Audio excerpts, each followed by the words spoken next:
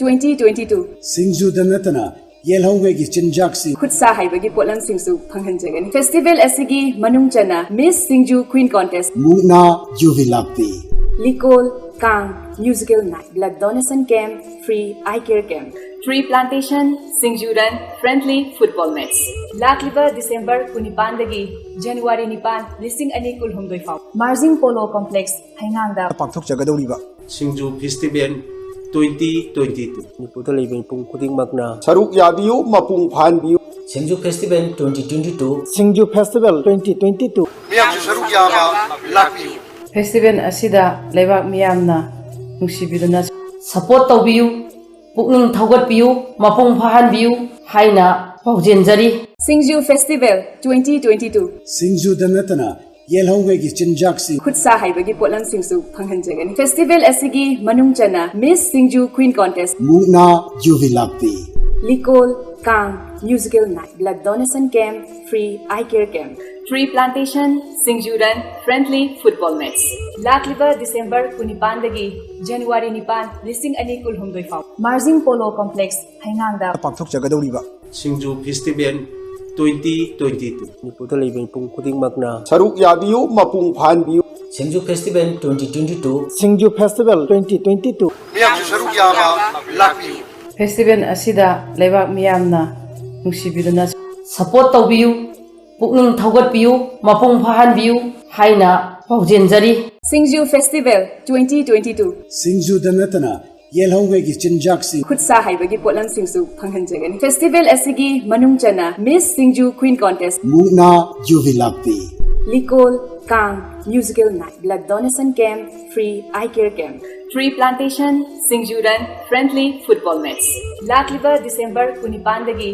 January Nipan Listing Ani Kulhumdoi Fau Marjing Polo Complex Haingangda Pakthok Jagadoriba SINGJU Festival 2022 Niputa Living Pung Kuding Magna Saruk Yabiu Mapung Phanbiu SINGJU Festival 2022 SINGJU Festival 2022 Miyam Saruk Yaba Lakbiu Festival asida leibak miyamna nungsibiduna support tawbiu pukning thaugatpiu mapung phahanbiu haina paujenjari SINGJU Festival 2022 SINGJU Danatana Yelhawegi Chinjaksi Kutsa Haibagi Polam Singsu Panghanjagan Festival Asigi Manungchana Miss SINGJU Queen Contest Muna Juvilakti Likol Kang Musical Night Blood Donation Camp Free Eye Care Camp Tree Plantation SINGJU Run Friendly Football Match Lakliba December Kunipandagi January Nipan Listing Ani Kulhumdoi Fau Marjing Polo Complex Haingangda Pakthok Jagadoriba SINGJU Festival 2022 Niputa Living Pung Kuding Magna Saruk Yabiu Mapung Phanbiu SINGJU Festival 2022 SINGJU Festival 2022 Miyam Saruk Yaba Lakbiu festival ꯑꯁꯤꯗ ꯂꯩꯕꯥꯛ ꯃꯤꯌꯥꯝꯅ ꯅꯨꯡꯁꯤꯕꯤꯗꯨꯅ support ꯇꯧꯕꯤꯌꯨ ꯄꯨꯛꯅꯤꯡ ꯊꯧꯒꯠꯄꯤꯌꯨ ꯃꯄꯨꯡ ꯐꯥꯍꯟꯕꯤꯌꯨ ꯍꯥꯏꯅ ꯄꯥꯎꯖꯦꯟꯖꯔꯤ SINGJU Festival 2022 ꯁꯤꯡꯖꯨꯗ ꯅꯠꯇꯅ ꯌꯦꯜꯍꯧꯉꯩꯒꯤ ꯆꯤꯟꯖꯥꯛꯁꯤꯡ ꯈꯨꯠꯁꯥ ꯍꯩꯕꯒꯤ ꯄꯣꯠꯂꯝꯁꯤꯡꯁꯨ ꯐꯪꯍꯟꯖꯒꯅꯤ ꯐꯦꯁꯇꯤꯚꯦꯜ ꯑꯁꯤꯒꯤ ꯃꯅꯨꯡ ꯆꯟꯅ ꯃꯤꯁ ꯁꯤꯡꯖꯨ ꯀ꯭ꯋꯤꯟ ꯀꯣꯟꯇꯦꯁ ꯃꯨꯛꯅꯥ ꯌꯨꯕꯤ ꯂꯥꯛꯄꯤ Likol Kang musical night blood donation camp free eye care camp tree plantation Singju run friendly football match लाखलिबा दिसंबर 19 जनवरी 9 लिसिंग अनी कुलहुमदोय फाव मार्जिंग पोलो कॉम्प्लेक्स हैंगांगदा ꯄꯥꯡꯊꯣꯛꯆꯒꯗꯧꯔꯤꯕ SINGJU Festival 2022 ꯃꯅꯤꯄꯨꯔꯗ ꯂꯩꯕ ꯃꯤꯄꯨꯝ ꯈꯨꯗꯤꯡꯃꯛꯅ ꯁꯔꯨꯛ ꯌꯥꯕꯤꯌꯨ ꯃꯄꯨꯡ ꯐꯥꯍꯟꯕꯤꯌꯨ ꯁꯤꯡꯖꯨ ꯐꯦꯁꯇꯤꯚꯦꯜ 2022 ꯁꯤꯡꯖꯨ ꯐꯦꯁꯇꯤꯚꯦꯜ 2022 ꯃꯤꯌꯥꯝꯁꯨ ꯁꯔꯨꯛ ꯌꯥꯕ ꯂꯥꯛꯄꯤꯌꯨ ꯐꯦꯁꯇꯤꯚꯦꯜ ꯑꯁꯤꯗ ꯂꯩꯕꯥꯛ ꯃꯤꯌꯥꯝꯅ ꯅꯨꯡꯁꯤꯕꯤꯗꯨꯅ ꯁꯄꯣꯔꯠ ꯇꯧꯕꯤꯌꯨ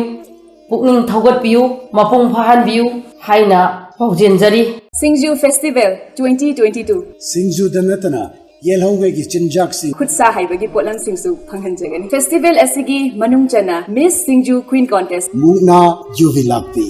लिकोल Kang musical night blood donation camp free eye care camp tree plantation Singju run friendly football match लाखलिबा दिसंबर 19 जनवरी 9 लिसिंग अनी कुलहुमदोय फाव मार्जिंग पोलो कॉम्प्लेक्स हैंगांगदा ꯄꯥꯡꯊꯣꯛꯆꯒꯗꯧꯔꯤꯕ SINGJU Festival 2022 ꯃꯅꯤꯄꯨꯔꯗ ꯂꯩꯕ ꯃꯤꯄꯨꯝ ꯈꯨꯗꯤꯡꯃꯛꯅ ꯁꯔꯨꯛ ꯌꯥꯕꯤꯌꯨ ꯃꯄꯨꯡ ꯐꯥꯍꯟꯕꯤꯌꯨ ꯁꯤꯡꯖꯨ ꯐꯦꯁꯇꯤꯚꯦꯜ 2022 ꯁꯤꯡꯖꯨ ꯐꯦꯁꯇꯤꯚꯦꯜ 2022 ꯃꯤꯌꯥꯝꯁꯨ ꯁꯔꯨꯛ ꯌꯥꯕ ꯂꯥꯛꯄꯤꯌꯨ ꯐꯦꯁꯇꯤꯚꯦꯜ ꯑꯁꯤꯗ ꯂꯩꯕꯥꯛ ꯃꯤꯌꯥꯝꯅ ꯅꯨꯡꯁꯤꯕꯤꯗꯨꯅ ꯁꯄꯣꯔꯠ ꯇꯧꯕꯤꯌꯨ ꯄꯨꯛꯅꯤꯡ ꯊꯧꯒꯠꯄꯤꯌꯨ ꯃꯄꯨꯡ ꯐꯥꯍꯟꯕꯤꯌꯨ ꯍꯥꯏꯅ ꯄꯥꯎꯖꯦꯟꯖꯔꯤ SINGJU Festival 2022 ꯁꯤꯡꯖꯨꯗ ꯅꯠꯇꯅ ꯌꯦꯜꯍꯧꯉꯩꯒꯤ ꯆꯤꯟꯖꯥꯛꯁꯤꯡ खुदसा हाइबगी पोलमसिंगसु फंगहनजगनी फेस्टिवल असिगी मनुंग चना ꯂꯝꯗꯝ ꯀꯣꯟꯕꯤꯔꯤꯕ ꯏꯕꯨꯙꯧ ꯃꯥꯔꯖꯤꯟꯕꯨ ꯏꯊꯥꯅꯨꯡꯗ ꯆꯦꯠꯅ ꯊꯥꯒꯣꯟꯅꯖꯕꯒ ꯂꯣꯏꯅꯅ ꯑꯊꯣꯛꯄꯝ ꯍꯦꯂꯦꯅꯥꯅ ꯏꯀꯣꯛꯅꯅ ꯈꯨꯔꯨꯝꯖꯔꯤ ꯋꯥꯛꯆꯤꯡꯒꯤ 12ꯅꯤ ꯄꯥꯟꯕ ꯏꯚꯦꯟ ꯏꯃꯣꯏꯅꯨ ꯏꯔꯥꯠꯄꯒꯤ ꯅꯨꯃꯤꯠ ꯑꯁꯤꯗ ꯁꯤꯡꯖꯨ ꯌꯣꯛꯈꯠꯂꯨꯞꯅ ꯁꯤꯟꯖꯗꯨꯅ 6ꯁꯨꯕ ꯁꯤꯡꯖꯨ ꯐꯦꯁꯇꯤꯚꯦꯜ ꯄꯥꯡꯊꯣꯛꯆꯔꯤꯕ ꯏꯕꯨꯙꯧ ꯃꯥꯔꯖꯤꯡꯒꯤ ꯃꯁꯥꯏꯀꯣꯜ मार्जिंग पोलो कॉम्प्लेक्स असिदा पांगथोक्चरिबा थौरम असिबु मपुंग फाहनबिगनी हाइना लेंबिरक्लिबा ख्वाइ पुमनमकपु तरामना ओक्चबगा लोइनना अमुका हनै कोकनना खुरुमजरी ngasiगी taretni chanba yaifaraba lepak pokpa numit ingsok lishingani kunga humdoi tang ahum asida formal function asigi maruiba thaudang sing lawinabagi damakta phambakta lengkhat piraknaba ikai khumnajaraba sing kokhatpagi tanjadu laujari ngasigi formal function asigi chief guest ki form langda lengshin binabagi damakta mingoina hangacharabada Dr. Yaskul Khwairakpam former president patriotics writer forum Manipur nangasigi chief guest ki form langda lengshin binabagi damakta ojagi mafamda nalokchari loinena ngasigi function asigi preside tobinabagi damakta president gi fampham langda lengshin binaba ikai khumna jaraba festival asigi director roina thawbubiriba mingoina hangajarabada konjengbam Dilip Singh ngasigi president gi fampham langda lengshin binabagi damakta sargi mafamda nolokchari loinena special guest gi fampham langda lengshin binabagi damakta kaukhatchari mingoina hangajarabada Thongam Fulchan Singh, President Thongam Angauba Singh Memorial Trust, Tabung Khok, Infal West, Symposium on SINGJU, Gidamaktasu, Donor Oibiriba, Ikai Kumnajaraba Sir, Thongam Fulchan, Pambak Takta Lenkat Pirak Nabagidamakta Sir Bunalokchari, Loinena. Ngasigi guest of honor gi fampham langda lengshin binabagi damakta kakhatchari mingoina hangacharabada Dr. Lauriam Santani assistant professor presidency college Morbung madam gi mafamda guest of honor gi fampham langda lengshin binabagi damakta madam bu phambak thakta kakhatchari loinana ngasigi thauramasi athoiba mithung sing ngasibu Achamba Khudol amamam tang tamjaduna taramna okpinabagidamagta lengkhatpirakani Singju Festival Committee asigi Assistant Finance Secretary oina thawpubiriba ikaikhumna jaraba Kunjeshwar Mangsa Tabam Phambak Thakta lengkhatpiraktuna ngasigi lengbirakliba mithung sing sida lengyan mamamtang khudol tambinabagidamagta kaukhatchari ngasigi Chief Guest ki Phompham Langda Lengshin Biriba Ikai Khumna Jaraba former President Patriotic Writer for Manipur gi Thaupubi-ramba Ikai Khumna Jaraba Dr. Yaskul Khwairakpa Loinana function asigi President Noina Lengshin Biriba Ikai Khumna Jaraba Festival asigi su Director Roina Thaupubi-riba Ikai Khumna Jaraba Konjengbam Dilip Singh Loinana ngasigi special guest ki from Phamlangda Lengshin Biriba Ikai Khumna Jaraba Thongam Fulchan Singh President Thongam Achoba Singh Memorial Trust Tabung Khok Imphal West Loinana Symposium on Singju Hariba Sigisu Donor Roina Lebiriba Ikai Khumna Jaraba Loinana ngasigi guest of honor ki from Phamlangda Lengshin Biriba Assistant Professor Presidency College Morbungi Dr. Lauriam Santani Busu Tagat Pafungdokchari Pangthokchari ba Taruk Suba Singju Festival asigi Tare ni Chanba Numid asigi Taramna Okpagi Warol Thambina Bagidamagta Kaukshinjari Ikai Khumna Jaraba Waikhom Bihari Finance Secretary Singju Festival na welcome address Thambina Bagidamagta Nolukchari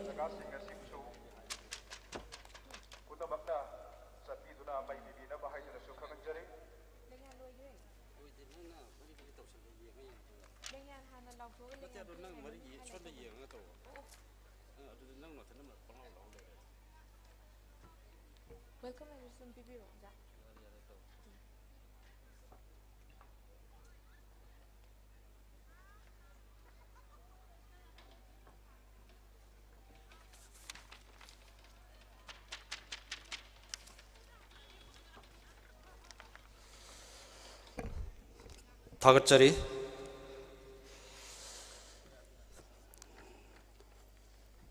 Singju Yokatpallup Sayolimpan Manipurna Haukiba Sahi Lisingani Kungani Toy December Kunipal Dagi Sathaduna Numit Taragani Toyni Subna Sathajarakadaba Singju Yokatpa Lup Sayol Impalgi Kamitina Sinjaduna Pangtok Chariba Taruk Subat Singju Festival Asigi Ngasigi Taret ni Chanbanumit Ngasigi Yai Paraba Pungpam Asidida Pangtok Chariba Haudok Pagi Thoram Asidaya Mayagi Tangbanda Lengshin Biriba Ikai Khumna Jaraba Ngasigi Athoiba Mithung Len ki Phampham Langda Lengshin Biriba Mingoina Hangat Jarabada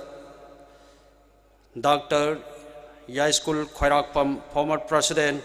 Patriotic Writers Forum Manipur Lamdam Sigi Saknairaba Aiba Amani Wazana Wazagi Achin Bakaya Kaitok Piraga Ngasigi Pangtok Chariba Tarulak Suba Singju Festival Sigi Athoiba Mithung Len ki Phampham Langda Lengshin Biu Haijaruba Matamda Harau na Yabirak Leba Wajabu Committee ki Maikai Digi Harau Nungaiba Phongdok Sabagaloina na Taram na Okchari Mathangda Konjangbam Dilip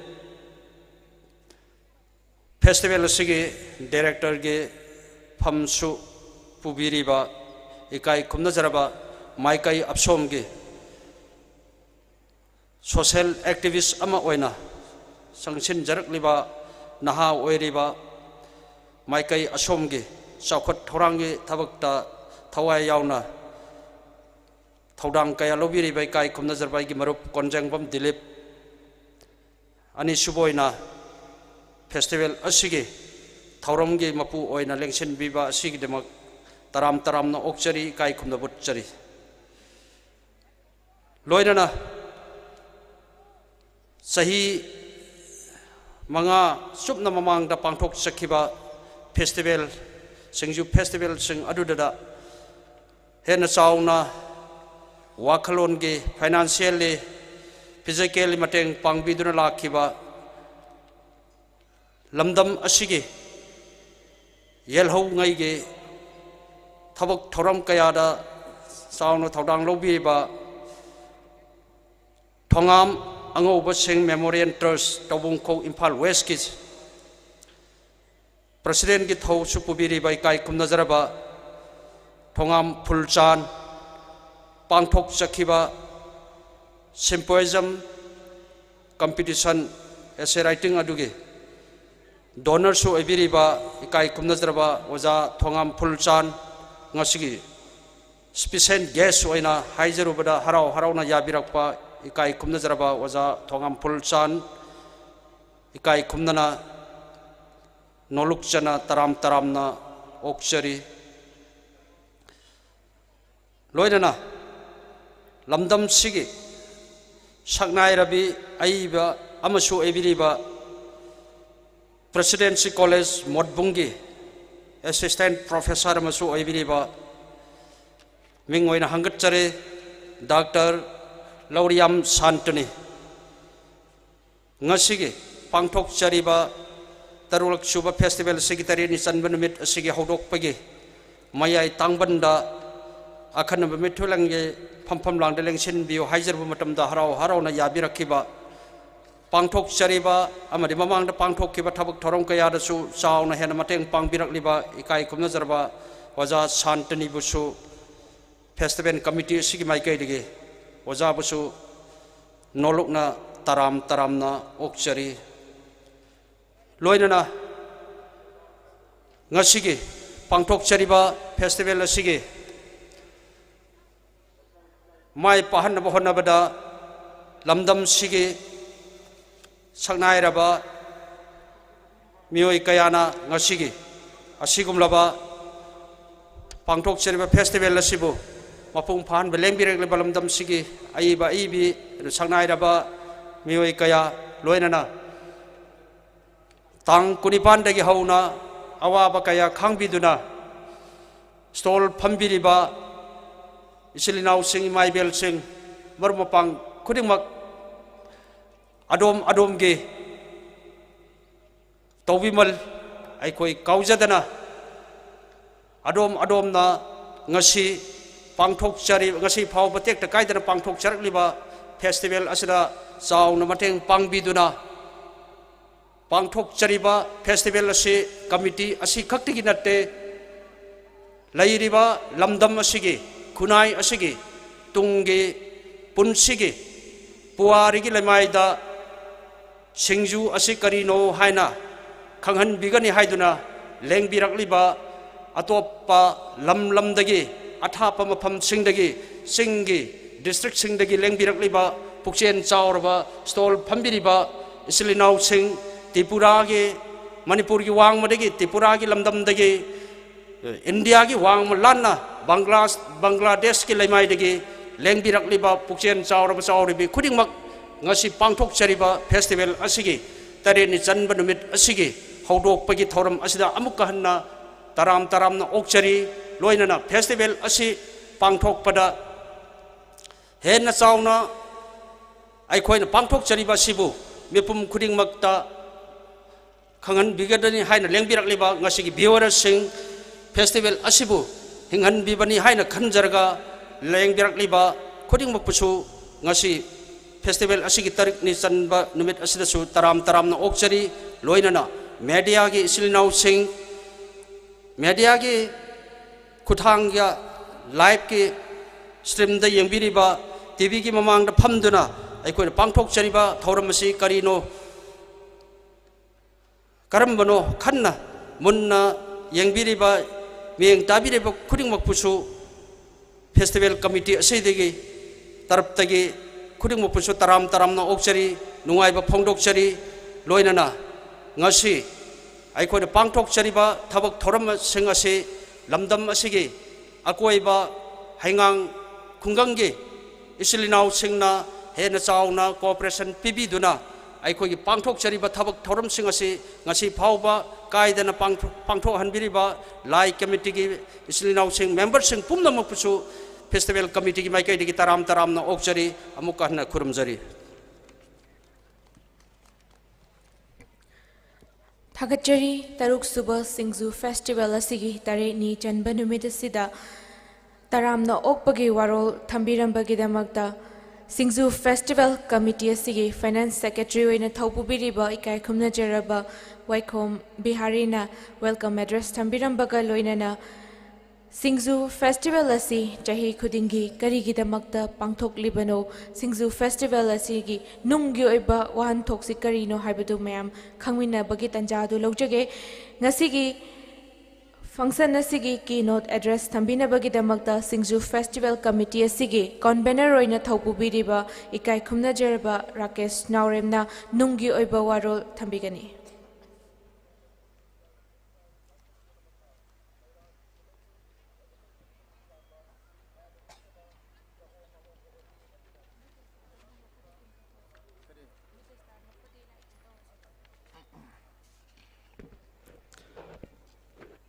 ahan mamaktada ngasi Singju Festival 2022 asigi tareni chanba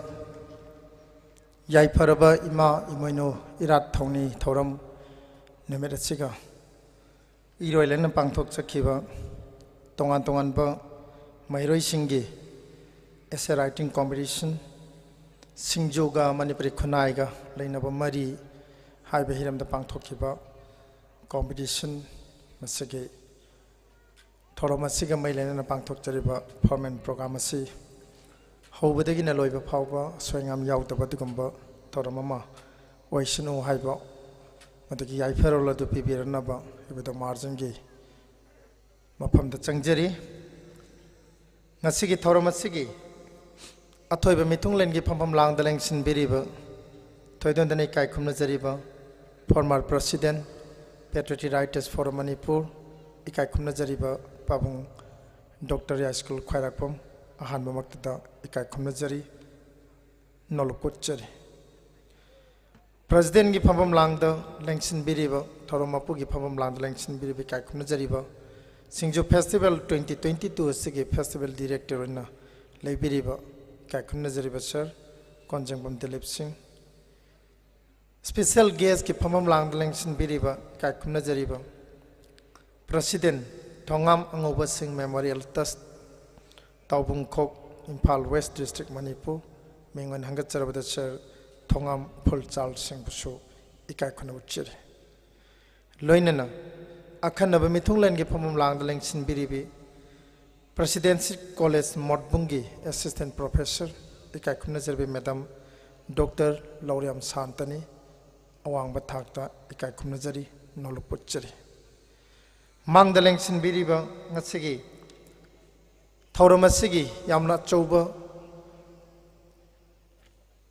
culture and evening gi thauramda tongan ba thaurom kya utpiga doriba artist sing mapungoina nokphade foundation gi oja thodam rohini kumar na luchingba team mama lakpidana mayamna nokphade gi ning thaurel ni haidane khuna ngak nonariba artist Joseph Rangilan Kuber ikai khumna jariba artist ahum lanina hairiba artist asibu mateng pangbigadoriba pung yaibigadoriba ja bobon phambak thakchidagi ikai khuna uchari nolokta uchari mangdaleng sin biriba festival committee members sing invitees sing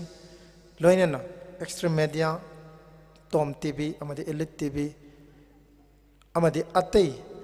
ka YouTube channel gi khuthangda ngasi yengbiriba khwai khudimak manipur gi manung amadi mapan gi viewer pun mapusu Singju Festival Committee gi maike digi ikai khunaba amadi nolukpad uchari ngasi se Singju Festival pangthokhiba haibadi haukiba kumjali singni kungani thoigi December gi chechat kun gani pan dagi pangthok tuna laiba ngasi January gi chechat ahum lisingani kun gahum doi taret ni chanba numit asigi yai faraba pungpham asida Sinjalangjariba Singju Yokhat Palup Sayol Manipur gi meyang makhada Singju Yokhat Palup Sayol kogi sigi makhada Singju Festival Committee na ibudo margin kuban kanbalup hainganga khusamnaraga pangthoiba nasigi festival asigi yamna tangkhai chansalakpa mayai chansalakpa tugumba festival gi tugumba numit amakhakne nasi asi ima imoinu irat thoni thoram Manipur gi maruina mitai lining satpa imung singi oinadi masigi numit asi yum da lining dana lai khoram dana lainaba tugumba numit ama oibana khajitang ekhoina lakani na khanba visitor gi changnagi khajitang nemba khitang hantha boina ubiramgani tagum sung anganba matam dagi mei kya lakhre lai gi matam lai khorma matam oibana hojing hak latpa dawna tawba ngha ki matungda lai khorma loina matungda di soidana Singju festival si mapung phan binaba tonga tong visitor kya lakani habigi thajaba du su thamjari Singju festival committee na Singju Yokhat Palup Sayol Manipur gi meyang makhada sumba festival ama pangthok sarai basi kumjali singani taraga taruk tagi haudana pangthok charakpani lisingani tara tukte hanan boina lamlai kendra gi manung chanba nungsi kol pakta pangthok pok jakhi ani suba Singju festival asina khangabo kendra gi manung chanba MMRC ani Unity Parkta pangthok jakhi loina ahum suba Singju festival asina lamdeng makha lekai gi pak chawrba lampak aduda 2018 da pangthok jakhi loina mari suba Singju festival asina sangai thel pakta 2019 da matagi mari suba edition pangthoga 2020 da wangjing tentha kendra gi manung chanba wangjing kodong popi ground da manga suba Singju festival pangthok jakhi handak pangthok liba Singju festival asina HEINGANG Assembly Constituency gi manung chalba MARJING POLO Complex Honorable Chief Minister Sri Nongthombam Biren Singha gi kendra oiba mapham asida yamna ingna chikna leiriba with the MARJING gi masigi masai kol MARJING POLO Complex asida pangthok charakpani tare ni chanba ngasigi numit asida da ngasigi tongan ba Singju Festival sigi committees na khana jarakanta ngasi numit asida Manipur Honorable Chief Minister gi mafamda koina humble request ama koina Manipur gi tongan ba kasin koya dagi Singil district sing Tampak ki district sing loina atai Manipur gi wangma Tripura dagi Bangladesh dagi laiba stall phambiri sing asigi masigi puning da phawriba nuwaitaba awaba sentiment kaya si khanjarakanda Honorable Chief Minister gi mafamda yamna chauba humble request makhak masigi Festival Committee ki behalf ta madi stall phambira sing behalf ta tawjari madudi ngarang numidang wairam khagi Imphal East District ki DC office ta ki Festival Committee ki convener oijari bai samak chairman oibiri ba madam PB Mola adhaksha Imphal East Jilla Parishad amadi committee member sing ta takpirakpa haibirakwa wafam amakha koiniam lomna logjaba lagliba January gi chaichat Tarukta Honorable Union Home Minister Amit Shah Iramda Manipur tan laktana HEINGANG marjing ching da hojo jik samgal liba kogi ibido marjing ki khubang gi masai kon da leiriba kogi poni Manipur gi sagol masi achauba statue ma masi inaugurate tongna na ba modagi khongleng lak ka doriba sigi mangmoina na koina ngasi Singju festival chathajari ba mafam marjing polo complex asi yana free space mo henana ba mati security gi amna kan ba section thorang lokhalak ka dabuna maram moiraga festival asi tension bagi wafam amakha DC office tagi takpirai Honorable Union Home Minister Amit Shah gi khongchat Manipur gi miyamna taram ofam thoi HEINGANG kendra gi miyamna taram ofam thoi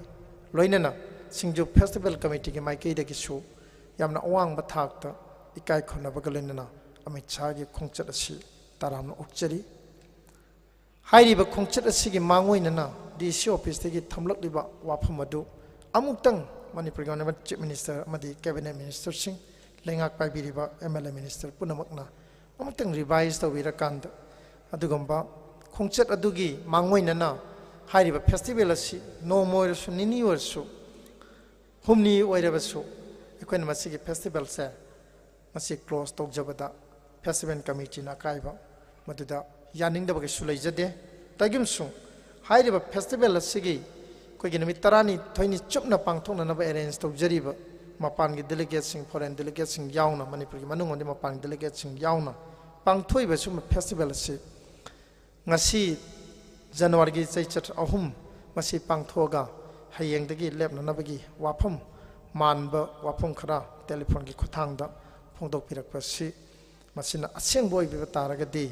masi yaragadi masi hariba festival si makhatana pangthok pa yabagi habidi Honorable Union Minister ki khongchat asi hankraba January gi date 6 hankramatung 7 8 9 10 11 phawba pangthok pa yana nabagi wafam adu Honorable Chief Minister gi amadi laingak sigi puning chingsin jabani masida thamjaning ba wafam di singju si maruina koina pangthok chariba si koigi festival committee sina tongan ba hiram kharada maikei kharada koina miyang thamjaraga achauba chandal lambi ama tanba matigi wakhalonda pangthok chaba festival amanate habisine hanbata thamjaning ibas shape our indigenous foods culture and integrity haibu wafam ama thim mama koina thamjari basi masigi nungge ba wan thosi yana pak chaungna koina yengjabane singju se maruina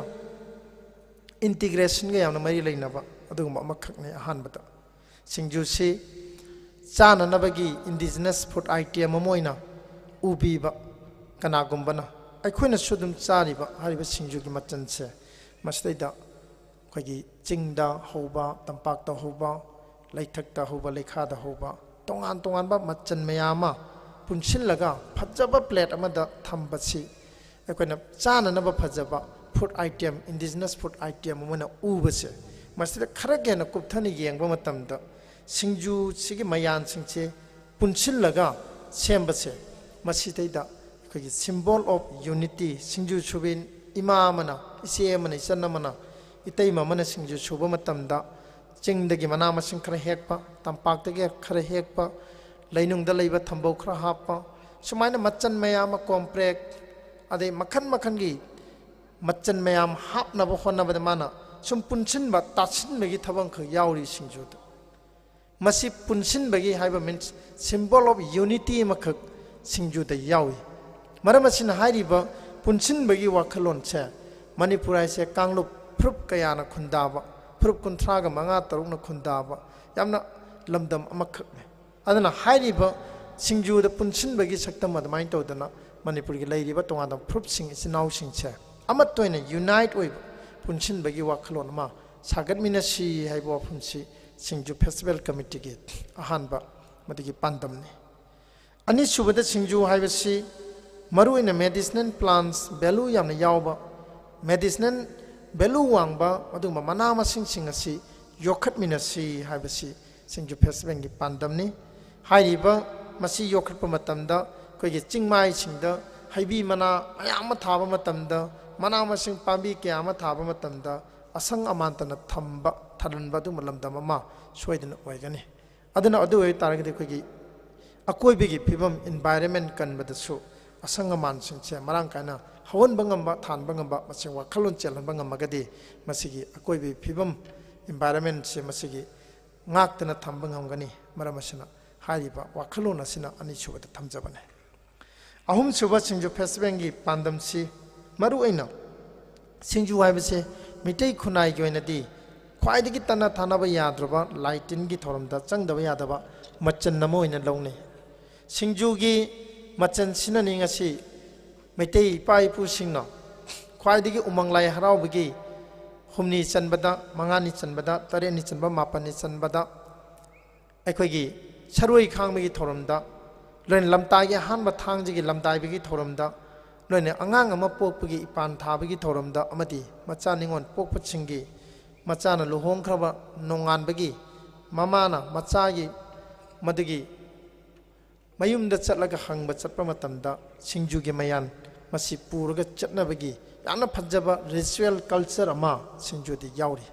aduna hairiba singju festival sigi pandam sidaida aikogi singju si khoina ngaktana thamba matamda aikogi ariba ipai prisin thambiramba culture ama ngaaga thammi habisi singju festival gi mari ahum suba pandamni loina mari suba pandamda singju festival na tawri mafam singja ayamba hujik phaugi oina loiji loya khungang singda ayamba khoina target tokjabani decade ama habidi chai tara gi khongchut chimadi koi tampa ki lam seida mapungena tawnana ba pandam thamjabani hairiba masigi festival na mafam honga khungang chatpasina maram morekanda khungang adugi leiriba mafam du leiba miyoi singdagi potential mafam du leiba mi singdagi marakta haithoi singthoiba angang singi jagoi gi isagi pungi tongan ba culture gi oiba dugumba haithoi singthoibe kayama uthonanabagi platform ama singju festival na piba masina kari kana ge haiba matamda tourism sector da yamna development laknanabagi mafam oi haingangi buda marjing gi sumba stage chu ma honorable chief minister n birena luching balenga kasina hojik sadna sangana na ba sem sari basi marjing che kadai da leige je khangdaba manipur gi yamna thaba tapa khungangi recha kyam su leiri bane aduna maram moy kanda sumba festival gumba ma chauna torpa matam study marjing che haingang che lei habise maram ama leitragadi lakning da bane miss aduna maram moy kanda dugumba lakning na bagi oiba tourist singi oiba hub ama oina na bagi honabada ngasi pangthuiba singju festival gi committee na silliba festival asina su haingang gi do marjing gi amadi kogi poni gi sagon gi oiba stage su sari base masi yengning ba lakning gi sang che amuka su hena hen gani habasi singju festival committee na chena thajai haingang gi nungsijarba imaibel singalaman singna singju festival smaina pangthui taba matamda achoba cooperation pibiba haingang gi senior citizen gi halaman sing ngarang sulak pirami 2017 da pangthokpa koigi lamdeng da pangthokpa dugumba singju festival gi third edition da su haingang gi senior citizen gi team lakpi dana festival mafan da laga photo kakhiba sahi mari manga gi mamang da kakhiba photo do ngarang haiba haidi taruni chamana mera sibo makoi gi phone da hapaga koi 2017 da lamdeng da laga singju festival yaurami isa jing naw jing kakhiba singju festival mafam da kakhi photo do koi pujare ini haidne koi da ngarang su utpi sok yamna minungsi thambiriba haingang gi kendra gi halaman ipasa sininaw punam asi singju festival committee gi achoba laman lama ton chinjarabani aduna haingang gi praja singna haingang gi miyamna singju festival che moren haingang gi senior citizen sing yamna lai su hairaba retire oiraba halaman kya sina singju festival che yamna kupna yengi habasi ekhoina chena thajai yengsu yengbili aduna losilakpada singju festival sige manung chanai khoi festival pangthok thingai gi mangmoi na koi tongan event maya ma pangthokre koi gi ibudo marjing gi khubam asi phawba ekhoina tongan ba agi naw khoimu johnson che sunita anina luchenga hiang thang lai rem bidagina mafam sitana khongna singju gi paujen puba khongchat lakhre khongjong gi kheba chingdagina haingang gi budo marjing phawba manikanta mutum solo walker inaosina cycle rally mathanda chatlaga thodaga khongjom dagina maspham sitana lakhre marjing cafe gi majigi football tapta festival director biribi madam pb malana samga chabat team festival committee gi member singa ani gi marta friendly football match sana jakre tree plantation child environmental activists ambika lai samna lucinga kanda haingang gi budo marjing gi sigi chingkhong pareng steida ekoi tree plantation gi thorum ekoi pangthok chakre doinena nikon kangkhut amadi gopal dev kangkhut nupi kangkhut ani gi kang exhibition ekoi gopal dev kangkhut ya school de ekoi pangthok chakre sumna festival mamang da tonga doi ben myam pangthok khro matung festival manung chita su khoi mukna exhibition mes pangthok chakre aduga pena gi pungi isai gi jagoi gi tongan bai khoi cultural thorom kya pangthok chakre loinen angang singgi oiba solo dance competition ngarang na painting competition pangthoi ngasina singju ga manipuri khunai ga laina ba mari haiba hiram da khoi gi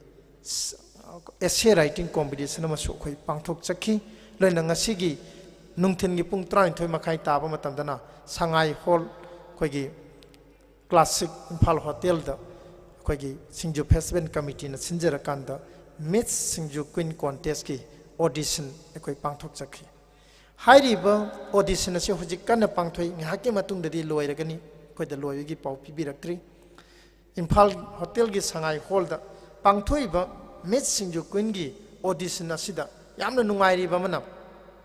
Assam gi isan isa sing haiba tare isan haiba tare aduma nupi macha masu hairiba singju miss singju queen sta saruk yana na bgedamak Assam thadoraga imphal da lakna ba khongchit ta leibani hairiba audition asi loiraga khoi date 4 5 6 hairiba numit humni si khoi marjing cafe gi sigi pak chawrbo cafe stai da khoi grooming gi thorom pangtho kanda date 8 singju festival loisin gani haina thorang tawjariba January gi date 8 ta miss singju queen contest ki thorom si akhoi pangthokna na ba thorang tawjabane sigi matung da hayeng asi January gi chechat mari gi pung 13 taba matam da masi madiam khara serious oina haijake hayeng si Manipur se kaigma matam da thoning da thawdo kya thokpa mai hau langpo ki oibe yai accident gi oibe yai any haidi thawdok amana maram oira kanda hospital da khutak ki oina pukhalpa matam da awana tarba igi awaba tarpa matam da singju festival committee na chahi khudingi pangthorpa khudingi blood donation camp hapaga lakchai Rims hospital Jenims hospital tongan ton hospital sing khucham naraga hayeng asi Rims Regional Institute of Medical Science Rims ki blood bank ka khucham narakanda hairiba Rims ki director ki ayaba logjirakanda hayeng asi mafam asida mega blood donation camp ama ekhoi pangthok chagadori bane hairiba blood donation camp asi life saver Manipur ga khucham naraga hairiba blood donation camp si mafam asida haibadi marjing polo complex da pangthok chagadori bane adana ngasi gi thorom yengbiriba lakpiriba YouTube ki khutang da TV channel sing khutang yengbiriba chinau sing mafam da hangat chaning bade miye bigi yang khudong thiba nanglaba awaba tarba accident ki natraga na mahu langpo ki natra any thodok amana awana tarba igi mathau tarko matamda khutakta awaba tariba singdugi khwaidigi madugi punsik kan nabi araiba pambai ama oiriba adugo hospital singda awatpa toina leiriba igi awatpa simadi singju festival committee na hek festival pangthoi ngai manung dadi blood donation camp simadi sungchoi choidana haptana sulai hayeng jo hapsaga doribani hayeng gi blood donation camp si pung 13 de hoga doribi staida chaurana blood donor yangkhai dagi tadana khoi hayeng gi donation camp sta so yahanjana ba thorang tawjabani maramasina ngasigi thorom si yengbiriba khuding chingi maraktagi kanagumana blood donation asida saru yabiningba blood donor oibiningba sing singju festival committee da mangjona na pau pibiu natre haina piba ngamhudragana hayeng gi pung 13 gi mangoina na marjing polo complex mafam asida lakpiduna blood donation camp asi saru yabiu haidana nolukchari aduga atoppa lakliba January chechat tarukta mafam asida singju festival committee na matsagi sahi 35 gi makhada leiba nupa macham de nupi macha sing all India radio imphal na approve singer oidriba mokoina sakhangdriba amadi Manipuri film isaida playback singer oidriba seichakpa singi akhannaba adugamba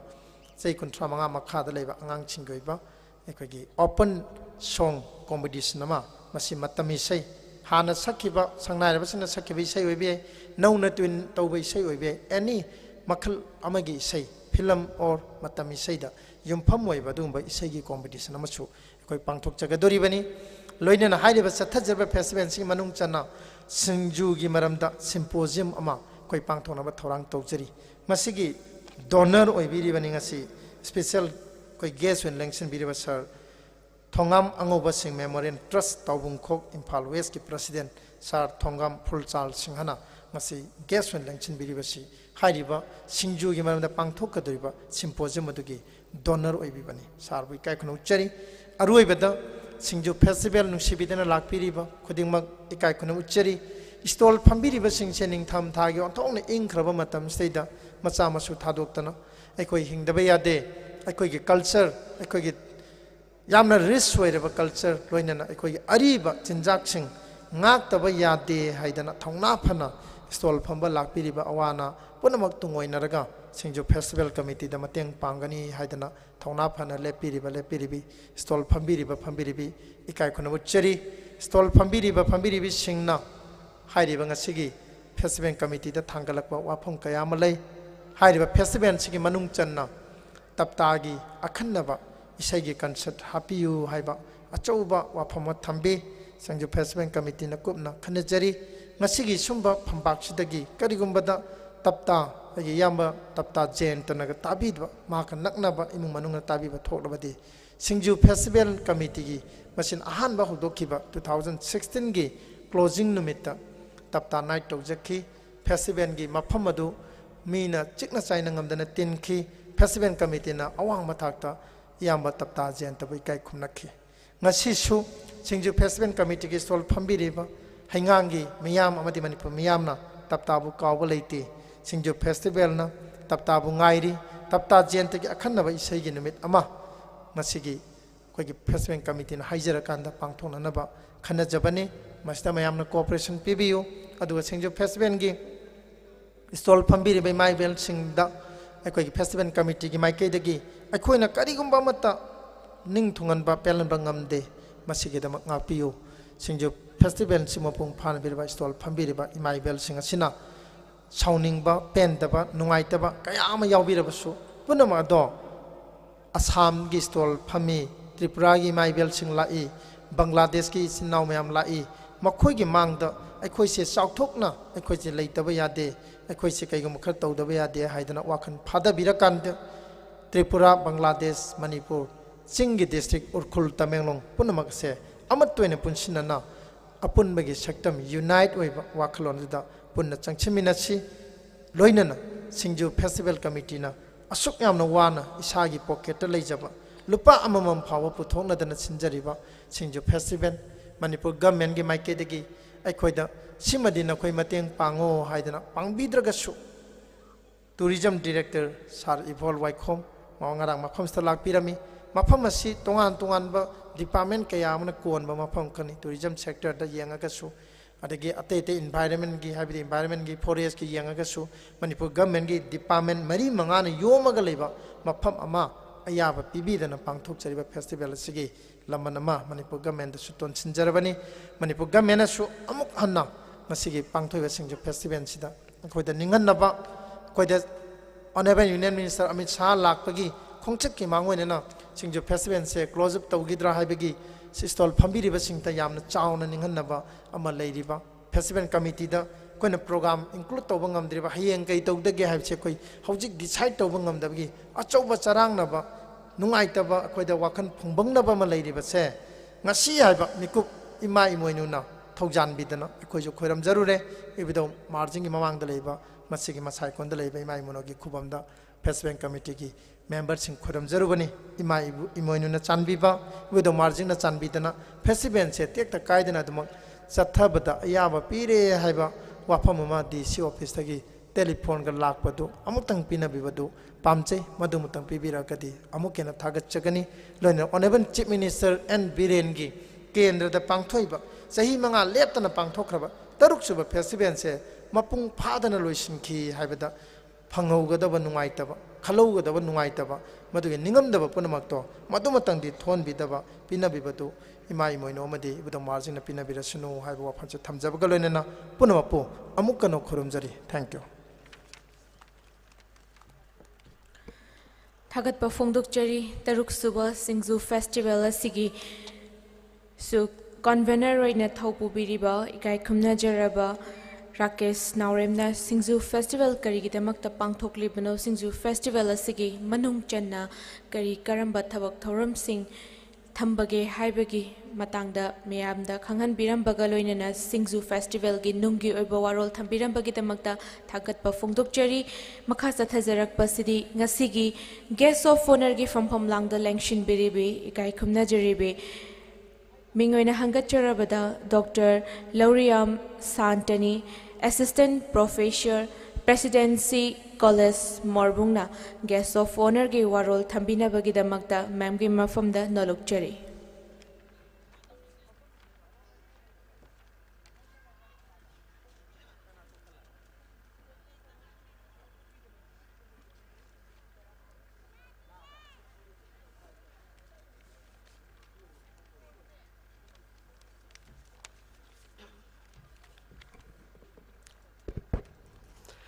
Han mamuktada ikai kumna jaraba tangban thakta lingjet biriba oja singbu khorumjari loinana thorama cheda saruk ya biriba khwai punam mapucho ahangna khorumjari tielaba matam jida inglaba tielaba ngasi sidi imoinu ginumi nina mi chingche mayumda haningbana mareng mareng chalamani asigumba chiraba matam jida ahangna ahana kangjaba tajaba halama jingna libirapa adugumba wakhong wari kaya singjuga mari lainaba miyam punamakta haipetang paudamjari masida swagi langiba kaya yarabaso punamakna ngapigani singju festival tawriba maphamase ibudo marjingi magi masaigon tawbase masimak yamna chanai khalle haibadi Singju haibachidi mana masing mayam jina akwagi shuri bane maruina basida shuri ba singjugi mana masing jingje aigi wakhanda ibudo marjing na pibi bane haina khale aina ahan ba mak ujaba maktada lamda machibu mapham machibu ujaba maktada kapningki pungningache yamna nushiki yamna penjeki aduga Queen Chumatam Loggeroi, Yamna Hang and Angeraroi, I know, Karga Sampat Sampana, Karadang Lokatsage. Singju Haibase, Halamasing night when the Tapira Poda, Manamasing, a hing basingina, hing na Chubadagi, Hingju Haina Hainera Madagi, Singju Haina Kokibane, Haina Aduga. Manamasing Tanatana, Sanga, Mayamaso, Singju Chune. Hariba singju singashidi kona sahibane kona sugibane admaina takpi singju haibase mi lai animak yamna pamjana sijinaba aduguma bakhalgi mathelamane yamna ngalingai matamdagi miga laiga animak singju se yamna pamna sijinarame sanare haibegi matangda wari amakak mayam gi mapamda pawdam jage hairiba wariye se phoi biga akong janbaga ani unaba matamda mukhoi ani na sayom lada yuran naduna yu thakmin nagiba adegidi phoi bina akong janmana phoi bida magi mayumda lao hairaga phoi bina satluba matamda magi mamana somjina ga kandana ahing lekhabili hanna tanthokibagi wari ama aduga wari aduga amana kabui machi manau anigi yumda phoi bi laire mana laaga laimin nagibagi wari ama wari ani ase khar di sum khenai adubo matang asidadi haujike kabui machi manau ga phoi biga laimin nagibagi matang dore lijage kharagar khenara basu wari ani sigi nungyo iba wakhallon isil adudi Summanai Taina Mamangaida Nasagi Poi Vicinania, Nutina Mekudingi, Sagan P and Bashum Satpa, Mandishum Satpasida, Matsin Manau, Anika Talaiba, Kanamla Jadaba, Sing Salaga Zazaba, Matsin Manau, Anigi Mayumda, Poi Vice, Tunglame, Poi Vicinahai, Susa, Nakoi Ani, Ibiangale Minerse. Haina Basuani do not go Sumiare, Mabians in the Hairi. Susa, no quite Sak Tonguro, Habisida, Basuanis in the Hairi. Ibian, a quaggy seeing late, as I get in Mabians in the Hairi. Susa, no quite young daddy young ko, Aduga, Lailate, Hibado, Noi Kangakani Hairi. Masuanis in a young womatamda, seeing the later me. As by na tongle, sare. Matam Karamosi yam nuaina some laminare. Mabian sina masushing the haire. Isucha hojiti lorok pantha yorabanena nokoi low hunnaba tawro leibak yalo haire machu ani sinane leibak se yam kupna yale yalanganda mabian sina hange isucha nokoi leibak to yalabra kupna thugairabra hange hoi ibien khoi yale yam kupna thugaire haibadagi mabian sina haire ko ahanmadadi mabian sina low yalo haiba matamda angangani sina ibien akhogidi lawbudi yalani aduga phau hunna phaudi di leite haire simain haibde mabian na phaudi gi ai pi ni haibado sigi matang sida machu singji koksallaga phaudi se khongdru maru ani se pire machu singji na khongdru mani puraga lawda hulle khara lerga mabian sina hange isu cha nokhoidi nokhogi phaududi kamaina tawre haibadagi ibien akhoi phaududi khungdrumoina hawe aduga khungdrumoina pale mabian sina hoi isu cha panjino mado phajana ngak selo migi labukta sakhini ko haidukini aduna nokhoina khomjan tasalaga phajana ya seno hai adagidi phause mabian sina haire ko sucha hojiti phau lokpa matamoiram nina nokhoi phogo charo haire phogo chare mokhoi na mabian sina hai ko adudi nokhoi labuk tai khongdrum do heuraga konung sida thugayo hai machu ani sina ko khongdrum se sumpore poraga konung sida haijalaga thugaiba matamda phau sina ne ororo sum tabado adumai daudana moise phogakne zone hape nungaire yaipare khara leraga oibisin hai ko isucha ibien di satlage habase masu singjina haiba ibien nang chakraga no aikhoiga chumlai minarase ha mabian sin hai ko ibien di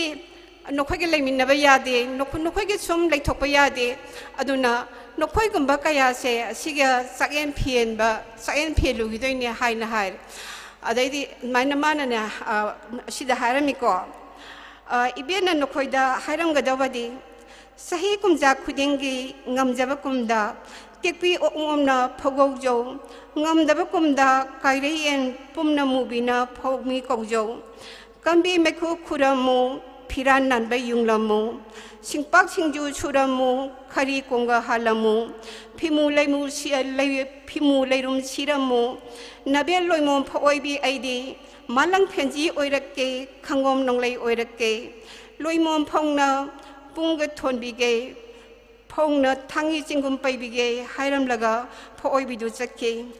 wariya che hojikcho khurkunge maiba singna phongi kawba lorai khurma matamda maiba oina sijanai wariya china khoida khangale madudi singju haibase yamna ngalingai miga laiga samnaringai matamdagi sum loina duna season duna lakle habado aina mathakta haijagibado wari sina amuka hena mayek sengalle adagidi singju haibase miyoibana pokpodagi siba phobase singju haibase asumak yawe asumak season nai akoina angang ama pokpagi yupan thaba matamda haibi mana singju se asi season nai aduga mioi bana amukso lairam lenda hangiba matamda so singju haibase khamnung ki koi lawon bina ngasagi kanu sida akhoi lairam lenda khongda ki ba matamda ko mana wandeng khobi singju se asi sindam phalaga ne asum sakki aduna di singju haibase mioi ba akhoi ga tatna thana ba yadraba yamna ngalingai matamdagi Luina duna sagon na duna season na duna laklaba yamna maruiba amane habado haijaraga ha matang sida tension jare yamna dingangjang ngane adubu telaba matam sida aina ngangbadasu mina tabining da walaitre aduna pumna mapu amuka hana khurumjari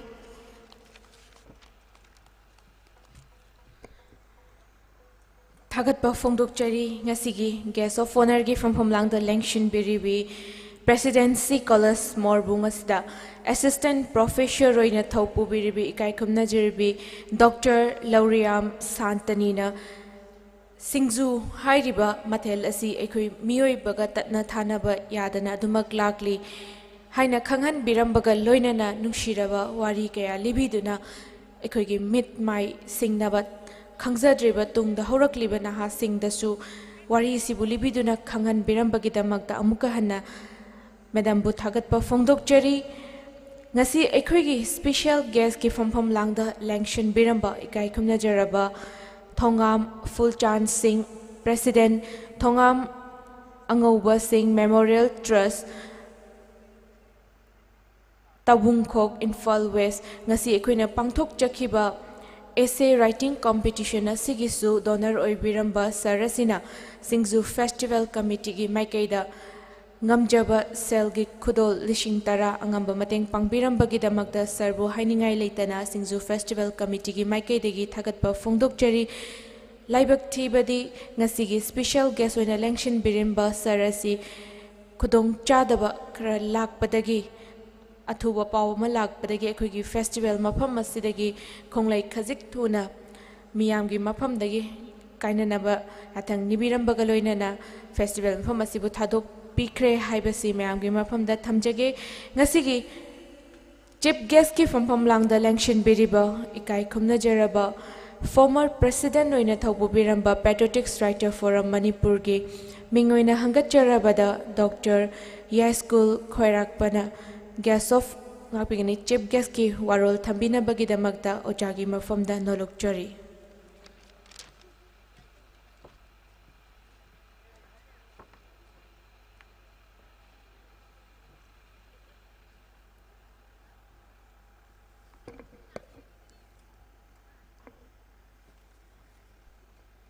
Ahan bamaktada lamdam sibukon biriba lining thau lairembi anibu ithanungda jet na thagwan nazari pambai da lengchin biriba aigi marup mapang pumnamak ikai khumnaba uchari mang da lengchin biriba SINGJU bu pamjaba nungchibiba khoidabiba asigi damakta lengbirakliba ahalaman ichan ise pumnamak pusu ikok nona khurumjari ai SINGJU yokhatlup asi he hokdokpadagi chanagi nungchikon pakta haukhibadagi saruk yaduna adum lai aduga haujiksu adum yari khangapokta taukhiba matamdudasu SINGJU gi adum ai wangangloi amo oina adum saruk yajaki Dr. Lanjen ba mitaina moderator oiraga SINGJU gi maramda ai marik chumba aina khangjaba adu paudamki sangai thenda pangthokpa matamdasu oja thanbir laisramga ikhoeni kauraga SINGJU gi maramda karamna oikhi karamna tawi kari kanai haibana chingba adusu ai nainabadu saruk yajaki ngasi su amuka hanna ima imoino iben imoino gi thauram irat puja numit sida SINGJU festival asigina tareni suba numit thokpase yam mehna maram chai lai gi numit asida SINGJU si tareni chanba numit se taret haibasidi lai haktaktagi su saroi khangba natraga laigi thauram ayambada hairam taret lairam taret kabok nachan taret heloi taret sumaina taret taret na khujing oiba asigumlaba numit ama SINGJU Festival Committee gi taret laksubase mapung phaba mahiyanba amade aikoigi jingtam animakpu apun bagi wakhan saglakpa matamda SINGJU Festival Committee na sinbiriba SINGJU Festival sina thoidokna nungai yai phaba awa nungai yaudaba orsanu SINGJU Festival si ai han bada ai khoi gi Siangmai da indigenous food festival le drama tawi maduda su ai kauraga wangang loi ama oina ai saruk ya jai indigenous haibagi matang sida ai khoi Siangmai gi di yu yaurakpa sa jaba yaurakpa sanga SINGJU sigumbasin indigenous oina haurakpagi matang du ai sum ngangjai numit sida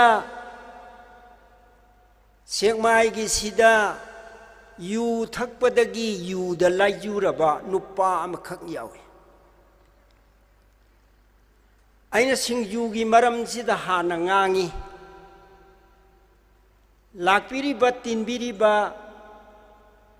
club ki mi punamak yamna marik chumna pukning changna tai masi SINGJU gi maramda loikrabagi tungda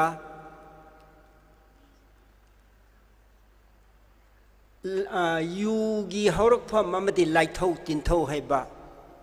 aikhoi haujik tribe onbagi matang se sida aikhoi gi oja singduna article nama aingonda yu gi haurakpham amadi laithau tinthau haiba se sigida ai article nama ibio hai I madu gi su ai hunjik su sidi yauri adu madu ngasi makti madu tawjararoi adu si sumngang ba matam sida yu na haurakpa adugi maram loina maksi aina phajana takpa sida mayam si yam harau harau tai pukning changna tai aina hai kharadi sange ko haibane adubu yu ngauriba nupa adudi loiram dai sida kari harke bu to harpai wane Madi yu do pun loina ngauraga heta chokri da phambanga maktab duni adum haina tawdra tawi adubu SINGJU gi maram isanu pa Rakesh na su campaigner na su takpi khre aduga oja Santani aikhoi hanadagi su sum aikhoi maigai domda oja oiba aduga patriotic ki thauramda karang daga chatpada ahing yairek minakraba oja manasu mayama matakre tambire adu ngasi si aina SINGJU gi maramda mayama ma iba khotpa mayama ma loina yauri adubu ai madu pumna maktu tension jaraga SINGJU khakki da oiba siren ama pangthokadauba ma lei maduda aisu madugi taita si achoba ma sinapi adugi SINGJU dugi saruk ama oina aina Siangmai SINGJU haibam khak sem sajari masi highlight tawjage lai haktatagi lairak-laba elhau ngaidagi chindam lak-laba ngali ngaidagi sonarak-laba malemgi mipum khudingna pamnariba khoidanariba SINGJU mathen Siangmai SINGJU mathen sing sida yeni nada yeni SINGJU mathen mapu mana pina biba SINGJU mathen ningthaureni Siangmai SINGJU lai yitingi thauramda saroi khangle haibi mana SINGJU yum sengle haibi mana SINGJU waroi pot pure SINGJU mathen lai tin thare sa SINGJU ningtham thagi matamda nahut naring pangthok nei singju gi chitai da ok sa ngaren sareng ngaren phakngam da tara jindam nabadi karibu amuk hairuni hainari sengmai singju ningthauren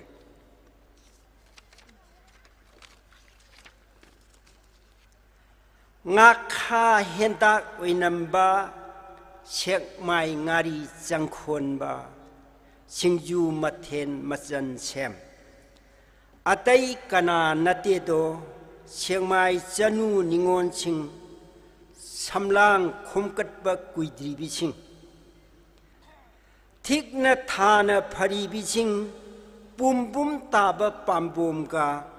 tho na naura khusa singna surukpa singju aduni sidayeni nadayeni hainariba sengmai singju ningthauren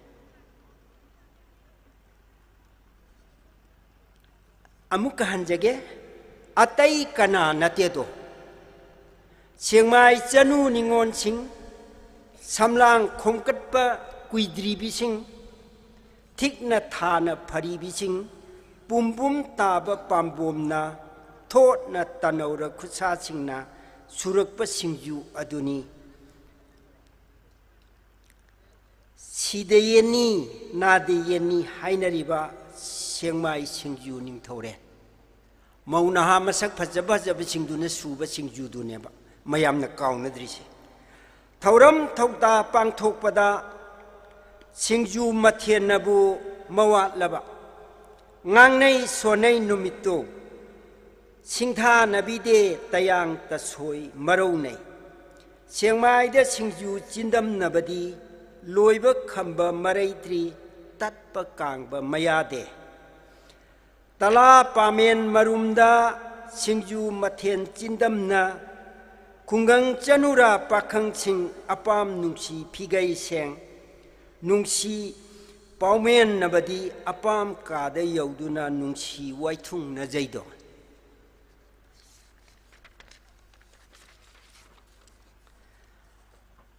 Lining laison gida singju lai gi tin gi da su singju hidak langthak gi da su singju tara chafam oinaba da su singju singju mathen singju sing oinari sengmai singju ningthauren ensang mathen parakpada chithaba yadraba singju mathen chakhang yukhang da wat pa yadraba chakcha haijana badasu singju numit khudingi chakhumgi mathen da su singju ngasi gi su singju hayeng gi su singju kaubiraganu singju mathen yokhat lasi mulhal laroi si singju mathen pumna mapu thakachari matangi da tension jage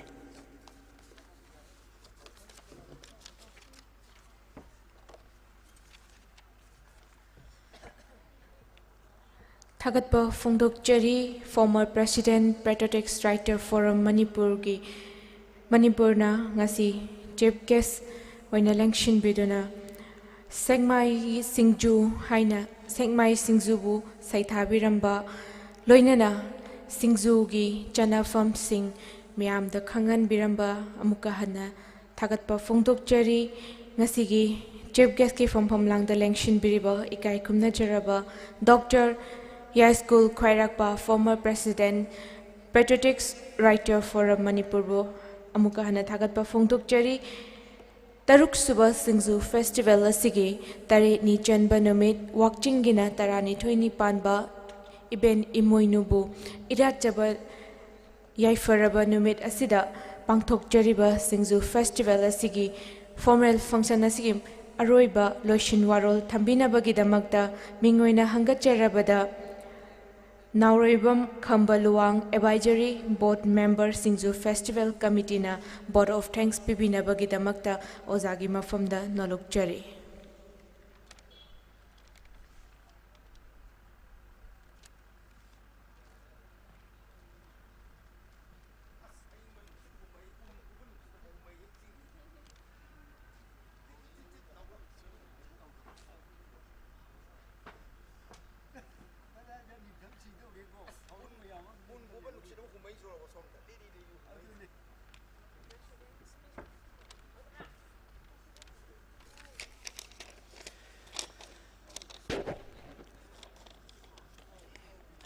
ꯆꯠꯈꯤꯕ ꯆꯍꯤ ꯏꯪ ꯂꯤꯁꯤꯡ ꯑꯅꯤꯒ ꯁꯨꯞꯅ ꯀꯨꯟꯒ ꯅꯤꯊꯣꯏ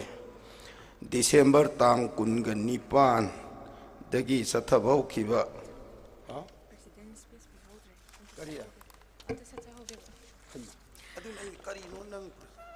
ꯊꯧꯔꯝ ꯑꯁꯤꯒꯤ ꯋꯥꯔꯣꯏꯁꯤꯜ ꯊꯝꯗ꯭ꯔꯤꯉꯩꯒꯤ ꯃꯥꯡꯑꯣꯏꯅꯅ ꯉꯁꯤꯒꯤ ꯄꯥꯡꯊꯣꯛꯆꯔꯤꯕ ꯁꯤꯡꯖꯨ ꯐꯦꯁꯇꯤꯚꯦꯜ ꯑꯁꯤꯒꯤ ꯊꯧꯔꯝ ꯃꯄꯨ ꯑꯣꯏꯅ ꯂꯦꯡꯁꯤꯟꯕꯤꯔꯤꯕ ꯏꯀꯥꯏ ꯈꯨꯝꯅꯖꯔꯕ ꯃꯤꯡ ꯑꯣꯏꯅ ꯍꯪꯒꯠꯆꯔꯕꯗ ꯐꯦꯁꯇꯤꯚꯦꯜ ꯑꯁꯤꯒꯤꯁꯨ ꯗꯤꯔꯦꯛꯇꯔ ꯑꯣꯏꯅ ꯑꯆꯧꯕ ꯊꯧꯗꯥꯡ ꯂꯧꯕꯤꯔꯤꯕ ꯏꯀꯥꯏ ꯈꯨꯝꯅꯖꯔꯕ ꯀꯣꯟꯖꯦꯡꯕꯝ ꯗꯤꯂꯤꯞ ꯁꯤꯡ ꯐꯦꯁꯇꯤꯚꯦꯜ ꯗꯤꯔꯦꯛꯇꯔ ꯁꯤꯡꯖꯨ ꯐꯦꯁꯇꯤꯚꯦꯜ 2022ꯅ ꯄ꯭ꯔꯦꯁꯤꯗꯦꯟꯁꯤꯌꯦꯜ ꯁ꯭ꯄꯤꯆ ꯄꯤꯕꯤꯅꯕꯒꯤꯗꯃꯛꯇ ꯁꯔꯒꯤ ꯃꯐꯝꯗ ꯅꯣꯜꯂꯣꯛꯆꯔꯤ꯫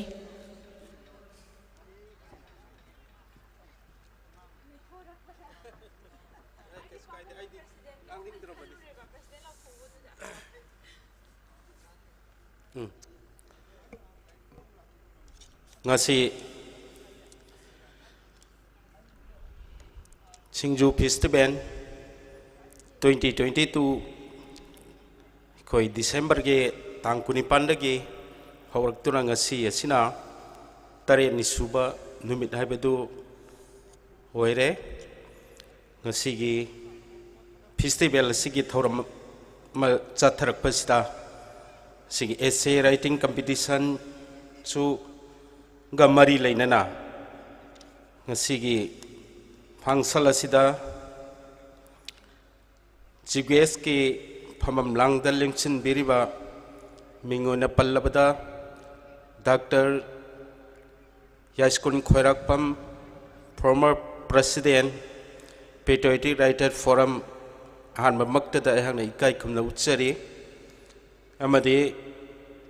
loina na special guest oina lengchin biramba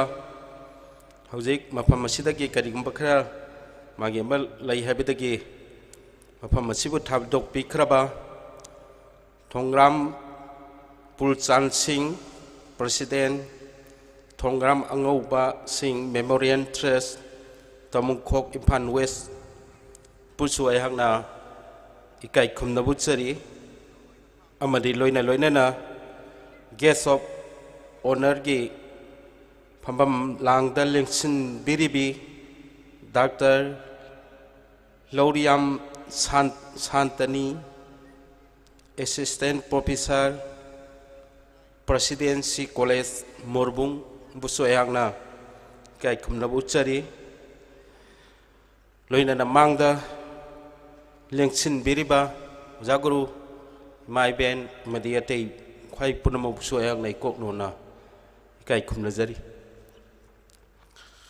tasengna SINGJU Festival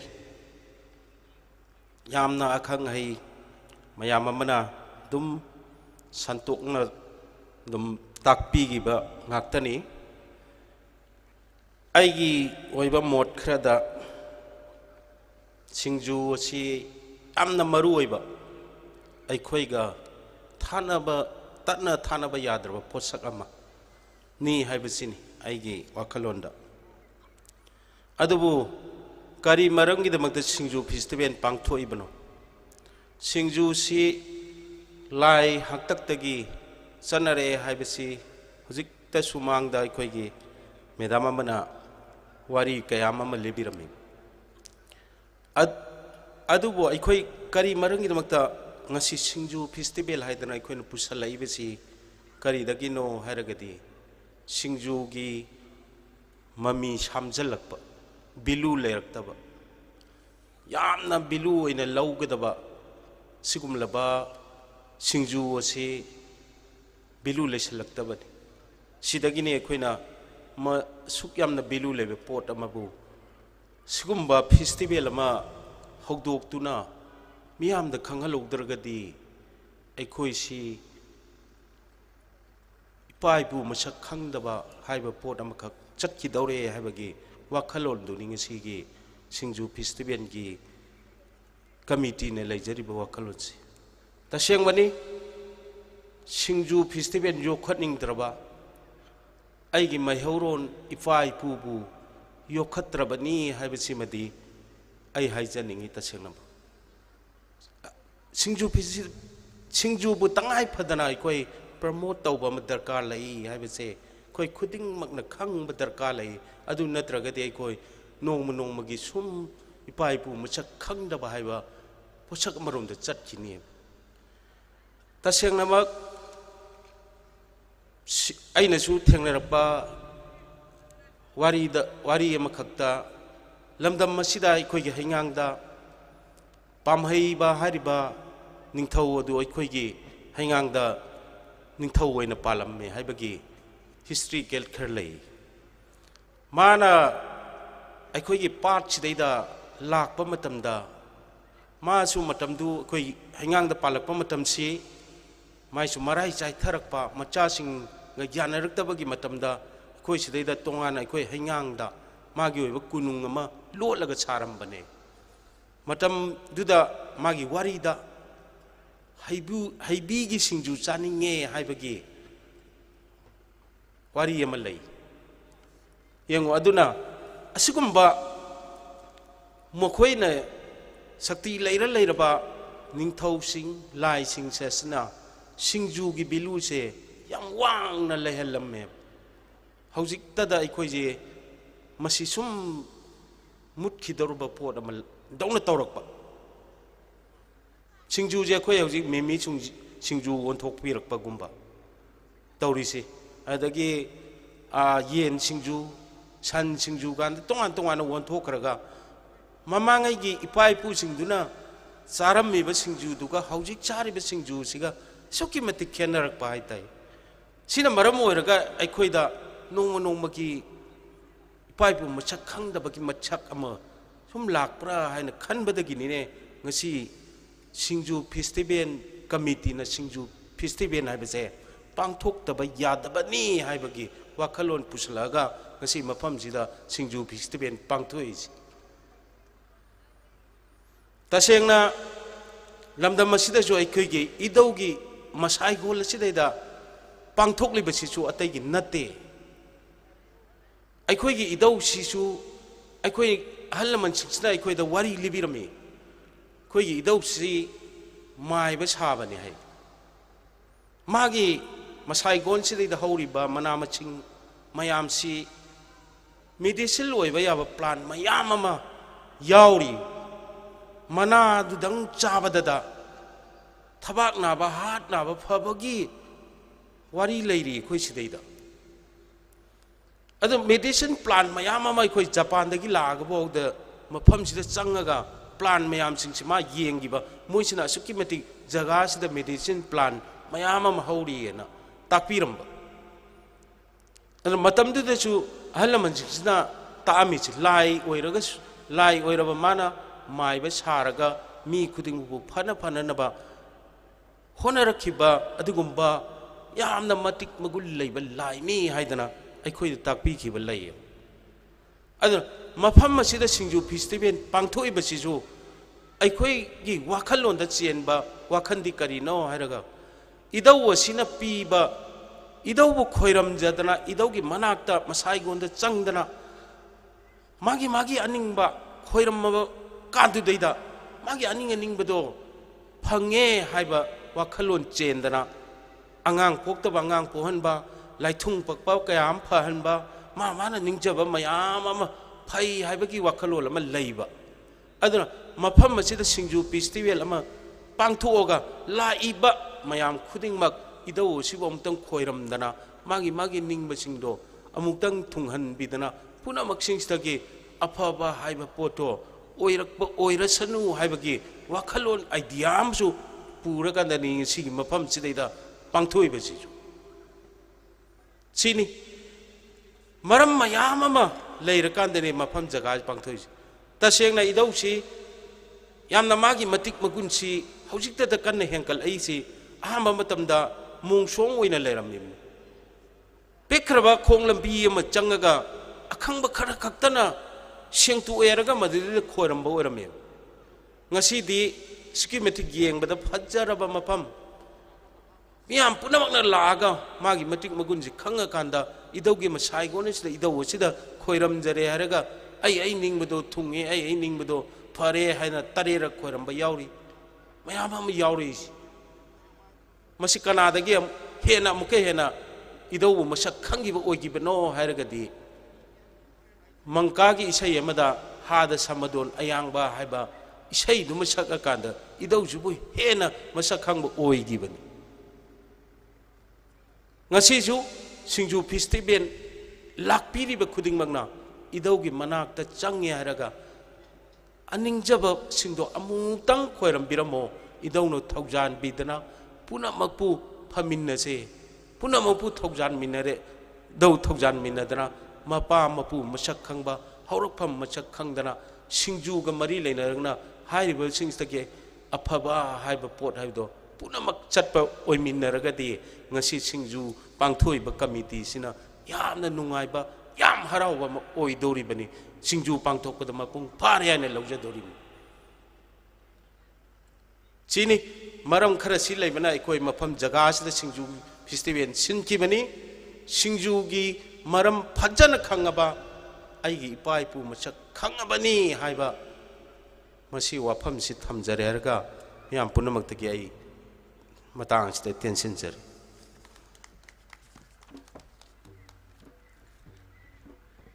Thagachari ikai khumna jarba sarna ibudau majingbu saitha birambaga loinana mafam masibu matau karamna sakta khibage miyamna hena sakhang birak khibano haibagi matangda marik chumbo wafam thambirambaga loinana Singju Festival 2022 asigisu festival director oina achoba thogai lobibaga loinana ngasi pangthok jariba tare ni chanba Singju Festival asigi President gi from Langda Langshin Biriba Mingoina Hangacharabada Konjangbam Dilip Singh Festival Director Singju Festival 2022 bu hainingai leitana thagachari pangthok jariba formal function asigi loishin warol thambinabagidamagta Mingoina Hangacharabada Nauroibam Khambaluang Advisory Board Member Singju Festival Committee na Board of Thanks Bibinabagidamagta Ojagi mafamda nolokjari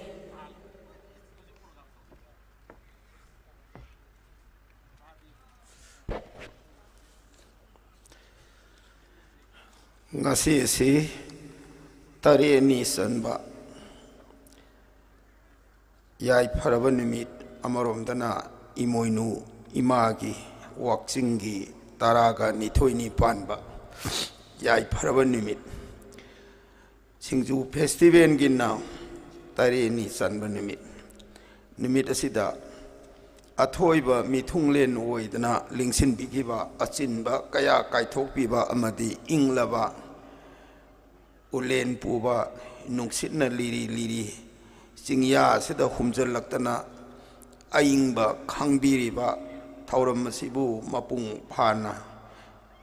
nabukto lingsin biriba thoiba mithunglen mingoina panjarabada Dr. Yaskul Khorakpam, former President, Patriotic Writer, Forum Manipur, Ngasigina Athoiba Mithunglen when a Lingsin Biriba Wajabu, Singja Langzeriba Committee, Maikei de Gaina, Ngam Kailatana, Tauram Mapung Panbi, Vasigamaku Hanana,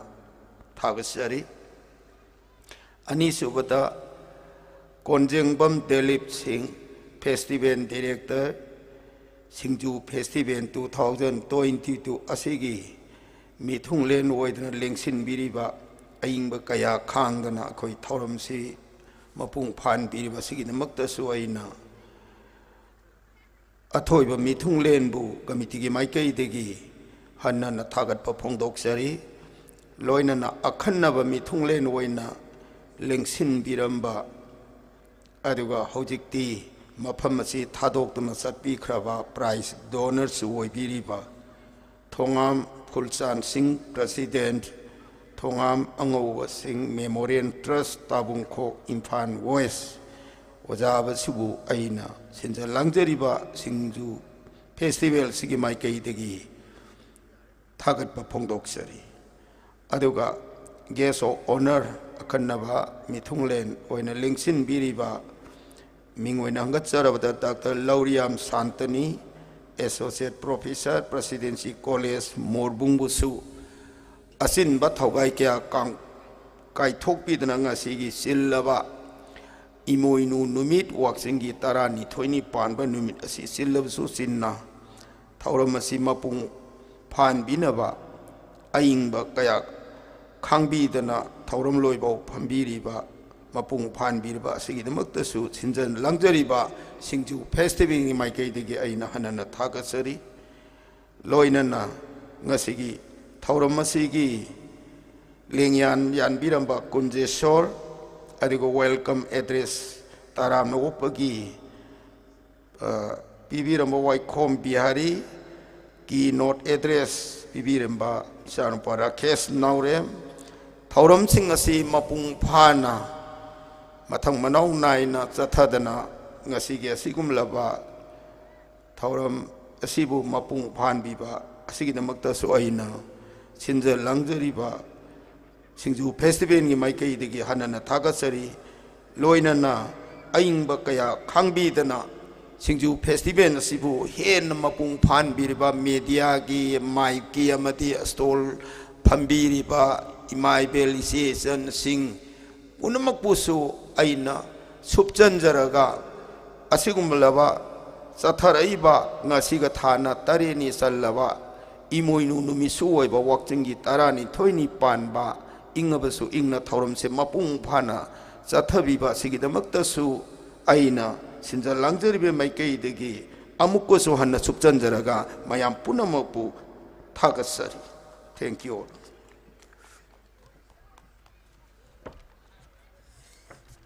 Thagachari Loishin Warol Thambirambagidamagda Singju Festival Committee Sigi Advisory Board Member Roina Thopubiriba Ikaikumna Jaraba Nauroibum Khamba Luangna Board of Thanks Bibirambaga Loinana Ngasigi Function Asigi President Oina Langshin Biriba President Ge Ayaba Laujaraga Formal function asi matang saida Loishin Jere Haiba Pharmacy Thamjabaga Loinana Ngasigi Pambagda Lengsin Biriba Athiba Mitung Singbu Makada Lengtha Biduna Thamjariba Sofa Sing Asidang Haktang Lengshin Biraga Makaza Taza Katoriba Thoram Sing Asibu meeting Tabiu Haina Thamjari.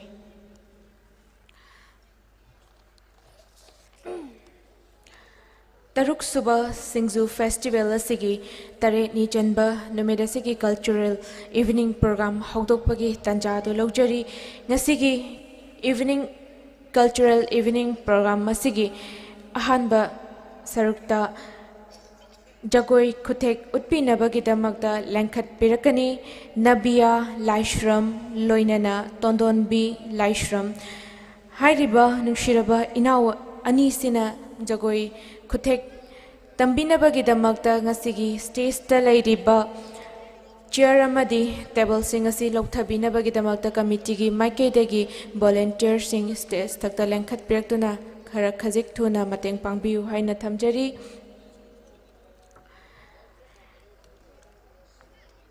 Nauzaribi artist Nabia Laishram Loinana Tondonbi Laishram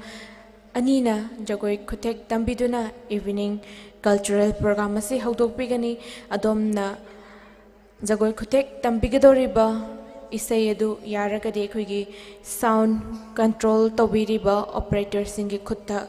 Kusin Nabiduna Adongi Jagoi Kutek Tambinabagidamagda Pambak Takta Lankat Piragani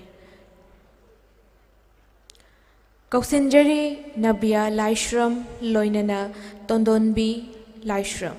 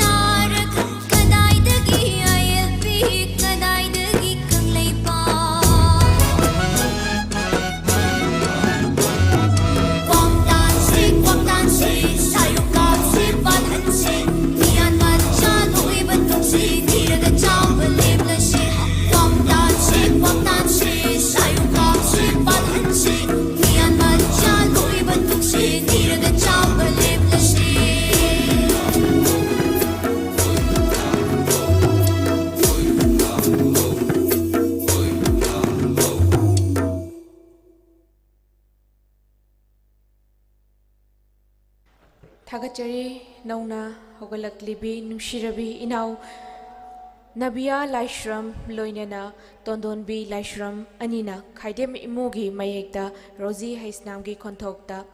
Kwaktan Si Haina Saiho Bai Say Matam Mamada Kugi Ram Damasida ILPG Akanba Iho Jangchalakli Matamsa Equigi Lamdamasigi Miro Singasida Karada Oirabasu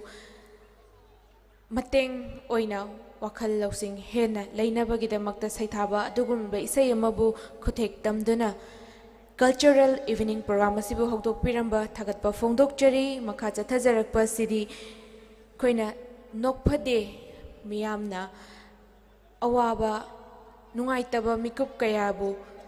Tungoina Ramlaga Ngahaktang Oirabasu Harau Hanba Nungai Hanba Minok Tam Hanba Ngamba Adugumba Series Kayama Putok Pikiba Nokpadegi Ningtaurelni Haina Kangnaba Ikai Kumnazaraba Oza Taudam Rohini Kumar Gitimda Nokpadegi Tauram Singh Tangkak Amawina Meeting Taminasi Kusina Jari Oza Rohini Kubar Taudam na Lenkat Piraktuna ꯃꯤꯌꯥꯝꯒꯤ ꯃꯐꯝꯗ ꯉꯁꯤ ꯅꯣꯛꯐꯗꯦꯒꯤ ꯇꯤꯝꯅ ꯊꯧꯒꯜ ꯂꯥꯟꯊꯣꯛꯄꯤꯅꯕꯒꯤꯗꯃꯛꯇ ꯑꯣꯖꯥꯒꯤ ꯃꯐꯝꯗ ꯈꯨꯠꯁꯤꯟꯅꯖꯔꯤ꯫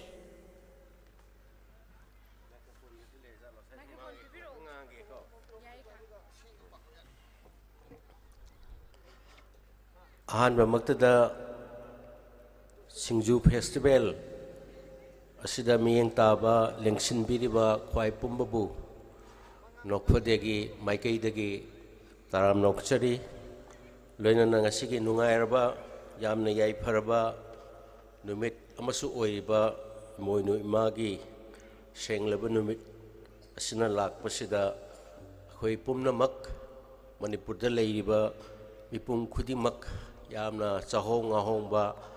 ꯌꯥꯝꯅ ꯅꯨꯡꯉꯥꯏꯕ ꯄꯨꯟꯁꯤ ꯑꯃꯃꯝ ꯑꯩꯈꯣꯏ ꯄꯨꯟꯅ ꯑꯣꯏꯃꯤꯟꯅꯔꯁꯤ ꯌꯥꯏꯐꯃꯤꯟꯅꯔꯁꯤ ꯍꯥꯏꯕ ꯄꯥꯎꯖꯦꯜꯗꯨꯁꯨ ꯅꯣꯛꯐꯗꯦꯒꯤ ꯃꯥꯏꯀꯩꯗꯒꯤ ꯊꯝꯖꯔꯤ꯫ ꯍꯟꯗꯛꯀꯤ ꯁꯤꯡꯖꯨ ꯐꯦꯁꯇꯤꯚꯦꯜ ꯑꯁꯤꯗ ꯅꯣꯛꯐꯗꯦꯅ ꯁꯔꯨꯛ ꯌꯥꯖꯔꯤꯕꯁꯤ ꯉꯁꯤꯒ ꯅꯤꯅꯤ ꯆꯟꯕ ꯍꯥꯏꯕꯗꯤ ꯑꯅꯤꯔꯛ ꯁꯨꯕꯅꯤ꯫ ꯃꯃꯥꯡꯗꯁꯨ ꯅꯣꯛꯐꯗꯦꯒꯤ ꯖꯨꯅꯤꯌꯔ ꯇꯤꯝ ꯄꯨꯔꯒ ꯑꯩ ꯃꯐꯝ ꯑꯁꯤꯗ ꯂꯥꯛꯆꯈ꯭ꯔꯦ꯫ ꯉꯁꯤꯁꯤꯅ ꯃꯔꯨꯑꯣꯏꯅ ꯁꯦꯅꯤꯌꯔ ꯑꯥꯔꯇꯤꯁꯁꯤꯡ ꯖꯣꯁꯦꯞ, ꯔꯪꯒꯦꯂꯥꯜ ꯀꯨꯕꯦꯔ ꯃꯈꯣꯏ ꯀꯧꯊꯣꯛꯆꯗꯨꯅ ꯐꯥꯒꯤ ꯃꯌꯥꯝꯗ ꯉꯥꯏꯍꯥꯛꯇꯪ ꯑꯣꯏꯔꯕꯁꯨ ꯏꯪꯗꯨꯅ ꯂꯩꯔꯤꯕ ꯃꯌꯥꯝ ꯉꯥꯏꯍꯥꯛꯇꯪ ꯄꯨꯟꯅ ꯅꯣꯛꯃꯤꯟꯅꯅꯕ ꯍꯣꯠꯅꯖꯒꯦ꯫ ꯑꯗꯨꯒ ꯊꯝꯖꯅꯤꯡꯕ ꯋꯥꯐꯝ ꯑꯃꯇꯪꯗꯤ ꯁꯤꯡꯖꯨ ꯌꯣꯛꯈꯠꯂꯨ ꯑꯣꯔꯒꯅꯥꯏꯖꯦꯁꯟ ꯑꯁꯤꯅ ꯁꯤꯡꯖꯨ ꯐꯦꯁꯇꯤꯚꯦꯜ ꯑꯃ ꯇꯧꯔꯤꯕꯁꯤ ꯑꯩꯈꯣই ꯌꯥꯝꯅ ꯃꯇꯥꯡ ꯆꯥꯕ ꯑꯗꯨꯒꯨꯝꯕ ꯑꯃꯅꯤ ꯍꯥꯏꯅ ꯊꯝꯖꯒꯦ꯫ ꯁꯤꯡꯖꯨꯒꯤ ꯃꯇꯥꯡꯗꯗꯤ ꯑꯩꯅ ꯍꯧꯖꯤꯛ ꯀꯥ ꯍꯦꯟꯅ ꯑꯃꯨꯛ ꯍꯥꯏꯔꯨꯔꯒꯁꯨ ꯃꯗꯨ ꯑꯩꯈꯣꯏꯒꯤ ꯑꯈꯪ ꯑꯍꯩ ꯃꯌꯥꯝ ꯑꯃꯅꯁꯨ ꯃꯃꯥꯡꯗ ꯉꯥꯡꯕꯤꯈ꯭ꯔꯦ꯫ ꯑꯗꯨꯒ ꯑꯩꯒꯤ ꯃꯥꯡꯁꯤꯗꯁꯨ ꯃꯅꯤꯄꯨꯔꯗ ꯁꯤꯡꯖꯨꯒꯤ ꯃꯔꯝꯗ ꯑꯈꯪꯕ ꯑꯍꯩꯕ ꯃꯌꯥꯝ ꯑꯃꯁꯨ ꯌꯥꯎꯕꯤꯔꯤ꯫ ꯑꯗꯨꯅ ꯑꯩꯅ ꯃꯔꯋꯥꯔꯤꯗ ꯀꯔꯕꯥꯔ ꯇꯥꯛꯄꯗꯧꯅ ꯊꯣꯛꯑꯅꯤ꯫ ꯁꯤꯡꯖꯨꯒꯤ ꯋꯥꯐꯝꯗꯗꯤ ꯑꯩ ꯊꯣꯏꯗꯣꯛꯅ ꯍꯥꯏꯖꯔꯔꯣꯏ꯫ ꯑꯗꯨꯕꯨ ꯁꯤꯡꯖꯨ ꯐꯦꯁꯇꯤꯚꯦꯜꯅ ꯁꯤꯡꯖꯨ ꯐꯦꯁꯇꯤꯚꯦꯜ ꯇꯧꯔꯤꯕꯁꯤ ꯅꯣꯛꯐꯗꯦꯁꯨ ꯐꯨꯜ ꯁꯄꯣꯔꯠ ꯇꯧꯖꯗꯨꯅ ꯏꯍꯥꯟ ꯍꯥꯟꯕ ꯁꯤꯡꯖꯨ ꯐꯦꯁꯇꯤꯚꯦꯜꯗꯒꯤ ꯍꯧꯔꯒ ꯃꯊꯪ ꯃꯊꯪ ꯇꯣꯈꯥꯏ ꯇꯣꯈꯥꯏꯕ ꯃꯐꯝꯁꯤꯡꯗ ꯄꯥꯡꯊꯣꯛꯄ, ꯋꯥꯡꯖꯤꯡꯗ ꯄꯥꯡꯊꯣꯛꯄ, ꯑꯗꯨꯗꯒꯤ ꯇꯣꯈꯥꯏ ꯇꯣꯈꯥꯏꯕ ꯃꯐꯝꯁꯤꯡꯗ ꯄꯥꯡꯊꯣꯛꯄ ꯐꯦꯁꯇꯤꯚꯦꯜꯁꯤꯡ ꯑꯩꯈꯣꯏ ꯌꯥꯎꯗꯨꯅ ꯑꯗꯨꯃꯛ ꯂꯥꯛꯆꯕꯅꯤ꯫ ꯑꯗꯨꯒ ꯃꯈꯥ ꯇꯥꯕꯁꯨ ꯁꯤꯡꯖꯨ ꯐꯦꯁꯇꯤꯚꯦꯜ ꯀꯃꯤꯇꯤꯅ ꯁꯤꯜꯂꯛꯄ ꯄ꯭ꯔꯣꯒ꯭ꯔꯥꯝ ꯈꯨꯗꯤꯡꯃꯛꯇ ꯑꯩꯈꯣꯏ ꯌꯥꯎꯖꯒꯅꯤ ꯍꯥꯏꯕ ꯋꯥꯐꯝꯗꯨ ꯊꯝꯖꯔꯤ꯫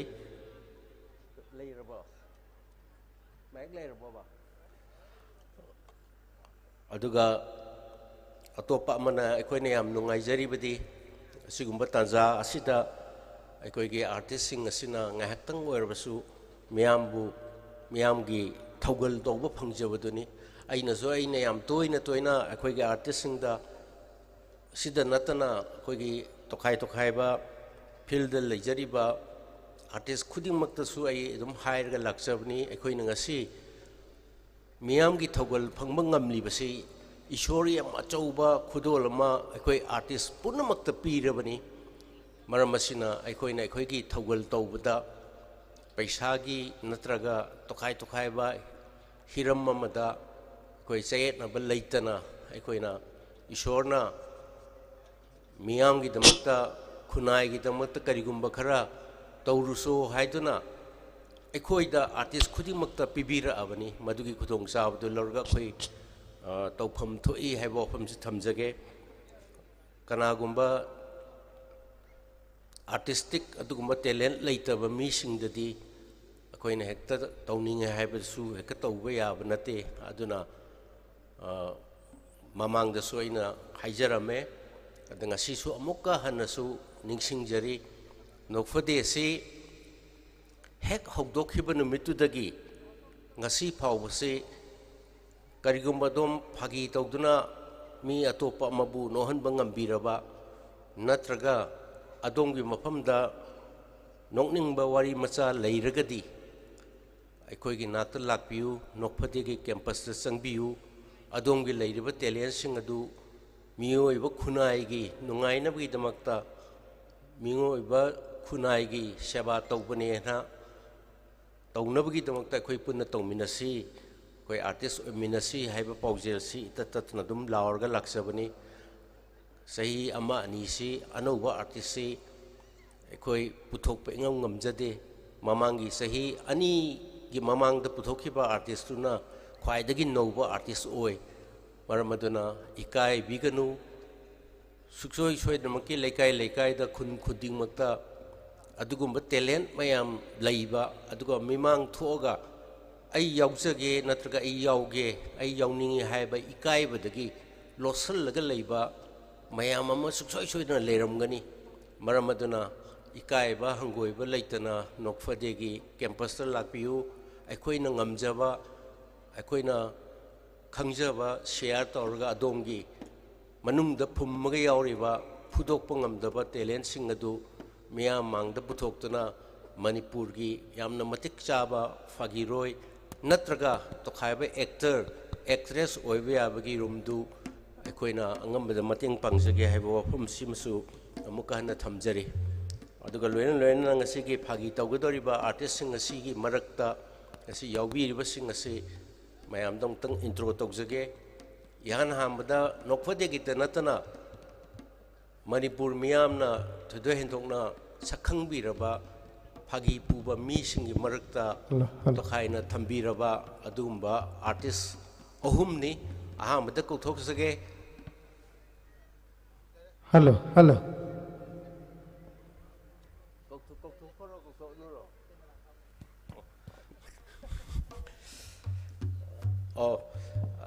आर्टिस्टिंग से आई तोखाई तोखाइना कौथोक्सिराना खंजरमनी अदो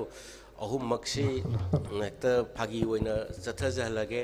यावगदरबा आर्टिस्टिंग दी कोई Joseph अदगी Rangilal अमसुंग कुबेरनी मयाम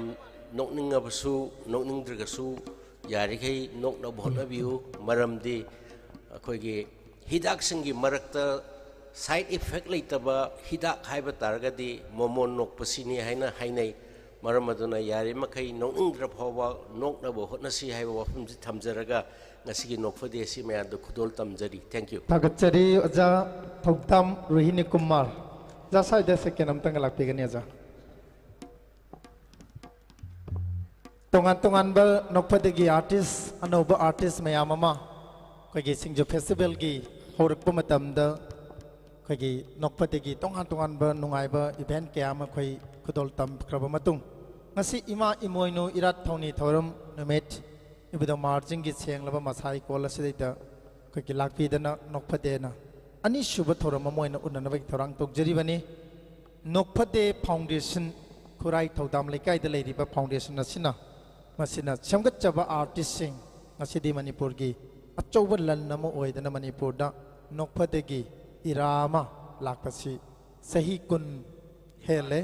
sahi kun ganipan ado jan nokphade gi ngasigi event si mayam da Otting hanging Mangwin and Haitare, no Quadigiva, history Kazikang Haitare, Kangwin, the Vigitangai Padam Kuklay of Mayam Halaman Kiama, Hangangi, senior citizen Kiama, Honorable Chief Minister Gi, Maki Mumanungi Sagagi Hal Kiama, Madi Honorable Pradhan, advisory board members are Conjabam Jenta, Langshin Biri, Halaman Kiam Langshin Biri. Other Nopadi Sikaramatam, the link at Kivan Nopadi Foundation, Haidana, Quenatazabata, Technozabas. नोकफदे से 1994 की सितंबर की तांग कुनमंगा सिदा यान हाना MDO होल्डा video film की मतेंग लौरगा कोई सापोंग जखिबनी अदुगा number खोटबा होबदी सही दुमक्की जून जुलाई सिदा नमगा सितंबर की तांग कुनगा जिके मंगा सिदा कोई यान हाना सापोंग जखिबनी नोकफदे से Okay, Nokpades, adi say Kunganipan, Hojik Power, Lakwest, Saurana Nokpades, artist, Kaya Muting, a Sibo with the Quenozana, Shangot Passing Grevik Power. Artist Yam Gre, Yan Han Bernokfode, Dumakta, artist contractor, Yauriche. At the mind of the second episode, third episode, Sumlapana, Hojik volume 19, near video film da Putoise. Says repetition nataba amoni yarga tokiba sum lakpam artist samri sangwang ki meya dadi nokfode da yaw maraksida yawgre aduga adumakpu loinamakti kogi मियाम न हेक्ट याबा talent आइदो मी खुदी मक्ता lab नतमिना मयाम सिंदुगी खर खर लखलकपा खोंकलकपा सिना artist आइन खनबदा 13 मुक्ति हजिक से दम हिंगा लೈ मियाम न सु सखंगबा आर्टिस्ट मयाम ममा याउबिरी याम नुंगाइजै चै कुनिपांगी खोंगचसिदा दो यामना सखंगना हजिक जोसेफ रंगिलान अरगी कुबेर मसी नतबा मणिपुर फिल्म की मसी आर्टिस्ट की मरक्ता नोकपदे अहम वॉल्यूम द याउगिबा मणिपुर फिल्म दसो अचौब थौदांग लबा आर्टिस्ट से कना कना गुमदि याउरि होजा हजिको याउरि दम अखोइगे मयामना तोइना उबिबा जोसेफ रंगिलाल अदगी कुबेर अदगी गोविंदास अदगी सुरेश अदगी सी नहारोन मयाम ममसु लेग्रे पुन्ना हजिक से आइगा अदम लोइनर लेबिसना आर्टिस्ट 13 मुक्ति ओइगे दम लोइनर ग लै सिनतबा अखोइगे फागी पुबा मी मुक्ति नतबा फागी रोइ ओइनदि थोलक नतबा अदुरगसु नोकफदेगे अखोइगे भेंचर मनुंग से फिल्म नंबा एक्टिंग तौबा ऑडियो की डायलॉग रिहर्सल करिकरा सुम अखोइगे पुल्लुबदगी मधुमागी सानगीदना थोखिबा आर्टिस्ट करा खुदम ओइना नुपी लक्तसु मयामना थिदोहेंदोना खंगनबीबा कोई ललिताबी इमा ललिताबी इसे ललिताबी सी नोकफदे वॉल्यूम 4 दा मैम यंगबीरगदी सुक्सोय सोयदना उबीगनी नोकफदे वॉल्यूम 4 से डिजिटल फिल्म लाक्त्रंगई ममांग याम ngaliंgai 1997 दा उथोकेबा वीडियो फिल्म ने ममिंग जे कई कवेजा वॉल्यूम 4 नोकफदे दुम वॉल्यूम 4 होय सीरीज वॉल्यूम 4 दा इसे ललिताबी सी यान हाना मदुदा यावखिबनी ऑडियो केसेसु मथंग सही म लेरगे यावखिबनी मार्क्सु अखोइना ताबदा ओजा सौग्राकपम हेमंतसु नोकफदेगी वॉल्यूम खरद यावगेना यावे अदु अर्गसु नोकफदे नै इनौ नौना पुथोकसबा आर्टिस्ट मयाम लेरे अदा याना हम नोकफदे से तौ मतमदा अइगोंदसु चैलेंजिंग एटीट्यूड अम खक लेगी मरमदि कनोदा आइना तौगदे वेंचर से मणिपुरदा अमुक्ता मसक खंगद्रिबा हाइदि मियामना फागी पुबा मी हैना सखंगद्रिबा मी मयाम मना तौगे न खलगा वॉल्यूम 1 सिदा फागी पुबा कनामता यावदे मी न सखंगबा अदुबु मतमदुदा सखंगनबा ओजा फागी रोय खरदि लै फॉर एग्जांपल इपोम गे लायोय खरबा ओजा चावबा बाबू तोम्बी मखोय याम फजना दे ओजा कुंजरास मोइजे फजना कोगी इपोम तौबा चलिबा मतमनी अदुगा सुमांग लीलादना लैगित्रबा लायोय खरबा ओजा धनबी अदे मणिपुर फिल्म दना डिजिटल फिल्म बुदी थोक्ट्री वीडियो फिल्म अदगी सेलुलोइडता यामना ममिंग सखिबा तोमाल साबदा ओजा मंगलेम तामो मंगलेम अदुदगी मुक मतमदुदा इगी महाव हैबा लीलादुदगी यामना साइनिंग स्टार ओइना हेक्ता मियामना सखंगिबा इगी महावदगी ओजा तोलहन सौग्राफम तोलहन मखोय से yang launa फावरगा लैबा टाइमिंग ने जा इना पंजरीबा फागिरोय तरे निपान तरा से मणिपुर कन्ने हिंगा लैबने मोय यावरु तारदे एई नोखफदे से मोयना तौरगा नोखफदे से माइतना फावरपनी नत्रगा हौरपनी से हाइगिने ना इना फागी तौबा मी से अमत्ता अहांबसिदी याहल्लोय मयामना खंद्रिबा उद्रिबा एक्सपेरिमेंट तौगे हैबा आत्म वॉल्यूम ददि जोसेफ रंगिलान कुबेर से यावराबरा कमाइते कना जोसेफ रंगिलाल यावरे जोसेफ रंगिलाल कुबेर यावद्रे कुबेर न यावराइसिना कोना वॉल्यूम 4 दे 3 दे यारकदे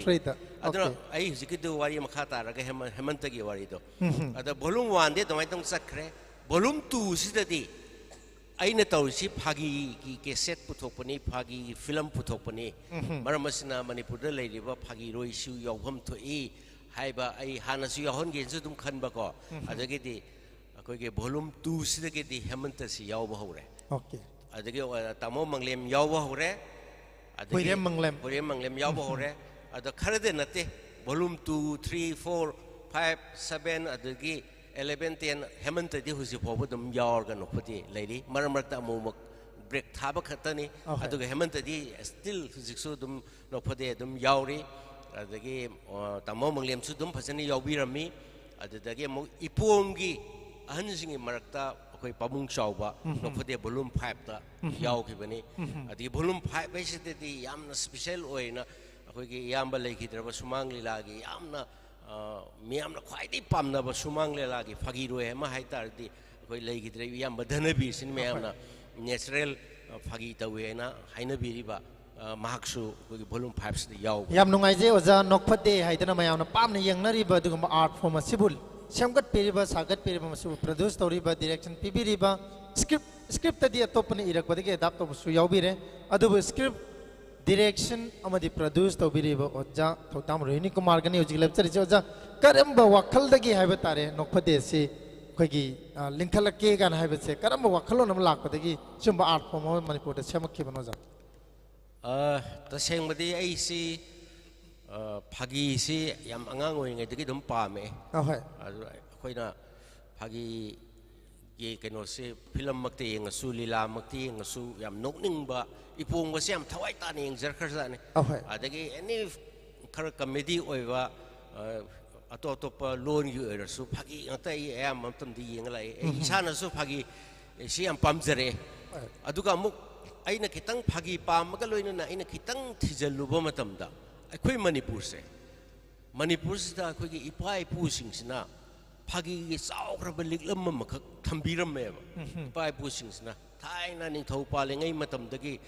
18th century 19th century ꯂꯣꯟꯅꯕ ꯁ꯭ꯋꯥꯏꯗꯒꯤ ꯍꯧꯔꯒ ꯐꯥꯒꯤ ꯂꯤꯂꯥꯒꯤ ꯃꯆꯠ ꯐꯥꯒꯤ ꯇꯧꯔꯒ ꯃꯤ ꯃꯌꯥꯝ ꯅꯣꯛꯍꯜꯂꯝꯕ ꯀꯣꯔꯠꯇ ꯅꯣꯛꯍꯜꯂꯝꯕ ꯀꯣꯔꯠꯀꯤ ꯖꯦꯁꯇꯔꯁꯤꯡꯅ ꯅꯣꯛꯍꯜꯂꯝꯕ ꯑꯕꯨꯖꯥꯝꯕ ꯁꯥꯏꯇꯣꯟ ꯊꯣꯛꯇꯥꯎ ꯆꯤꯀꯤ ꯍꯣꯏ ꯀꯩ ꯍꯣꯏ ꯂꯛꯅꯕꯒꯤ ꯈꯣꯠꯅꯕꯒꯤ ꯐꯥꯒꯤꯒꯤ ꯑꯗꯒꯤ ꯁꯦꯡꯕ ꯐꯥꯒꯤ ꯌꯣꯠꯁꯨꯕꯤ ꯐꯥꯒꯤ ꯄꯥꯉꯝꯕ ꯐꯥꯒꯤ ꯑꯗꯒꯤ ꯇꯣꯈꯥꯏ ꯇꯣꯈꯥꯏꯕ ꯊꯣꯛ ꯂꯤꯂꯥ ꯏꯄꯣꯝ ꯁꯨꯃꯥꯏꯅ ꯄꯔꯦꯡ ꯑꯃꯈꯛ ꯌꯥꯝ ꯐꯖꯕ ꯂꯤꯛꯂꯝ ꯑꯃ ꯑꯩꯈꯣꯏ ꯊꯝꯕꯤꯔꯝꯃꯦꯕ ꯃꯗꯨꯗ ꯑꯩꯅ ꯄꯥꯝꯖꯔꯤꯁꯤꯒ ꯆꯠꯅꯔꯛꯏꯕꯁꯤꯒ ꯇ꯭ꯔꯦꯟꯁꯤꯒ ꯑꯗꯒꯤ ꯏꯄꯣꯝꯁꯤꯁꯨ ꯌꯥꯝ ꯁꯥꯡꯅ 1969 70s ꯑꯗꯨꯋꯥꯏꯗꯒꯤ ꯏꯄꯣꯝꯁꯤ ꯂꯥꯛꯏꯅꯤ ꯏꯄꯣꯝꯒꯤꯁꯨ ꯁꯨꯝ ꯂꯥꯛꯄꯅ 1993 4 5 ꯁ꯭ꯋꯥꯏꯗꯗꯤ ꯏꯄꯣꯝꯒꯤꯁꯨ ꯈꯖꯤꯛ ꯈꯖꯤꯛ ꯍꯩꯊꯔꯛꯄ ꯇꯥꯟꯖꯥꯅꯤ ꯑꯗꯨꯒꯗꯤ ꯃꯈꯣꯏꯒꯤ ꯈꯨꯗꯨꯡ ꯏꯜꯂꯒ ꯃꯣꯏꯅ ꯆꯠꯂꯝꯃꯤꯕ ꯇ꯭ꯔꯦꯟ ꯑꯁꯤꯗ ꯑꯩꯅ ꯑꯃꯨꯛ ꯑꯅꯧꯕ ꯇ꯭ꯔꯦꯟ ꯑꯃꯗ ꯄꯥꯏꯔꯒ ꯆꯠꯂꯒꯗꯤ ꯁꯨꯛꯁꯣꯏ ꯁꯣꯏꯗꯅ ꯑꯩꯒꯤꯁꯨ ꯀꯩꯒꯨꯝꯕ ꯈꯔ ꯀꯟꯇ꯭ꯔꯤꯕ꯭ꯌꯨꯁꯟ ꯇꯧꯕ ꯌꯥꯕ ꯌꯥꯏꯅꯥꯅ ꯈꯟꯖꯔꯒ ꯃꯗꯨꯗꯒꯤ ꯌꯥꯝꯅ ꯅꯨꯡꯉꯥꯏꯕ ꯑꯃꯈꯛꯅꯤ ꯃꯌꯥꯝꯅ ꯄꯥꯝꯅꯕ ꯏꯄꯣꯝꯒꯤ ꯈꯣꯡꯆꯠ ꯑꯗꯨꯗꯒꯤ ꯈꯤꯇꯪ ꯍꯥꯏꯗꯤ ꯃꯗꯨꯒꯤ ꯇ꯭ꯔꯦꯟꯗꯨꯗꯒꯤ ꯈꯤꯇꯪ ꯊꯩꯗꯣꯛꯑꯒ ꯃꯣꯗꯔꯟ ꯇ꯭ꯔꯦꯟ ꯑꯃ ꯁꯦꯝꯃꯛꯄ ꯑꯗꯨꯒ ꯃꯅꯤꯄꯨꯔꯒꯤ ꯃꯤꯌꯥꯝꯗ ꯍꯥꯏꯕ ꯇꯥꯔꯦ ꯀꯅꯥꯒꯨꯝꯕ ꯋꯥꯔꯛꯄ ꯃꯇꯝꯗꯁꯨ ꯅꯣꯛꯑꯒꯗꯤ ꯃꯗꯨꯒꯤ ꯈ꯭ꯋꯥꯏꯗꯒꯤ ꯐꯕ ꯍꯤꯗꯥꯛ ꯑꯃꯅꯤ ꯍꯥꯏꯗꯨꯅ ꯁꯥꯟꯅ ꯇꯥꯛꯄꯤꯔꯦ ꯌꯥꯝ ꯅꯨꯡꯉꯥꯏꯖꯩ ꯋꯥꯔꯤ ꯃꯈꯥ ꯆꯠꯊꯖꯒꯦ ꯍꯧꯖꯤꯛꯇꯤ ꯅꯣꯛꯐꯠꯇꯒꯤ ꯑꯥꯔꯇꯤꯁꯁꯤꯡ ꯂꯥꯛꯑꯦ ꯍꯥꯏꯔꯒ ꯁꯨꯡꯀꯧ ꯀꯧꯈꯠꯂꯛꯇꯦ ꯍꯥꯏꯗꯅ ꯋꯥꯔꯧꯕ ꯃꯌꯥꯝꯁꯨ ꯌꯥꯎꯕꯤꯔꯝꯃꯅꯤ ꯃꯌꯥꯝ ꯌꯦꯡꯅꯤꯡꯕꯅꯁꯨ ꯂꯥꯡꯇꯛꯅꯔꯝꯒꯅꯤ ꯑꯍꯜ ꯂꯃꯟ ꯀꯌꯥ ꯑꯃꯁꯨ ꯃꯥꯡꯗ ꯂꯦꯡꯁꯤꯟꯕꯤꯔꯤ ꯑꯣꯖꯥ ꯔꯪꯒꯤꯂꯥꯟ ꯑꯣꯖꯥ ꯖꯣꯁꯦꯐ ꯂꯩꯅꯅ ꯑꯣꯖꯥ ꯀꯨꯕꯦꯔ ꯀꯩꯁꯥꯝ ꯑꯍꯨꯝꯁꯦ ꯑꯃꯇꯪ ꯀꯧꯈꯠꯆꯒꯦ ꯑꯗꯨꯒ ꯃꯈꯣꯏ ꯑꯍꯨꯝ ꯂꯥꯛꯑꯦ ꯍꯥꯏꯕꯁꯦ ꯑꯣꯖꯥ ꯃꯈꯣꯏ ꯑꯍꯨꯝ ꯑꯃꯇꯪ ꯌꯥꯝꯅ ꯅꯨꯡꯉꯥꯏꯕ ꯃꯈꯣꯏꯒꯤ ꯐꯖꯕ ꯅꯨꯡꯉꯥꯏꯕ ꯑꯩꯈꯣꯏꯒꯤ ꯀꯔꯤ ꯍꯥꯏꯒꯅꯤ ꯅꯣꯛꯐꯠꯇꯒꯤ ꯐꯖꯕ ꯚꯤꯗꯤꯑꯣ ꯑꯩꯈꯣꯏ ꯃꯌꯥꯝꯁꯨ ꯅꯝꯕꯤꯔꯤ ꯏꯌꯥꯝꯕ ꯑꯣꯖꯥ ꯖꯣꯁꯦꯐꯀꯤ ꯁꯤꯒꯤ ꯚꯤꯗꯤꯑꯣꯁꯦ ꯑꯃꯅ ꯅꯝꯕꯤꯔꯣ ꯑꯗꯨ ꯌꯨꯇ꯭ꯌꯨꯕꯇꯁꯨ ꯌꯦꯡꯉꯤꯕꯅꯤ ꯍꯧꯖꯤꯛ ꯏꯌꯥꯝꯕ ꯑꯩꯈꯣꯏꯒꯤ ꯑꯦꯛꯁꯇ꯭ꯔꯦ ꯃꯦꯗꯤꯌꯥꯗ ꯑꯗꯒꯤ ꯇꯣꯝ ꯇꯤꯚꯤꯗ ꯏꯂꯤꯠ ꯇꯤꯚꯤꯗ ꯂꯥꯏꯚ ꯊꯥꯖꯔꯤꯕꯅꯤ ꯑꯗꯨꯅ ꯍꯧꯖꯤꯛꯇꯤ ꯑꯣꯖꯥ ꯔꯪꯒꯤꯂꯥꯟ ꯂꯥꯛꯄꯤꯔꯦ ꯑꯣꯖꯥ ꯇꯔꯥꯝ ꯅꯣꯛꯆꯔꯤ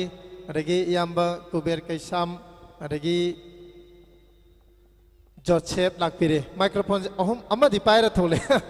ꯈꯨꯔꯨꯝꯖꯔꯤ ꯑꯗꯣ ꯈꯣꯟꯖꯦꯜꯁꯦ ꯇꯥꯗ꯭ꯔꯒꯗꯤ ꯂꯥꯛꯑꯦꯁꯦ ꯑꯃꯨꯛ ꯊꯥꯖꯗꯕ ꯌꯥꯏꯑꯕ ꯑꯍꯨꯝꯁꯦ ꯑꯃꯇꯪ ꯁꯤꯟꯅꯖꯒꯦ ꯑꯍꯨꯝꯁꯤꯒꯤ ꯅꯨꯡꯉꯥꯏꯕ ꯑꯃꯇꯪ ꯃꯇꯦꯛ ꯑꯃꯇꯪ ꯇꯧꯕꯤꯌꯨ ꯑꯗꯨꯒ ꯋꯥꯔꯤ ꯃꯇꯦꯛ ꯑꯃꯇꯪ ꯁꯥꯖꯒꯦ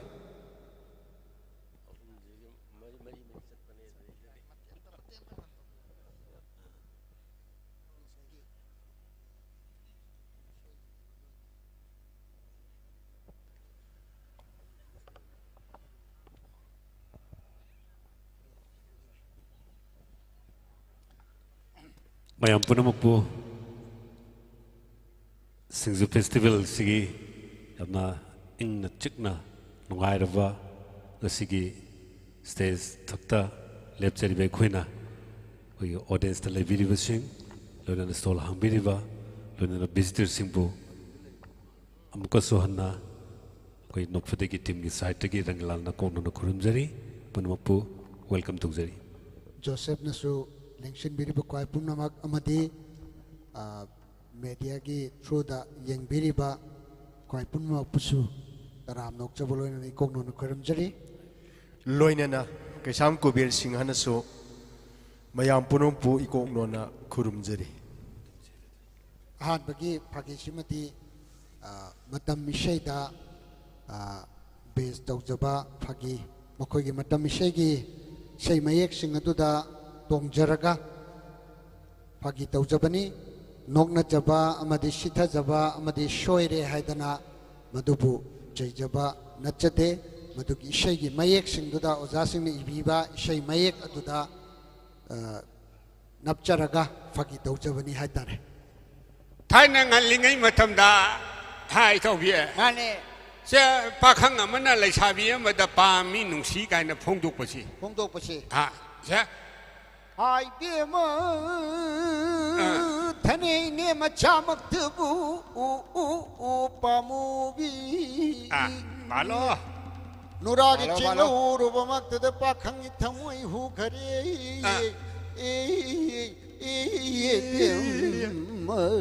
ท่านจะตรัสต่อ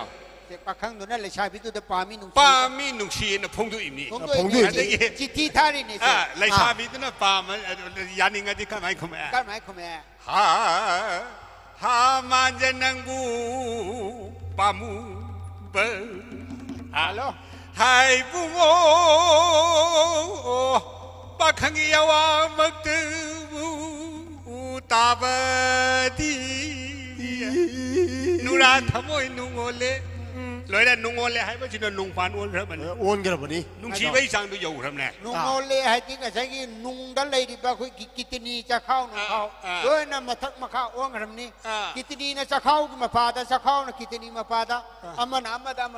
พาดกันลิบร์ก็มาท่องมาลงข้างโพธิ์เลยดูกี่สั่งดูอยู่ครับเนี่ยนุ่งชีไปแล้วสมัยตกนะปามีนุ่งชีเนะพงก็เลยอีใช่แต่พงด้วยอะไรก็เล่านั่นแหละนั่นไม่ยอมมาเคยผ่านนะก็ท่องมันเนี่ยมาสร้างมาสุกปกตนะเลยตนะค่อยเผาโพเลย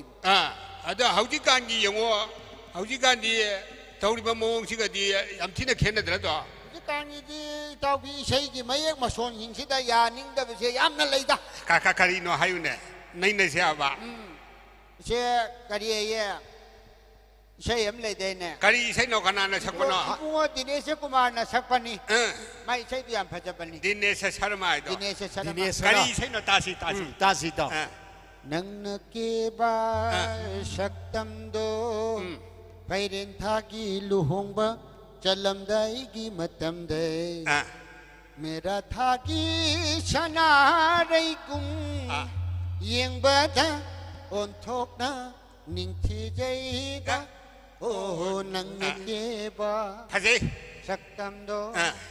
พัชไปใช่ไอ้ตัวดูนี่เนี่ยพัชไปเนี่ยดูใช่ไหมที่วันนี้นังนเก็บสักตัมโดไปเรียนทากีลุหงบะจัลลัมได้ดะเมื่อท่าจะชัดภาษาอะไรตัวดูมุขเจสิเนี่ยประมาณดูภาษาตราตัวสังดำนรีค่ะดูมานะภาษาก็ไม่ใช่เมฆตัวกระไรแต่ชินนรีเหรอไม่นุปีทักกันประเด็นเนี่ยนั่งนักเกียร์ไปสักตั้งชีบีมันนั่งไปเรียนท่าจะชัดไปกันใช่เมื่อท่าจะชัดภาษาอะไรตัวดูมุขเจสิเนี่ยไม่นุปีทักกันประเด็นนะให้ดีเต้าพี่มาบ้านนี้แต่เลยบักกาแต่มาบ้านนี้ทักกันนะไปยาตราจุมินั่นเราจุมิไม่นุปีทักกันพวกบุคคลกี่มาในสเตสกาดนะใช่ไหมสักลักว่าจุมิเต้าการการเกษตรน้ำมันว่านั่นเราให้ไปยัยไอ้กินนุปีใจนะทักกันนี่ใช่สักวันนั้นตาหรือเปล่าตาดีตาปีนั้นตาหรือเปล่าไอ้นักการมันตั้งในสเตสกาดนะไอ้นุปีทักกันลีไอ้นุปีทักกันไม่ใช่สักเปล่าอีเต้ากินนุปีที่พาสุพาจัดนะเท่าพี่นั่งอยู่ตุ้มเลยแต่ขนาดสุขังพูดเนี่ยใช่ไอ้มาไอ้ที่ขนาดเลยทีนะให้นั่งอยู่ยาที่แต่สเตสเลยก็ขนาดเลยทีโอ้ยพาเรนเนี่ยมาดูมาโต้ครอฮะไม่นุปีทักกันเป็นอะไรบ้าง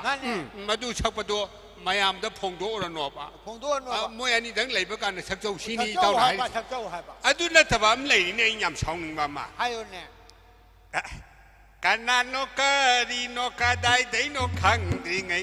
นางบุญนุ่งชีรู้เร่ให้ด่าให้เลยก็ชีใช่กันนั่นนกกะรีนกกะได้ได้นกขังดีไงนางบุญนุ่งชีรู้เร่สิลาปากขังมาจ้าเลยชาบีมาจ้าแกหาเราเจียนฉันนั่นไปชาบูทาบูเลยก็ปีดนะดูพลาสติกโรสก็ดูปีดนะกันนั่นนกกะรีนกกะได้ได้นกชุขังดีบ้ามีดูมันนุ่งชีรู้นี่มีดูกินออกมาเนี่ยนุ่งชีวิตเตรียมชัวร์พี่ดูปีดูพ่อบ้าพ่อที่บ้านชุขังเด้ฮะอาจจะก็ได้ในโน้ตสุขังเนี่ยมันนุ่งชีชอบมันรอนุ่งชีไม่ได้ค่อยมาก็ใช้นั่นเราได้แช่กันนั่นโน้ตใกล้เต็นโน้ตใกล้น้อยรวยขังกันได้ตัว อะไรไอ้ท่านตะขังจะเรตนะมาใช่นุ่งสีได้ใช่ไอ้ที่ท่านขังจะรักกันนั่งใจเพี้ยไหมนั่งยำนุ่งสีได้มองน่ะพงตัวกันดูแต่เรานั่นเลยนะแต่น่ะสิอิจฉาพวกแต่น่ะยุ่งปาลีบินเนี่ยตัวเอามาที่กันนกไก่นกไก่เดินสุขังดิ่งเลยบ้าสิกูเลยตาไอ้เนี่ยตาผมสุเลยดิใครท่านะก็ดีใช่กันนะสักปุ่นดูบ่อีตาเว้ยได้ให้บิโรก็สินังงังดังงังงไอ้กีลายบักกีจันดันเชทำบาเลยกานีโหทำบาเลยกานีโอ้ยทำบาเลยกานีโหเลยกานีให้นะใช่มาตายดิตายขนาดใช่หนูดูบ่อันนั้นกินนี่สักวันนี้เนี่ยโอ้ยเนี่ยแต่โซเฟียน่ะชอบมันเนี่ยมั้งอัลบั้มดาแต่กี้ฟิล์มดานะมันดากินนี่สักครั้งมาแล้วสักครั้งแล้วที่อะไรจะให้บ่ยานิ่งดิสิต่อไอ้กี่ไล่บักกี้จันดันเช่ทำบาลัยกานีทำบาลัยกานีแล้วที่อันนี้สิจังดำนะบ่ยาบไรบ่ไอ้ที่มาสิในนะบ่ยาบวันเอาได้ขันนะบิวเนี่ยเอาได้ในนะบิวเนี่ยไล่บักกี้จันดันนี้ทำบาลัยกานีทำบาลัยกานีทำบาลัยกากาไล่บักกี้จันดันกประมาณจ่ายเนี่ยบ่มาสิแล้วที่มาโนสักเกียร์กาจันดันดูทิ้งนั่นนะบ่หัวนะบ่ได้จันดันดูตักบ่ได้อิชิงดูคิดตั้งกับกุ้งกิดนะมาดูแต่ทักกันนะก็กุ้งกี่บ่ได้กินนั่งกี่บ่ได้กินจันดันดูทิ้งนั่นมาทำได้ขระก็ยี่สิบได้ขระป้าเจ้าขระมานี่ไอ้กี่ลายบักกี้จันดันเช่ปมท่าให้ท่านในโหปมท่าให้ท่านในเฮ้ยฮารุดีให้ท่านในโตยาเรียบชานะฮัลโหลประมาณโดมานี่ต่อยาเรียตั้งแต่บัวเชื่อเลยนัทราถ้าเกิดสิตั้งเล่นสันบิโอสมดาก็ยี่ไม่ยำเสียวจ้าคูเบร์สมเลปิเวนี่ว่าจ้าคูเบร์เด็กยี่ว่าจ้ารังกิลันว่าจ้าจอดเชฟไม่ยำกินนุ่งไอ้บ่ก็ยี่พากีกี่บ่ไม่ยำนี่ยังบีรีตรงนั้นสิบโมบุดาให้บ่ตาเร่ก็ช่วยในสเตจเด้อวันนี้ว่าแต่ชาวบ้านตันจะจำตั้งนะพังบ่มาคุยกี่โปรแกรมจะอุลละก็ตุ้มหันกี่บ่มันดูกันนากุมบ่สิ่งนั้นที่ว่าจะกูเบร์เสกก็ได้เด็กกินโนว่าจะรังกิลันสินะก็ได้เด็กกินโนให้ไปกี่มาคุยกี่บ่พุ่นสิกิสักล้นสิมาดีสักต้มสิมาดีไม่ยำเหตุขังนั้นเดบยาวเอตุนังสิกิสิงจูเฟสติวัลกี่นังสิตระนี่จันบันเมทอิมาอิมวยนูอิรัตทาวนี่นเมทสิดายุมดาไลน์ดาวคุยรำดันนะอิมากี่มาพัมเด็กกัจเจดันนะดูกันบ่ขระตัวรำมากะนังสิสิงจูเฟสติวัลเสียยาวเดบยาดีให้เดินหลังพี่ดีบ่จ้าหุ่มดูก็จ้าก็ยี่ดีเรคเตอร์จ้าโรฮินีกุมารปนไม่แก่คนอุจจารีจ้า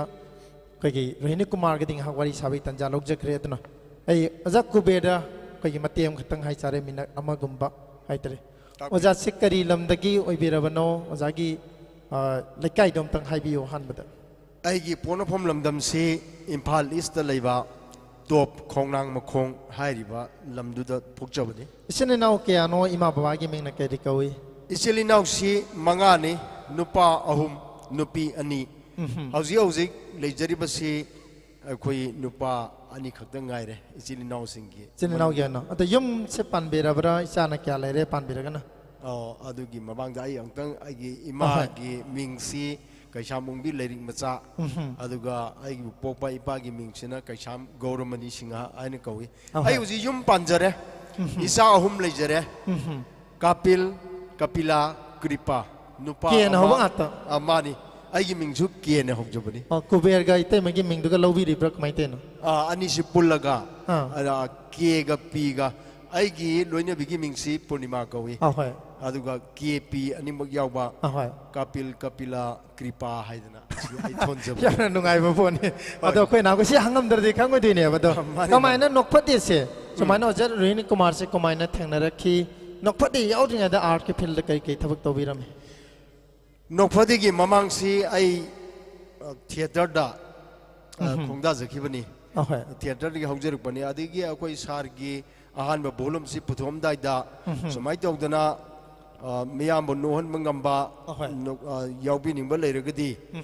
นกพัดดีให้ด่ามันก็โบราณวันสิปฐมก็ดูดีให้ด่าคุยสาร์เนี่ยขบคุยกี่เป่าเสียสิเป่าเสียสิช่วยกันตัวอีกก็ขบไม่ยามด่าไม่ยามด่าอะไรกี่เอปได้สมัติเห็นนะบ่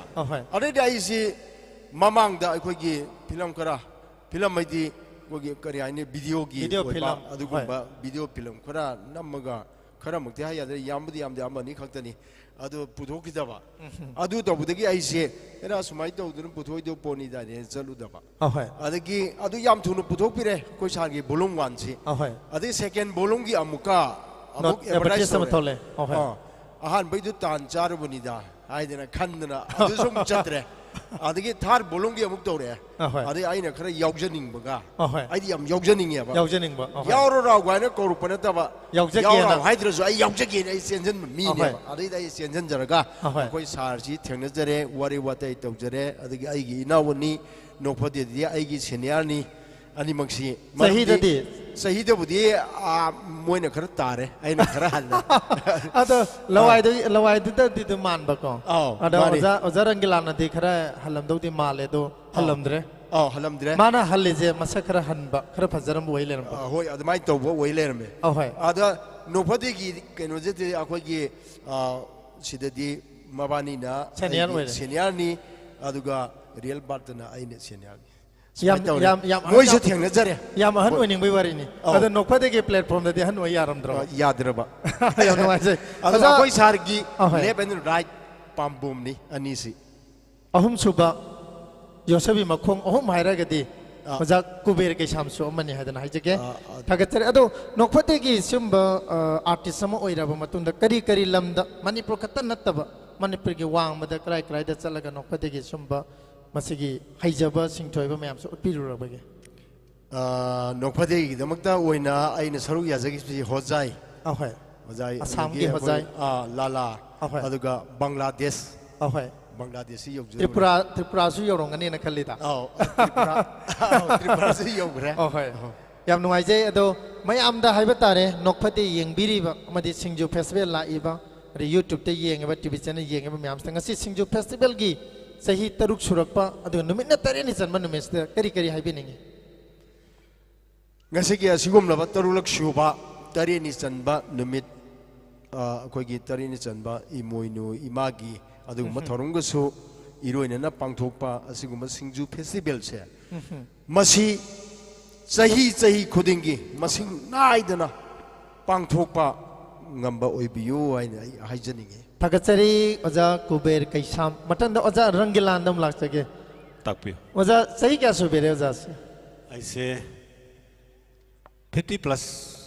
50 plus hai se yam na hau ining bewari ne hum phugi man naksalam do man ado angang man ga de dum phagi se pamak pra aduga karmaina sigi phil state chang birake ja I say angang oi ngai de gi dum pamai aduga school gi kari gi de laikai gi ani kari wama to buda aduga khoi gi lai harau ba khori pha ba harau ba gi adumba kano sing da pali laikai pali sing da dumba akoi mayam nok nanaba aduma phagi machan jingche hap nanaba ham nauringe metam da gedum honor e haita hai nambol gi khori lekai state da ado isa sin nambol gi kari lekai diwe bi nambol awang lekai ado oja na sahi kya suruk pa matam dagi hai betare ko ekoi gi chumba art ki lam state da sum khongdar ki hai di nok phade gi sumaina natab atop art ki form da kari fill da wak to biki phagi pam magasu maruina aina am kanna honor kibati ekoi gi sei sakpa ma oining bagi target se yam dream ma di lagi atu bi sorna angonda yam ona ten na pb bhai tare school life higher secondary haiti matam du di ko high school life di college life to sudum music competition sing dum yawba atu ai samang nam do organize toraga music competition sing che dum pangthokpa aduga first kaya tarakte second gumba third gumba se dum tawraga lai adumain tawraga adagiti aigi laikai da theater sangsthan ani ahum lei khori phava sangeet natak mandir adi mass theater sinsing bakhar lei boduda kalik oina ai kalik sing dum aigi yamba sing ri chinau mayam theater gi kai gi chongba phanba dum khara sum yorok puduna tsm gi drama festival sort play festival kumba tsm theater center manipur gi adum bada dum participant tawgi tanja adum phangki adum yorki adum man perform tawraga adum lakhi aduga phagi lamda lakhi basidi yamna ꯑꯩꯉꯣꯟꯗꯁꯨ ꯌꯥꯝꯅ ꯉꯛꯄ ꯍꯥꯏꯇꯥꯔꯦ ꯄꯥꯝꯃꯒꯗꯤ ꯐꯥꯒꯤꯁꯤ ꯑꯗꯨꯝ ꯇꯧꯔꯒ ꯂꯩꯀꯥꯏꯗ ꯂꯩꯃꯤꯟꯅꯕ ꯃꯔꯨꯞ ꯃꯄꯥꯡꯁꯤꯡꯗ ꯀꯩꯅꯣꯝ ꯇꯧꯕꯗ ꯐꯥꯒꯤꯁꯤ ꯇꯧꯗꯧꯒꯤ ꯑꯗꯨꯝ ꯍꯣꯠꯅꯔꯛꯄ ꯑꯩꯁꯦ ꯑꯗꯨꯝ ꯑꯩꯈꯣꯏ ꯏꯁꯩ ꯅꯣꯡꯃꯥꯏꯔꯣꯝꯗ ꯈꯤꯇꯪ ꯑꯩꯅ ꯌꯥꯝꯅ ꯍꯦꯟꯅ ꯆꯪꯁꯜꯂꯨꯔꯦ ꯑꯣꯖꯥ ꯅꯥꯏꯔꯒ ꯇꯝꯕꯗꯤ ꯅꯠꯇꯦ ꯑꯗꯨꯒ ꯑꯩꯅ ꯀꯣꯂꯦꯖ ꯂꯥꯏꯐꯇ ꯊꯝꯕꯥꯃꯔꯤ ꯀꯣꯂꯦꯖꯗ ꯑꯣꯏꯅꯥꯝ ꯃ꯭ꯌꯨꯖꯤꯛ ꯁꯦꯀ꯭ꯔꯦꯇꯔꯤ ꯄꯨꯖꯔꯦ ꯑꯗꯣ ꯏꯟꯁꯇ꯭ꯔꯨꯃꯦꯟꯁꯤꯡꯗꯤ ꯍꯥꯟꯅ ꯒꯣꯗꯥꯎꯟꯗ ꯁꯨꯝ ꯆꯥꯔꯒ ꯑꯗꯒꯤꯗꯤ ꯑꯩꯈꯣꯏꯒꯤ ꯃꯤꯔꯥꯡ ꯊꯨꯔꯒ ꯂꯩꯔꯝꯕꯁꯤꯡꯗꯣ ꯑꯩꯅ ꯁꯦꯀ꯭ꯔꯦꯇꯔꯤ ꯑꯣꯏꯕ ꯃꯇꯝꯗ ꯂꯣꯏꯅ ꯄꯨꯊꯣꯛꯑꯀꯥꯟꯗ ꯏꯟꯁꯇ꯭ꯔꯨꯃꯦꯟꯁꯤꯡꯁꯤ ꯂꯣꯏꯅ ꯐꯤꯠ ꯇꯧꯔꯒ ꯁꯦꯝꯖꯤꯜꯂꯀꯥꯟꯗ ꯀꯣꯂꯦꯖꯀꯤ ꯂꯣꯏꯅꯃꯛ ꯑꯦꯅꯤ ꯐꯪꯁꯟ ꯀꯩꯒꯨꯝꯕ ꯑꯃꯗ ꯑꯗꯨ ꯂꯣꯏꯅ ꯑꯇꯣꯞꯄ ꯁꯥꯏꯠꯇꯒꯤ ꯋꯥꯏꯍꯟꯗꯕ ꯑꯗꯨꯃꯥꯏꯅ ꯇꯧꯔꯒ ꯁꯤꯖꯤꯟꯅꯔꯦ ꯗꯦꯟ ꯑꯩꯅ ꯑꯃꯨꯛ ꯉꯁꯥꯏꯒꯤ ꯁꯥꯅꯣꯏ ꯀꯣꯂꯦꯖ ꯅꯝꯕꯣꯜꯗ ꯑꯃꯨꯛ ꯆꯦꯟꯖ ꯇꯧꯔꯛꯄ ꯑꯩꯈꯣꯏꯒꯤ ꯒ꯭ꯔꯦꯖꯨꯑꯦꯁꯟ ꯇꯧꯕ ꯃꯇꯝꯗ ꯑꯩꯈꯣꯏ ꯖꯦꯅꯔꯦꯜ ꯁꯦꯀ꯭ꯔꯦꯇꯔꯤ ꯑꯣꯏꯅ ꯊꯧꯄꯨꯔꯛꯑꯒ ꯑꯗꯨꯗꯁꯨ ꯑꯃꯨꯛ ꯏꯟꯁꯇ꯭ꯔꯨꯃꯦꯟꯁꯤꯡꯁꯤ ꯑꯩꯅ ꯑꯗꯨꯝ ꯄꯥꯝꯃꯛꯄꯒꯤ ꯍꯥꯏꯇꯥꯔꯦ ꯀꯣꯂꯦꯖꯀꯤ ꯏꯟꯁꯇ꯭ꯔꯨꯃꯦꯟꯁꯤꯡꯁꯤ ꯄꯨꯊꯣꯛꯑꯒ ꯑꯗꯨꯃꯥꯏꯅ ꯇꯧꯔꯒ ꯁꯨꯝ ꯂꯥꯛꯈꯤꯕꯗꯨꯒ ꯑꯗꯩ ꯈꯪꯍꯧꯗꯅ ꯃꯗꯨꯒꯤ ꯃꯇꯝꯗꯨꯗꯗꯤ ꯑꯩ ꯅꯣꯛꯐꯗꯦꯗꯤ ꯌꯥꯎꯔꯦ ꯖꯣꯏꯟ ꯇꯧꯈ꯭ꯔꯦ ꯊꯝꯕꯥꯃꯔꯤ ꯀꯣꯂꯦꯖꯇ ꯑꯩꯈꯣꯏ ꯄꯤ ꯌꯨ ꯁꯤ ꯇꯝꯃꯛꯄ ꯃꯇꯝ ꯁ꯭ꯋꯥꯏꯁꯤꯗ ꯑꯩ ꯅꯣꯛꯐꯗꯦꯗꯗꯤ ꯖꯣꯏꯟ ꯇꯧꯈ꯭ꯔꯦ ꯅꯣꯛꯐꯗꯦꯗ ꯏꯍꯥꯟ ꯌꯥꯎꯕꯁꯦ ꯚꯣꯂꯨꯝ 1ꯗꯒꯤ ꯍꯧꯕꯤꯔꯕ꯭ꯔꯥ ꯍꯣꯏ ꯑꯗꯨꯗꯤ ꯑꯣꯖꯥ ꯔꯪꯒꯤꯂꯥꯟꯅ ꯅꯣꯛꯐꯗꯦ ꯌꯥꯎꯔꯤꯁꯦ ꯆꯍꯤ 19 ꯀꯝꯄ꯭ꯂꯤꯠ ꯐꯥꯔꯦꯅ ꯂꯧꯕ ꯌꯥꯏꯀꯣ ꯐꯔꯦ ꯌꯥꯝ ꯅꯨꯡꯉꯥꯏꯖꯩ ꯑꯗꯣ ꯑꯣꯖꯥ ꯔꯪꯒꯤꯂꯥꯟꯒ ꯑꯣꯖꯥ ꯔꯣꯍꯤꯅꯤ ꯀꯨꯃꯥꯔꯒꯁꯦ ꯀꯃꯥꯏꯅ ꯊꯦꯡꯅꯈꯤ ꯉꯁꯥꯏ ꯑꯣꯖꯥ ꯀꯨꯕꯦꯔꯅ ꯉꯁꯥꯏ ꯑꯦꯗꯚꯔꯇꯤꯁ ꯊꯣꯛꯂꯛꯄꯗ ꯁꯨꯃꯥꯏꯅ ꯊꯦꯡꯅꯈꯤ ꯑꯣꯏꯗꯧ ꯃꯥꯟꯗꯦ ꯍꯥꯏꯗꯅ ꯌꯥꯎꯈꯤꯗꯦꯅ ꯍꯥꯏꯕꯗꯣ ꯑꯗꯨꯃꯥꯏꯅ ꯇꯧꯗꯅ ꯈꯟꯈꯤꯕ꯭ꯔꯥ ꯅꯠꯇ꯭ꯔꯒꯅ ꯌꯥꯎꯔꯒꯦꯅ ꯇꯥꯔꯒꯦꯠ ꯑꯃꯒ ꯂꯣꯏꯅ ꯌꯥꯎꯔꯛꯈꯤꯕ꯭ꯔꯥ ꯀꯃꯥꯏꯅ ꯇꯧꯏ ꯃꯁꯤꯁꯨ ꯌꯥꯝꯅ ꯁꯔꯄ꯭ꯔꯥꯏꯖ ꯑꯣꯏꯕ ꯀꯩꯅꯣ ꯑꯃꯈꯛꯅꯤ ꯋꯥꯔꯤꯁꯤ ꯈꯤꯇꯪꯗꯤ ꯁꯥꯡꯉꯤ ꯑꯗꯨꯕꯨ ꯇꯦꯟꯇꯪꯅ ꯊꯝꯕꯤꯌꯨꯅꯦ ꯕꯤꯁꯅꯨꯄꯨꯔ ꯗꯤꯁꯇ꯭ꯔꯤꯛꯇ ꯌꯨꯠ ꯑꯦꯐꯤꯌꯔꯁ ꯑꯦꯟड ꯁ꯭ꯄꯣꯔꯠꯁ ꯗꯤꯄꯥꯔꯠꯃꯦꯟꯅ ꯁꯤꯟꯕ ꯌꯨꯠ ꯀꯦꯝꯞ ꯑꯃꯈꯛꯇ ꯑꯩ ꯃꯔꯨꯞ ꯖꯣꯁꯦꯐꯀ ꯑꯩꯈꯣꯏ ꯑꯅꯤꯁꯤ ꯊꯦꯡꯅꯕꯅꯤ ꯑꯗꯨꯗ ꯊꯦꯡꯅꯈꯤꯕꯒꯤ ꯅꯨꯡꯉꯥꯏꯈꯤꯕ ꯋꯥꯔꯤ ꯇꯥꯡꯀꯛ ꯑꯃꯅꯤ ꯑꯗꯨꯒ ꯃꯇꯝꯗꯨꯗ ꯑꯩꯒꯤ ꯅꯤꯡꯊꯧꯈꯣꯡꯗꯒꯤ ꯑꯩꯒꯤ ꯇꯥꯃꯣ ꯀꯥꯄꯨꯔ ꯅꯣꯛꯐꯗꯦꯁꯤꯗ ꯑꯩꯈꯣꯏꯅ ꯆꯪꯉꯛꯄꯒꯤ ꯋꯥꯔꯤ ꯍꯦꯛ ꯂꯤꯔꯛꯄ ꯃꯇꯝꯗ ꯅꯤꯡꯊꯧꯈꯣꯡꯗꯒꯤ ꯑꯩ ꯕ꯭ꯔꯗꯔ ꯀꯥꯄꯨꯔꯁꯦ ꯀꯥꯟꯊꯣꯛꯑꯝꯕ ꯁꯨꯡꯌꯥ ꯌꯥꯗꯕ ꯍꯥꯏꯇꯥꯔꯦ ꯃꯥꯅ ꯒꯥꯏꯗꯦꯟꯁ ꯑꯃ ꯄꯤꯕꯤꯔꯝꯒꯅꯤꯅ ꯃꯥꯒꯤ ꯑꯆꯧꯕ ꯒꯥꯏꯗꯦꯟꯁ ꯃꯈꯥꯗ ꯅꯣꯛꯐꯗꯦꯁꯤꯗ ꯑꯩꯅ ꯌꯥꯎꯖꯕ ꯐꯪꯈꯤꯕ ꯑꯗꯨꯝꯕ ꯑꯦꯔꯤꯌꯥ ꯈꯔ ꯂꯩ ꯑꯗꯨꯅ ꯑꯗꯨꯃꯥꯏꯅ ꯇꯧꯔꯒ ꯇꯥꯃꯣ ꯀꯥꯄꯨꯔꯁꯤꯅ ꯑꯩꯒꯤ ꯃꯔꯨꯞ ꯖꯣꯁꯦꯐꯀꯗꯤ ꯃꯣꯏꯒꯤ ꯀꯂꯤꯛꯅꯤ ꯂꯩꯀꯥꯏꯅꯤ ꯂꯩꯃꯤꯟꯅꯕꯅꯤꯅ ꯑꯗꯣ ꯁꯤꯒꯨꯝꯕ ꯑꯃ ꯇꯧꯗꯣꯔꯤ ꯑꯗꯣ ꯌꯥꯎꯍꯧꯁꯦꯅ ꯍꯥꯏꯕꯗꯨꯗꯒꯤ ꯑꯩꯒꯤ ꯃꯔꯨꯞ ꯖꯣꯁꯦꯐꯀ ꯇꯥꯃꯣ ꯀꯥꯄꯨꯔꯒꯅ ꯑꯩꯉꯣꯟꯗ ꯄꯥꯎꯁꯤ ꯄꯤꯕꯤꯔꯒ ꯑꯣꯖꯥ ꯔꯣꯍꯤꯅꯤ ꯀꯨꯃꯥꯔꯒ ꯎꯅꯕꯒꯤ ꯇꯥꯟꯖꯥꯁꯦ ꯌꯥꯝ ꯅꯨꯡꯉꯥꯏꯖꯩ ꯍꯧꯖꯤꯛ ꯆꯍꯤ 50+ ꯑꯣꯏꯔꯦ ꯍꯥꯏꯔꯤꯕ ꯑꯣꯖꯥ ꯔꯪꯒꯤꯂꯥꯟꯁꯤꯅ ꯍꯧꯖꯤꯛ ꯆꯍꯤ 19ꯒꯤ ꯃꯃꯥꯡꯗ ꯅꯣꯛꯐꯗꯦꯁꯤ ꯌꯥꯎꯔꯛꯑꯕ ꯇꯥꯔꯒꯗꯤ ꯄꯥꯈꯪ ꯃꯆꯥ ꯏꯆꯪ ꯂꯥꯎꯔꯛꯄ ꯃꯇꯝ ꯑꯣꯏꯒꯅꯤꯅ ꯈꯜꯂꯤ ꯌꯨꯝ ꯄꯥꯟꯕꯤꯕ꯭ꯔꯥ ꯃꯇꯝꯗ ꯑꯩ ꯁꯅꯥ ꯌꯥꯜꯂꯤ ꯁꯅꯥ ꯌꯥꯜꯂꯤ ꯌꯥꯝꯅ ꯅꯨꯡꯁꯤꯕ ꯃꯤꯀꯨꯞ ꯑꯃꯈꯛꯅꯤ ꯉꯁꯤ ꯃꯤꯀꯨꯞꯁꯤ ꯑꯣꯖꯥ ꯔꯣꯍꯤꯅꯤ ꯀꯨꯃꯥꯔꯁꯦ ꯀꯩꯒꯨꯝꯕ ꯅꯣꯛꯐꯗꯦꯁꯤ ꯊꯦꯡꯅꯔꯝꯗ꯭ꯔꯒꯗꯤ ꯉꯁꯤꯒꯤ ꯐꯥꯒꯤꯒꯤ ꯄꯨꯕ ꯁꯤꯒꯨꯝꯕ ꯁꯛꯂꯣꯟ ꯂꯧꯕ ꯁꯛꯂꯣꯟ ꯌꯥꯝꯕ ꯁꯨꯝꯕ ꯑꯥꯔꯇꯤꯁ ꯑꯃꯒꯤ ꯄ꯭ꯂꯦꯠꯐꯣꯝ ꯑꯃ ꯐꯪꯕꯁꯦ ꯑꯣꯖꯥ ꯔꯣꯍꯤꯅꯤ ꯀꯨꯃꯥꯔ ꯊꯦꯡꯅꯔꯝꯗ꯭ꯔꯒꯗꯤ ꯃꯁꯤ ꯐꯪꯉꯝꯒꯅꯤ ꯀꯥꯏꯅ ꯈꯟꯕ꯭ꯔꯥ ꯀꯃꯥꯏꯅ ꯇꯧꯏ ꯏꯝꯄꯣꯁꯤꯕꯜ ꯑꯩꯒꯤ ꯁꯥꯏꯠꯇꯒꯤꯗꯤ ꯏꯝꯄꯣꯁꯤꯕꯜ ꯍꯥꯏꯅꯤꯡꯉꯤ ꯃꯔꯝꯗꯤ ꯀꯩꯅꯣ ꯍꯥꯏꯕ ꯀꯥꯟꯗ ꯑꯩꯒꯤ ꯇꯥꯔꯒꯦꯠꯇꯤ ꯑꯃꯅꯦ ꯑꯩ ꯏꯁꯩ ꯁꯛꯄ ꯑꯃ ꯑꯣꯏꯕ ꯄꯥꯝꯃꯤ ꯏꯁꯩ ꯁꯛꯄ ꯑꯃ ꯑꯣꯏꯕ ꯄꯥꯝꯈꯤ ꯑꯗꯣ ꯏꯁꯥꯅ ꯍꯥꯔꯃꯣꯅꯤꯌꯝ ꯄꯥꯏꯔꯒ ꯏꯁꯩ ꯁꯛꯄ ꯃꯁꯦ ꯑꯩ ꯐꯖꯅ ꯁ꯭ꯀꯨꯜꯒꯤ ꯀꯔꯤꯒꯤ ꯑꯦꯅꯤ ꯀꯣꯂꯦꯖꯒꯤ ꯀꯔꯤꯒꯤ ꯑꯣꯄꯅꯤꯡ ꯁꯣꯡꯒꯨꯝꯕ ꯑꯩꯅ ꯀꯝꯄꯣꯖ ꯇꯧꯔꯒ ꯑꯗꯨꯃꯥꯏꯅ ꯇꯧꯔꯒ ꯄꯥꯜꯂꯒ ꯇꯧꯈꯤꯕ ꯃꯌꯥꯝ ꯑꯃ ꯌꯥꯎꯔꯦ ꯑꯗꯨꯒ ꯑꯣꯟꯅ ꯇꯩꯅꯕꯗ ꯑꯩꯒꯤ ꯃꯔꯨꯞ ꯖꯣꯁꯦꯐꯀ ꯇꯥꯃꯣ ꯀꯥꯄꯨꯔꯒ ꯊꯦꯡꯅꯔꯕ ꯃꯇꯨꯡꯗ ꯃꯗꯨ ꯂꯣꯏꯅꯃꯛ ꯇꯨꯡꯑꯣꯏꯅꯔꯝꯕ ꯀꯥꯟꯗ ꯅꯣꯛꯐꯗꯦꯁꯤꯗ ꯌꯥꯝ ꯅꯨꯡꯉꯥꯏꯖꯩ ꯑꯣꯖꯥ ꯔꯪꯒꯤꯂꯥꯟꯅ ꯉꯁꯤ ꯅꯤꯡꯊꯧꯈꯣꯡꯗꯒꯤ ꯑꯣꯖꯥ ꯀꯥꯄꯨꯔ ꯆꯨꯝꯃꯤꯀꯣ ꯑꯣꯖꯥ ꯈ꯭ꯋꯥꯏꯔꯥꯛꯄꯝ ꯑꯣꯖꯥ ꯀꯥꯄꯨꯔ ꯊꯦꯡꯅꯕꯤꯔꯝꯕꯗꯒꯤ ꯑꯣꯖꯥ ꯔꯣꯍꯤꯅꯤ ꯀꯨꯃꯥꯔ ꯊꯦꯡꯅꯕ ꯃꯗꯨ ꯊꯦꯡꯅꯔꯕ ꯃꯇꯨꯡꯗ ꯉꯁꯤꯒꯤ ꯄ꯭ꯂꯦꯠꯐꯣꯝ ꯐꯪꯉꯛꯄ ꯊꯦꯡꯅꯔꯝꯗ꯭ꯔꯒꯗꯤ ꯑꯣꯖꯥ ꯔꯣꯍꯤꯅꯤ ꯀꯨꯃꯥꯔ ꯊꯦꯡꯅꯔꯝꯗ꯭ꯔꯒꯗꯤ ꯉꯁꯤꯒꯤ ꯄ꯭ꯂꯦꯠꯐꯣꯝ ꯑꯁꯤꯗꯩꯗ ꯃꯁꯤꯒꯤ ꯊꯥꯛ ꯑꯁꯤ ꯌꯧꯕꯗ ꯌꯥꯝꯅ ꯋꯥꯅ ꯊꯣꯡꯒꯅꯤ ꯍꯥꯏꯕ ꯋꯥꯈꯜ ꯊꯝꯕꯤꯔꯝꯕꯁꯤ ꯑꯣꯖꯥ ꯑꯃꯗ ꯎꯠꯄꯤꯕ ꯈ꯭ꯋꯥꯏꯗꯒꯤ ꯆꯥꯎꯕ ꯃꯤꯅꯨꯡꯁꯤꯒꯤ ꯑꯣꯏꯕ ꯑꯃꯗꯤ ꯇꯧꯕꯤꯃꯜ ꯈꯪꯕ ꯃꯇꯧꯅꯦꯅ ꯈꯜꯂꯤ ꯑꯣꯖꯥ ꯔꯪꯒꯤꯂꯥꯟꯗꯤ ꯑꯗꯨꯝ ꯍꯥꯏꯕꯤ ꯌꯨꯝꯅꯥꯛꯇꯤ ꯀꯩꯒꯨꯝꯕ ꯑꯃꯇ ꯑꯩꯈꯣꯏ ꯁꯤꯟꯅꯕ ꯎꯖꯗꯦ ꯑꯣꯖꯥ ꯌꯨꯝꯅꯥꯛꯁꯤ ꯀꯩꯅꯣꯝꯇ ꯍꯥꯏꯕꯤꯌꯨ ꯂꯥꯏꯁ꯭ꯔꯝꯅꯤ ꯂꯥꯏꯁ꯭ꯔꯝ ꯇꯁꯦꯡꯅ ꯑꯩꯈꯣꯏꯒꯤ ꯑꯣꯖꯥ ꯔꯣꯍꯤꯅꯤ ꯀꯨꯃꯥꯔꯗ ꯃꯥꯒꯤ ꯇꯣꯞ ꯇꯣꯞꯄ ꯃꯉꯣꯟꯗ ꯂꯩꯔꯤꯕ ꯋꯥꯈꯜꯂꯣꯟ ꯑꯁꯤꯗꯤ ꯅꯧꯅ ꯍꯧꯒꯠꯂꯛꯏꯕ ꯅꯍꯥꯔꯣꯜꯁꯤꯡꯕꯨ ꯑꯩꯈꯣꯏꯒꯤ ꯑꯅꯧꯕ ꯃꯥꯏꯑꯣꯟ ꯑꯃꯗ ꯐꯥꯒꯤꯁꯤ ꯄꯨꯔꯛꯑꯒ ꯃꯅꯤꯄꯨꯔ ꯄ꯭ꯔꯖꯥ ꯃꯤꯌꯥꯝꯗ ꯀꯔꯝꯍꯥꯏꯅ ꯃꯦꯁꯦꯖꯁꯤ ꯄꯤꯁꯤꯒꯦ ꯀꯔꯝꯅ ꯃꯦꯁꯦꯖꯁꯤ ꯌꯧꯍꯟꯁꯤꯒꯦ ꯑꯗ ꯐꯥꯒꯤꯁꯤ ꯀꯔꯝꯍꯥꯏꯅ ꯗꯤꯖꯥꯏꯟ ꯇꯧꯒꯅꯤ ꯍꯥꯏꯕ ꯑꯗꯨꯝꯕꯒꯤ ꯋꯥꯈꯜꯂꯣꯟ ꯑꯃꯗ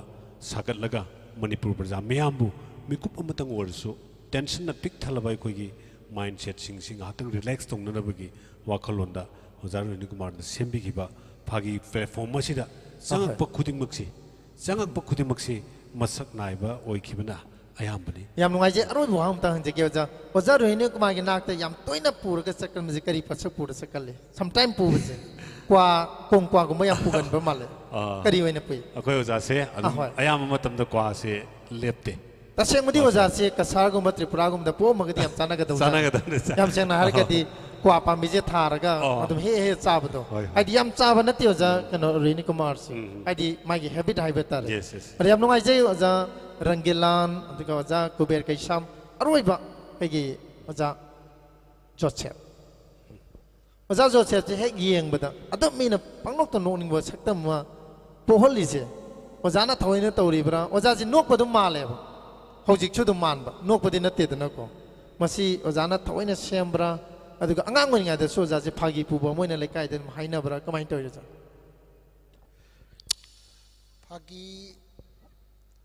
फागी अना पुद्रसु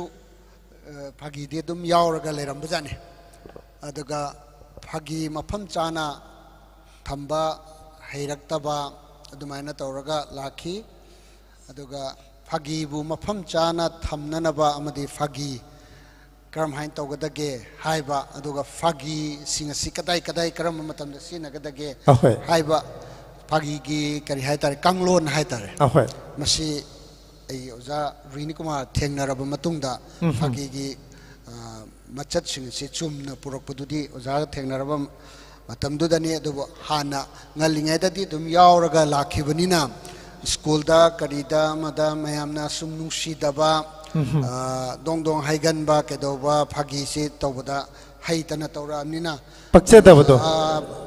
paktipa hani mal nate pakchedabagi du natana sagi hektabada nupi angangsing mamana sagi matam dugini huji oradi kesu khaloi matam duda katang adum khara ngamba mi gunda de taku tarang oina khanba main to su yawba jani da sum tawbadi masigi art form je sigi modern art form hai tare nokphadegi sigi form je leiram dabani na haidi hanagi nokphadega manaba ma harga ne ojan thambi khirdini wari sidi modern trend da pusalak hona bani na natra ado ojan nokphadegi oja rohini kumar thengna basi masai oja rangilana haibi khiba maina duga du manabra matamdagi youth ki oiba akhanaba thorum amadagi oja kapur thengna matungda ibani thengna buduri cha manare ado oja thengna ba nokphadegi oja thengna base kamaina thengna ki oja thengna base ai gana kita naksan bi microphone ai ga oja ga thengna basina Uzgi tamo kapur se sina aisi media course ma oja hoi oja me singi makada oja hoi torami kwa se hotel excellence sida kisapatki adugi closing function sida ai purakpa kapurna adugi numita oja akhoi thengna dana ai su performance p aduga 1990 ga 3 da talent show ma phasema da tawi Madhuda Rangilal याहन से नमुक याहली अदुदा रंगीलाल से ओजा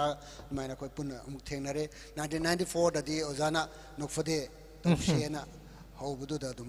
तचेंगना हारगदि ओजा रोहिणी कुमार सु रंगीलाल गुंबा ओजा कुबेर गुंबा ओजा जोचेक गुंबा थेंगनरमद्रगदि नोफदेगी stage जो अमुक लामदबसु याय सिगी थाकसे हाइबदि अमन अमगी मतेंग लौनबनेना लौब याय ओजा हाइदा लेनबा टैलेंट सिंगदु मधु हन तौरकान मधु पुथोकपिबा मधुगी चौबा थौदांग मो रोहिणी कुमार लौबी बने अदो ओजा गे युम से कई लमदि गई बेरबनो युम नाकना करी होई बेरबनो जा जोसेफ के निंगथौखोंग दगी ने आई अदुगा आई युम नाक से थोकसोमनी इमाना लाइश्रम ने इचने नाउ दि क्या चिनी नाउ से मापन ले मापन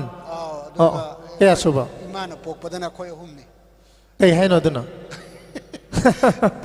kita naksan biyo imana popodana ohom isi nauna mapan hai si imani leba baba de amakak leba aduna imani na mapan antokpa asem wari he li jo yam no ning na no haning ba man ba si art ki masak amani hai tare ada yam no ai je do akoi gi singju festival si mamang da su me am yaw bi kren nga sai oja rene kan thambe kaya rak ti yaw bi kre hantak ke je taruk chu ba sai ni sai tarumak che oja dum yaw bi khibrak maite ai sum yaura lakhin khale yaur sum lakhi adu singju festival gi magi sigi pangthoi ba ma chai chai gi change lakpra kari hen ba hapsaning bale change ती दुम ले अदुगा हंतक किसी खितंग मताई ओय बदौना okay मी मरक्ता ahoy तौदबगी ahoy अदुगुम खितंग दी उई अदु नतना थुदोकपा कन्ना मी मरक्ता तौदबिदा चिंग मरक्ता ओइना तौबा होय होय अदुबु अइना कमिटी दा यावरगा अदु सिगी खन्नबगी केनोदुदा अइना चंगसिलुबा नतमनिना ओजासिंग सिनाउसिंगी तोखाइबा वाखलोनमा सिगी लेइनी ngasai singju gi de khoina targa lakhre mama adugo mafam hongbase sigi di atu matang da haijauge adu jana so khoi su pangang hangbi adu asi tanja lorga aigo to hang bai war yam nungai jai akoi oneman chief minister gi mu manungi ka ahlaman mayam su yaubire adu nokpate foundation gi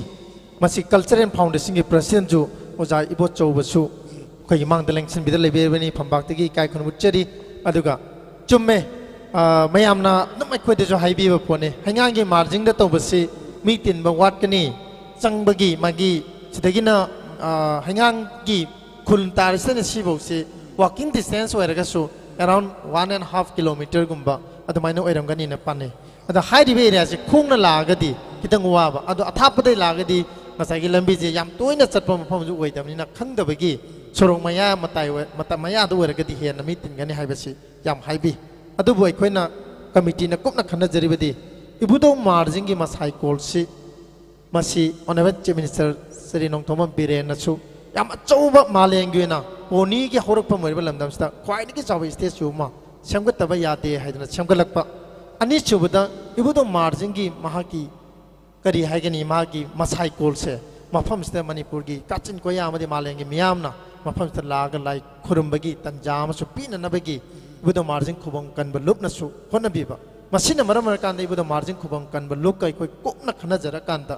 me yamna lakpa or laktaba haibuduna miyebi wakhal tare pause taragadi festival si mafam sibu tare tawre khangaba jingnati soidana lakani haibasi singju festival committee loinena ibudo margin khubong kanba lok aduga hengang gi yam nuksiba mana hengang ya se halam yam phambiri sumaina nungte gi hanjing je lakpiba senior citizen ki am su lakpiba sida nate hengang gi senior citizen team che singju festival gi mafam yam bada chai khudi lakpiba laga loni yengbiba photo makapa hankiba ngasisu ngarang su han team do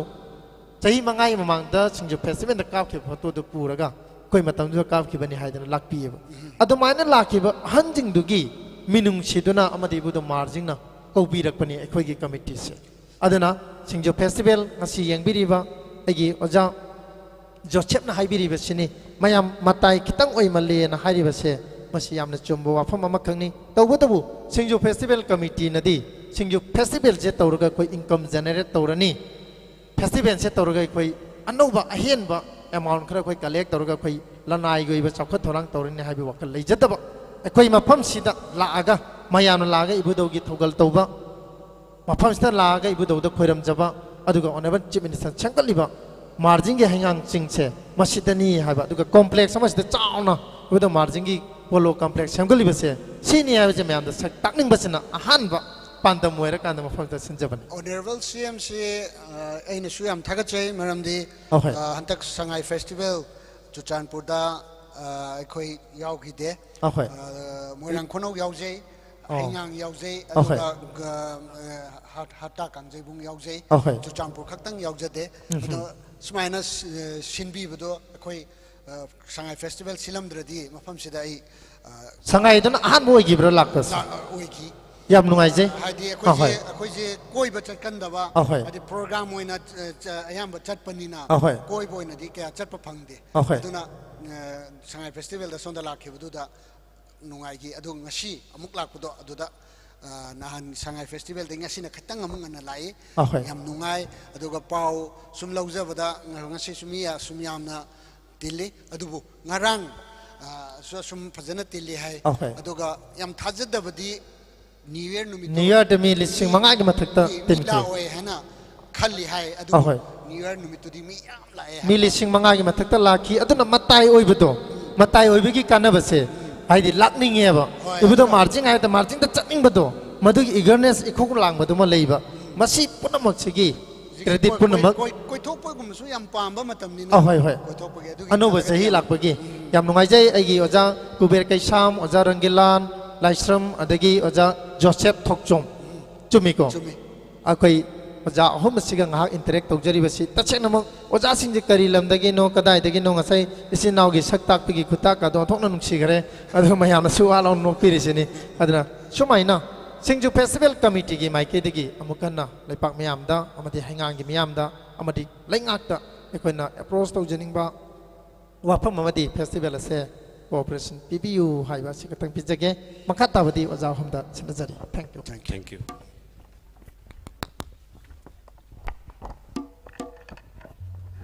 koy hungi program makasa tajage yara dra hova ingre nam dai si so hana ki sahi gi tham da se mamang sahi gi kalen ga ing mayam khe nei ai puchi che yong sang ni yong sang khol la ka loi da ba ma pung ni Bigling ay da SINGJU chao chao ra ga na i ro lu Bigling ay da SINGJU chao chao ra ga na i ro lu mang han ga nu ma ru do loi na ai ho ho sa tho u ne ma ru do loi na ai pun chi che yong sang ni yong cha khol la ga loi da ba khol la ga loi da ba ma pung ni ma ru ka ya na lai tieng oi da ba ai ko pak thalla ba iron ba ai maru kayana lai tieng oi da ba ai te ko thalla ba iron ba ai ti lau khara choi ji lu lomba khara chai chi lu phati kong khara thak chi lu manghan ganu maru do loi na ai ho ho sa tho u ne maru do loi na ai pun chi che yong sang ni yong cha khol la ka loi da ba ai khol la ka loi da ba ai khol la ka khol la ka khol la ka khol la ka khol la ka loi da ba ma po mi ing na ra kai no ra ga si ka ya nungai te ra ga khara nungai ba ma sak ai mo phajan da tan no ma thilo hai ai amma po khu ding dan nu pi na ngam ba oi che ke ma po khu ding dan nu pi gi che ba phang je ge ai cha su ai na thong je ge pi su ai na chu je ge ko li kwai ram su chen je ge ai ma po khu ding dan nu pi na ngam ba oi je ge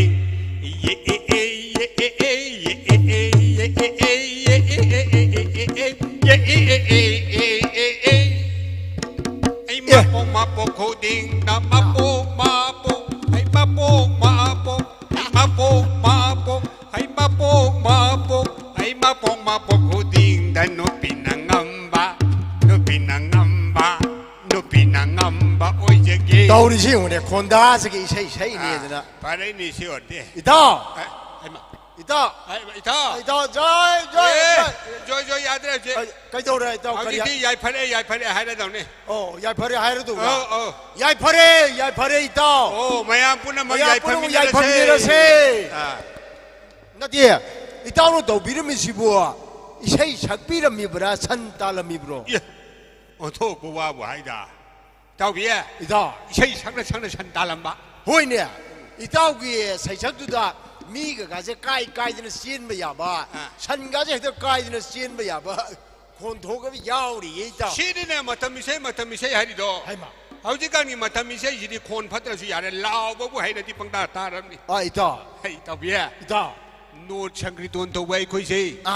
film mi say mà thầm mi say sắc đập ngang đập giả thế này cái gì nữa ita film mi say sắc ba mà thầm mi say sắc ba cam bu sinh na nốt pala sắc ba coi cái sinh phẩm gì đấy etek sẽ thế này nè thì hai gì bui ita mà thầm mi say sắc ba cam bu film mi say sắc ba cam bu xin na nát pala tàu chơi ba ai khôi da etek tàu rồi hai gì bui nè thì ai khôi nữa cái nam soli ngay da mỗi na nung na cái thằng đó na, adi tiar gas cái cặp chân đó na, mộc bông cái lăng chân đó na, etek tàu bui yao cái rồi đó. Tôi nói là thế đó. Adu di karam nó nói đó. Mỗi cái film na sắc ba stage cái gì đó cá khát na chong phấn na sắc ba đó, adu sâu cái số cái đi. Hoi hoi. อดุดินเทมีกิชุมังไม่ใหญ่มันโดไม่ใหญ่ดูดับบัวตาปิลาทิ้งจะแหละอีต่อบาชีคงจะแหละคงจะเลยมีกันนี่เขาเย่ปักชีมาเจ้าหุมายไม่หุมิดาอีต่อฮาร์บียมมาดูอยากเสลักแต่นั่นเท่าดิเชียโนดปลาใช่ใบคุยกิสินพัมจีเอเทกจะทันคนละทรูอดูกี่วันอีต่อหนูโคกชาแต่นั่นเลยบิรุมิดูเดียชาแต่เดียอีต่ออดูกี่แต่ไม่ตัวเลยที่โคกชาบิรุโน่กันนี่มวยจัวอีบุ้งกี่มิงใครสักเส้นสนใจริมนี่สักเส้นสนใจริมก็ชุกใกล้ดีเลยอีต่อใกล้บุตรใกล้เดียเนี่ยอดูเนี่ยอดูแต่มวยที่เอาจีการกินนะฮะอินขลักปามาสังมาตัวพัจบ้าจุงพิรันชาบาชาบีอะไรกี่ฟิล์มงี้ใช่ชักปาชักปีฟิล์มกุมบากุมบีพัจกระบังอาจจะนี่ดอกมวยแต่รวยแต่หัวฉันนั่นเนี่ยครับถ้ามวยเชียงนั้นน้ำชลิบไปคุยแต่เนี่ยลักตระดีจาระดูเห็นลอยดรอมวยเนี่ยจุ่มมีเนี่ยต้องตักปีริเชียมวยยี่มารุตัวธรรมสังมาตัวพัจบีมองหน้าเขายาวดีฟิล์มสารแม่มันยาวดีมวยยี่พัจบีมาสักสิดีต่อกาลีเด็กก็หายรู้เด็กก็ดีI-20 กุมบันเนี่ยสวีปกุมบาอะไรโบเลโรกุมบาบาร์นากุมบาเนี่ยบ้ามานี่อะไรอีต่อหัวอยากคุยสินะสักที่มาลาเทกกุมบามันการีกุมบาอะไรกี่โรลเลอร์กุมบาพอร์ชันกุมบามานี่ต่ออะไรกี่เสียลัมบีเด็กลุปาตราคุณบัดดีเซลออโต้ทอะดูกุมบาเนี่ยบ้ามานี่ต่อก็แล้วครั้งนี้ให้คุยโยชาระดูเห็นได้เห็นลักษณะมีนันเนกปีรักตุการตัดดีอีต่อมวยจะเอาว่าไม่สเตจมาทักการกาขัตนาเซฮีมาตังโพโยสมาตาสิกาอีต่อการที่เขาเองมวยกันสำนักยันแต่พี่อุปมากักตราถึงดออีต่อไว้ครั้งนี้การที่เขาเองแกงเตอร์ให้ปลามาดูมังงักสำนักยันทาระกายันทาระกาเอาว่าไม่สเตจกาขัตนาโพโยสมาตาสิกาสมัยตรงนั้นไอ้ทารักยันดีไปไปตะกินตุบีไอ้ชาติปนอยเกลัมได้กีบาร์ปัทบีไอ้บาร์ปัทบีก็ใครจะชักไปยาระกระตุ้นเนี่ยยาระกระตุ้นอดูที่เจ้าตัวเห็นเดือดนะไอ้ก็กาสิไปขังเดียปักเดียขังเดียซันกลาสอามูบาป้ามุชลบะบูดมาตรงชลบะ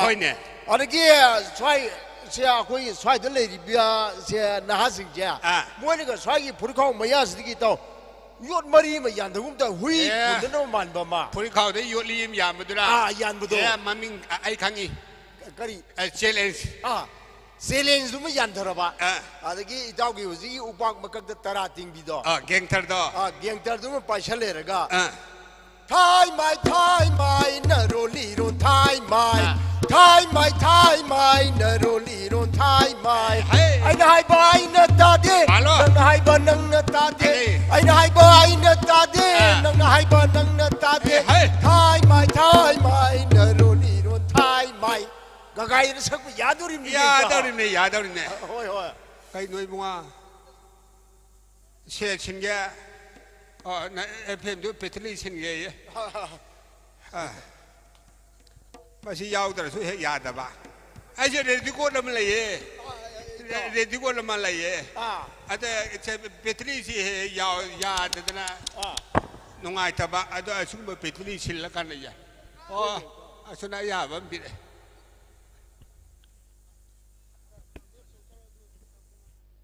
มานี่ต่อ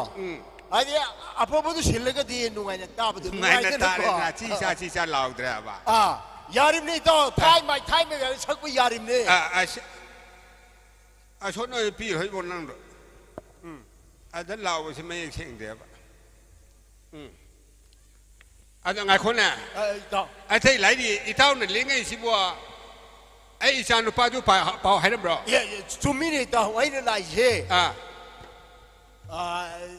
อีเต้ากีจ้าตัวนั้นเป่าให้เราไม่ได้ไอ้หลักเสริมนี่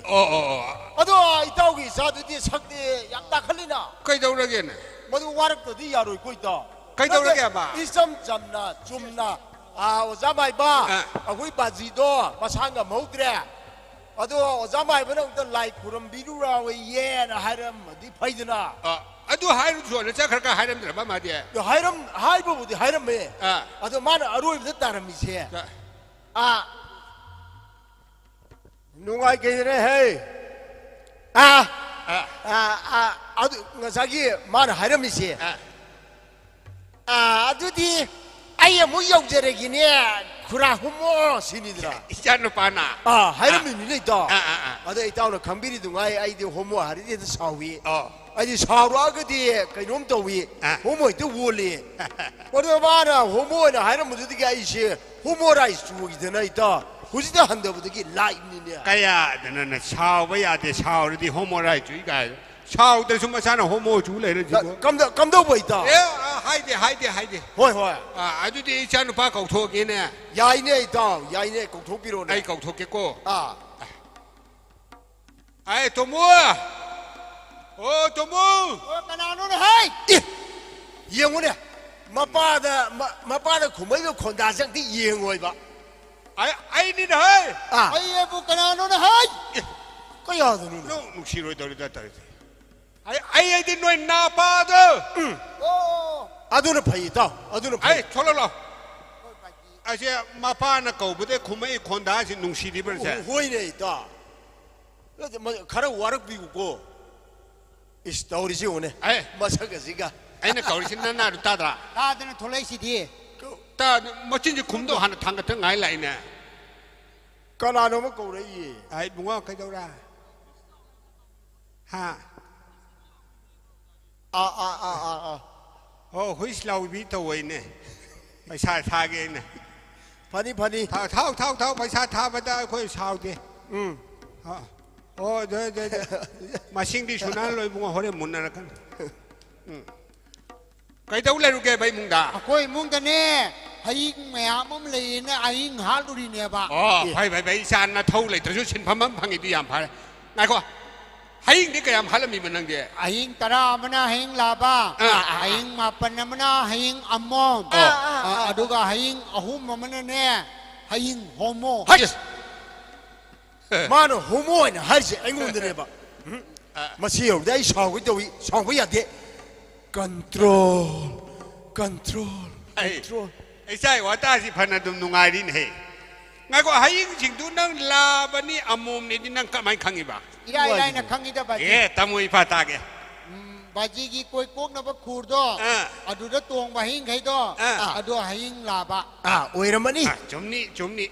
อดูก็เจ๊กีลิปสติกตะตวงบ้าหิงใครดอดูนะให้ยิงอัมมอม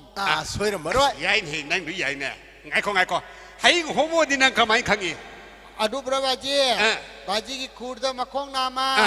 เจ๊กีลิปสติกมาคงนามาชาวบ้านพากระตวงมาใครดอดูให้ยิงโฮโมฮัชฟังใจเนี่ยใช่ว่าตาเสียบ้าจีห้องเนี่ยบ้าจีกีมานะพวกจะไม่ไปดูมาที่ปลาโฮโมนี่ด้มีเลยมาที่พวกเสียผู้ดูฮัลโหลที่ว่าปลามาที่โฮโมออนจะยาเลยมีเลยให้มีนังบอกร้อยเศษพวกจะไปอย่างนี้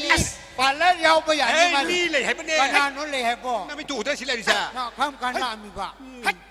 ไม่ใช่ไอ้มาใครนู้นตัวสินะไอ้มาไม่โฮโมไรไอ้ดูจะอะไรสิบอกชักทีบ้าอามุกาทีไอ้เลี้ยมผูมันนะการยินนั่งไงงูตัวโฮโมฮันเจริญจะหายใจไอ้มาไม่ใช่มาวันนี้ไหนบัวนั่งนักใจจะคุบักเชี่ยลังทัดเลยแต่ทัดจิแล้วก็โนคุราโฮโมเฮ้ยอามุกช่วยไงดูสิเนี่ยมาสิเนี่ยคุรายบัวหายกันตัวไปเลยคุรายบัวหายกันตัวไปช่วยกันนี่อามุกช่วยกันเลยคุรายบัวหายกันตัวนี่กันวิสอัมตะทอเฮ้ยนั่งไอ้งูตัวสิตัวตรงนู้นเฮ้ยนักใจจะคุบักเชี่ยจะทัดเลยทีเนี่ยนั่งน้ำมีเปล่านี่ข้างในตัวมีมาตัวแต่มีเนี่ยตัวในมีบัวตัวมันนั่นรู้ไหมตัวน้อยมีนังบ่มาสิว่าอยู่พูดเลยทุกคนเลยมาสิมาสิที่ข้ามันตรงนี้สิเนี่ยมาสิเนี่ยพูดเลยไอ้เงี้ยสิจะไล่มันกลางตาดิมาสิข้ามันตรงนี้มาสิมักเลยเฮ้ยก็เลยสินเรื่องก็ตัววินเฮ้เฮ้ยแกต้องเสียลิโน่ฮะอุสเนี่ยลาวเฮ้ลาวเฮ้มาสิมาอัสพารุเซ่นั่งวันนี้มาช่างวันนักข้ามันมีนินาทีผมจะเตี้ยร้อนนานผมจะฮัลโหลพารุนายยังเล่นตัวโคกพังเนติไงจ้าฮัลโหล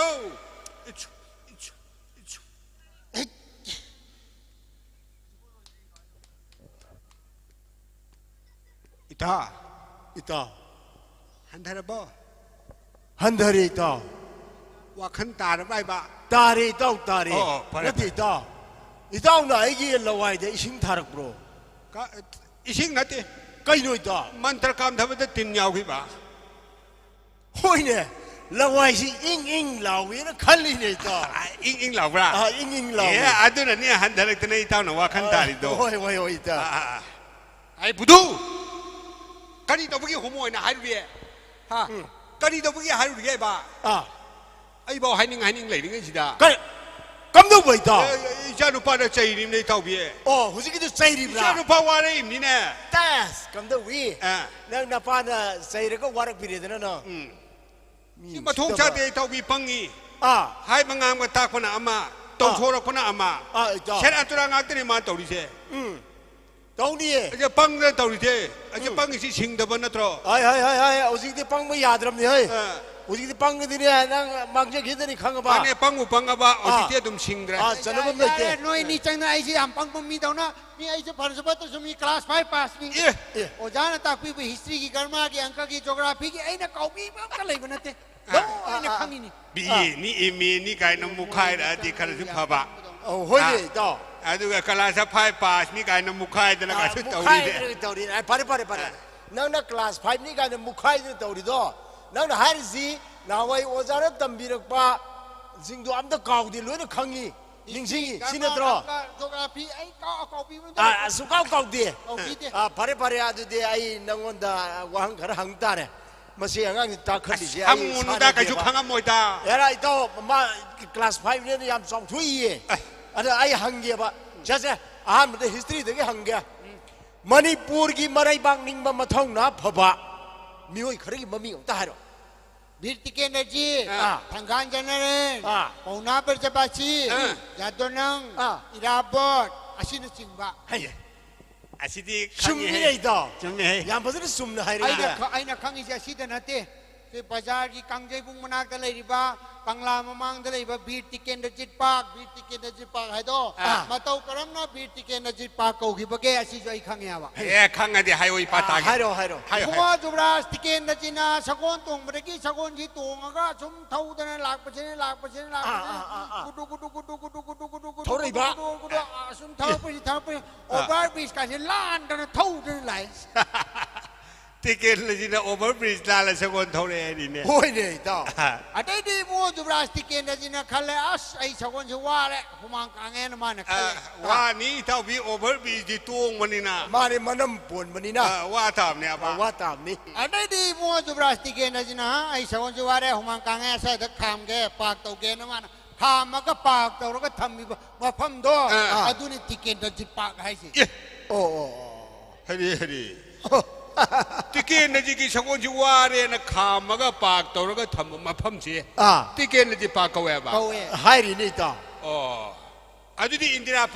पाक high सी दी इंदिरा गांधी की scooter खाम मोई तारे ना मधु मती सब तान खंद्रे बाजी इता उसे तुम याई अरुगा सगोन मन हर बले काय दो मतौ करम ना सगोन मन को की बनो अदु जाई खंगी कमाई को हुई जा तासी मतम ममदा लमजाव तोंग हाइतना कौरमे अदगी मतौ करम ना सगोन मन को की बनो हाबदा इबुंगो जुबराज तिकेन जिना सगोन तोंग मदगी सगोन तोंग का थौरगा लाइसे वा मथंद लाखुना तेबा माने ngasai angam mathau ai sidi manai masan mayam ma luinari mi do mane to yuvraj ni na manai masan mayam je thakon thokjil lak pane ba akoi yuvraj tike na jina sakon khami ma pham je akoi jo khamur se akoi yuvraj ki pak to pham ji to ra se lao na thokjil lak pane sakon mayam se are yuvraj tike na jin yen thokki do ra ai inai san jing je sakon je de loin thokjil la di ima ka ten je traffic jam orani traffic police Singh से मकोक छाना runny छगोन Singh से number याव दे तना छगोन की छपन से फकवी runny ऐसे जुबराज तिके नजर उरे तिके नजर की मतलब दा ट्रैफिक का थम्मे ने माना होई नहीं था माने की जुबराज तिके नजर होय इनाई सा ngai ko छगोन लेप खो छगोन बन हैन लाउर पनि मधु द छगोन लेप के मफम नि उदिक छगोन बन हैन ले kaya da chumma man ka tholi no ne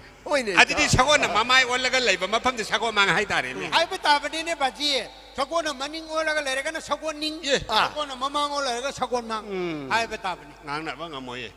aduga aina khangi se kura chida nate ทางไม่บันหายไปเลยไกลเสียมาเต้ากระมนะทางไม่บันกูคิดว่าแกโอ้คุณจะทางไม่บันเลยดิเสียไอ้ทางเนี้ยให้ตาให้อีบุ้งเอาจุบราสติเกนนะจีน่าเฮ้ยนายชาไงโคชะกนเล็บโคชะกนบันไอ้นั่นเล่าคิดว่าเสียอาศัยจ้าชนตะกี้ไม่เป็นมาขุดไม่นำไปแต่โทรศัพท์เนี่ย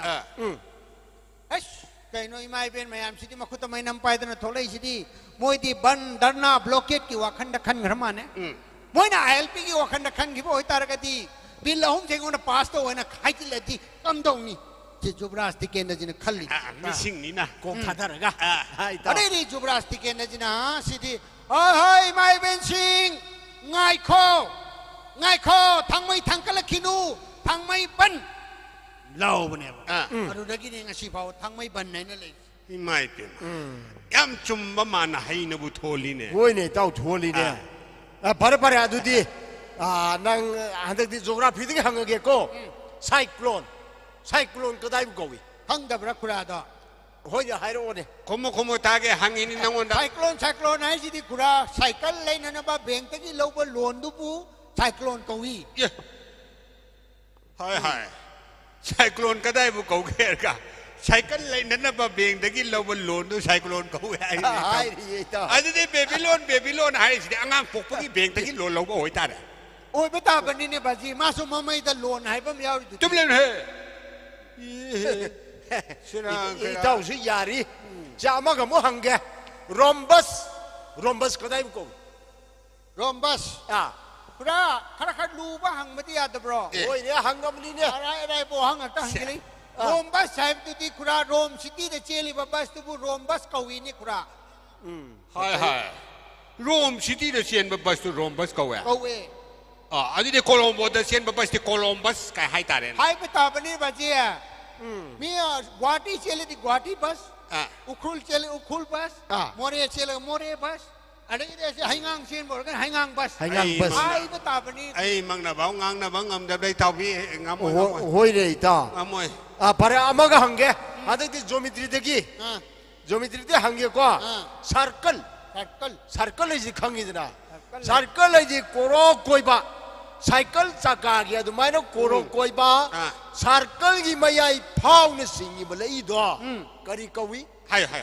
circle है कि कोई बा साइकिल चका की तो मैंने कोई बा अदु की माया फाउंड चिंगी बले इदु करी कौगे है बने तरफ मानी अदु ने स्पोक करा है से लोडन हंगी तो इताव अमा खक्तंगा इताव विनंग नंबरो लमा अमा खक्तंगा हंगे हंदक्ति मान यामना हैनगदबा सब्जेक्ट की लोखत के इताव साइंस तो की से नंग ने याम हैनबा सब्जेक्ट निको निको digestive system करीनो digestive system इता 영어 가사게 이나 한기도 알아이봉 아더네 봐 사이언스지 루그라자니 꼭 다더더 야본데 아루바 항아디 그라데 곰방 엄마데게 가모이 말가 곰데나 지나 망망 라이거다니 아코다 바지 나악다 간봉 방대 뭐에 니짱나 제베 빵아 칼로 쿠란 하이비부도 digestive system 마니 digestive system 하이비시디네 쿠라 굿제나 호레드나 아두 굿 오이나 로신바 아이 부두 거이노네 항기보와 항세 digestive system 가리노 하이바니 바지나나 싱수싱드나 부두가나 아이나 쿠미도 마이 시스템 누니네 하이마 digestive system bu khud ye na ho ra oi na lo chen ma ka mai ya to ni ba khud ye chen padan lo khala ni tna digest or ni tna no ngala pa khud oi du na lo shindra hai no ngala pa yu khud oi lo shindra adu digestive system ai kari ye na ho ra hangu ni no hoi ne da udo bani da para nang khurana hangi sing sin na arupa ngakto way na isa na serang kaya bang kung kumajuy pa aray ba mahangge siya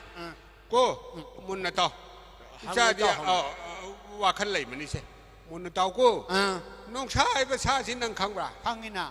ingraji da kari hay lion zumi ko zumi daw zumi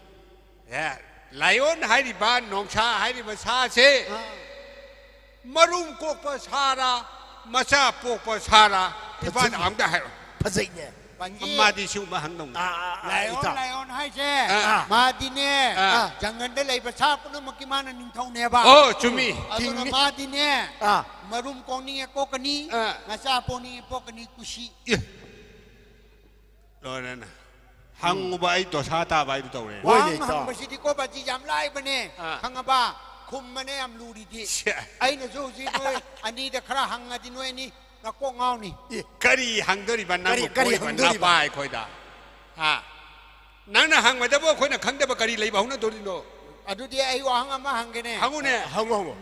นุมิดังปุงอันตราตัสิลาอาบากาดีกันเลยรัตระมาตัมอามาดานงสุดทิลิชูบะมาตัมดูดนุปามันสกูตเตอร์มาเท่าไรกันเลยอะดูกับบัสเตนดามวยมีเอาหุ่มเลยระเมอ๋อมาน่ะเช่นงทิลิตาบ้าหิงอามาดาสกูตเตอร์สิเท่าไรเนี่ยบ้าไรเนี่ยไวทิ้งเช่นอามาดามวยมีเอาหุ่มเลยระเมบ้าการีทุมุลหูตัวนี้ดอกอันนั้นแต่อะไรดอกนุปาตุนจังอาจารย์การใส่กี่ตามนะฮันูระบะถ้านิกอะบะฮันูบีมังไงกันนิกอะบะฮันูบีมันเลยระเมไวทิ้งเช่ดูเลยระมีเช่คนเห็นไหมอะไรกี่อามานะใส่สกูตเตอร์ตรงไอ้เป็นนุปาโตอะดูบาจีเนี่ยขันลเนี่ยบาจีกี่ทวายกันบิรักบะตามนั่นนุชีบะบาจีเนี่ยยามนุชีจะบะบาจีกี่ทวายกันบิรักคนนุปาเนี่ยบะอะดูมันเลยระเมอะแต่เดี๋ยวนุปีนไลชาบีมาสักมาต้องพัฒนาครับพี่อามุตังบาจินวารีก็สารดีมากอามุตังอุณาเดียนะขันบะดูที่ไลชาบีดูมันก็เลรเมดูไอ้ที่การีที่ที่มีอามาตะกี้เห็นฮับไปยาร์ร้อยดูการัมบะฮาบะกับปูนีพัดเจนเนี่ยพัดเจย์บ่อยตาเทงอาบานุมิดังกีนงทิลิตาบะมาทำดูดามาเวทิงเสตาสกูตเตอร์ทาวกันลากว่ามาทำดาโชลบีมังไงนี่อบีควางโกลบีฮันุบีอามากามามานะบ้ามากิทวายกันบีนักกีบานุปาอามากามาสังมาต้องจังโคลบีนิทีเลบีเลยชาบีอามากาเลยรำดูรินเนี่ยบ้าเลยรำดูรินเนี่ยนั่นทนั่งหายใจมาเนี่ยอะดูมีดีสกูตเตอร์ดูดามาเดียนะฮับไปอาเดดูการัมบะฮับกันตะเกียบการัมบะฮับกันตะเกียสินี่เนี่ยยาเต้าอาชีพมาไหนก็จะหังเนี่ยหังไงจีบมาเรียนเนี่ยหังไงนี่เต้าคมม่วงตาพาเรียนไอ้โตโครเนี่ยนั่งไหนงอนนะหังจะเลยตัวไอ้โตโครก็นั่งเนียนขันหล่อนนั่งน่ะจะลินเนียนขันหล่อนนั่งนี่กันนะฮับปูดนี่อามาได้เห็นนะจะฮับไปยาเด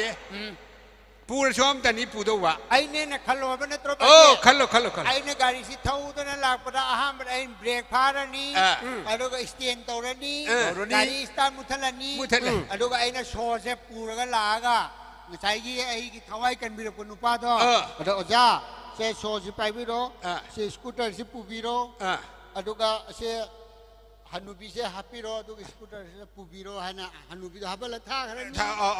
อะดูก็ไอ้นั่นเลยชาบิดูมันอาจจะไอ้น่ะมุกตังวารีชาจระดีมุกตังทำมินอะไรดีนะขันจะเป็นเลยชาบิดูอะดูมันอาจจะอินจังสิเลนี่อะดูก็นั่งก็ไม่น่าเสียเลยรามิโนคนให้ดูวารีดูเขาตั้งช่างเที่ยงกันใกล้กันเลยไอ้ตัวไอ้น่ะหายกี่ตัวมันนี่เหรอไอ้น่ะหายกี่ตัวมาหายตัวเลยเนี่ยไปยามหายได้ชาดีอะอามาก็หังกันเนี่ยหังไปเดียมไล่ไปเนี่ยหังงูเนี่ยพรีสมัติสมูมาหาเกดิกมาหากันนี่ไอ้บุตรก็ได้นี่สมูดูจันแบบพรีสแล้วดูตัวเสียนะตัวนั้นสิบูหังเนี่ยนะหังเอ็มนี่เนี่ยเสียมันจะพรีสตัวสมูจันว่าพรีสมันเลยเรนะฮะนะคัลโลนี่นั่งจะว่าขันยี่วานี่เนี่ยเลยได้สมูจันว่าพรีสไม่กี่มังกันเลยพรีสมันเลยสินี่ต้องมาหน่อยเลยอะดูเดี๋ยวสมูสิก็ไม่หักกูตะกี้สินี่เนี่ยดูไล่บุตรบอกใจราโยใจราตาน้ำไปแล้วก็ผู้พูดนะหอยเจริญรวยเลยจังจะกินนี่จังหวะนะเดี๋ยวมาตุ้มจังกันตราตุ้มจังกันนี่มาคนนะจ้าหอยเจริญมาต้องนะจังบัมถุยเนี่ยมาสุกจังยาร์ก็จะไม่ยาร์ตัวรีบ้าสุกจังเห็นจังหวะเอ้ยมาทุนแต่ผู้บัดก็จะคันนี้จะไม่จังยาร์ตัวรีบ้าผู้เราสุกจังหวะตาเนี่ยทิลละสุกจังหวะคันนี้จะไม่จังตัวรีบ้าน้อยพรีสตุมาคุ้มหังหรือเปล่าพรีสตุมาคุ้มตัวหังจังกันจังหวะใครสังบินเนาะเท่านั้นหังของตัวบ้าไอ้ที่หังของที่ต่อก็ได้ที่ต่อเราหังเราไม่นิ่งเลยพรีสตุมาคุ้มหังอันนี้สมุดหอยเจริญนี่มาคุ้มเจริญนี่ลอยเลยล รวยเลย ลอยได้ดูไหมนะฮาเพติลอยนะอย่าเลย ดูดิชาวโบราณมาฮับกี่ก็มาฮับกันนี่ฟรีมันต้องมาชาววินนั่งกับเจ้าขโมยใช่แล้วเดี๋ยวนักหมอดูนั่นเดี๋ยววางอยู่เลยเดี๋ยว ง่างนี่ครั้งเดินนั้นเท่านี้เขาคุมอยู่กันตรงนี้ แล้วเดี๋ยวยามไล่เราวานี่มีว่าใช่ที่สมุทรจังเงินมาดูไหมเนี่ยสกุลเดี๋ยวต้องหัวจิตแล้วก็จังเงินแล้วก็รวยเนี่ยพอดีดูด่ารวยได้ดูมาคุมตัวห่างเงินนะนี่มาคุมตัวห่างเงินนะเนี่ยหามันก็ใจไปแต่สกุลจงวันเนี่ยหัวจิตแล้วรวยดิจงวันนะดูหัวจิตไม่ดูจังกันกอบนะนายอากันลอยเตะกันนี่ปัจจุกะดีตัววิ่งก่อก็ได้บ้าแกนี่ฟรีก็มาคุ้มห่างก็แต่จังมาจังอยารอยแม่ได้มา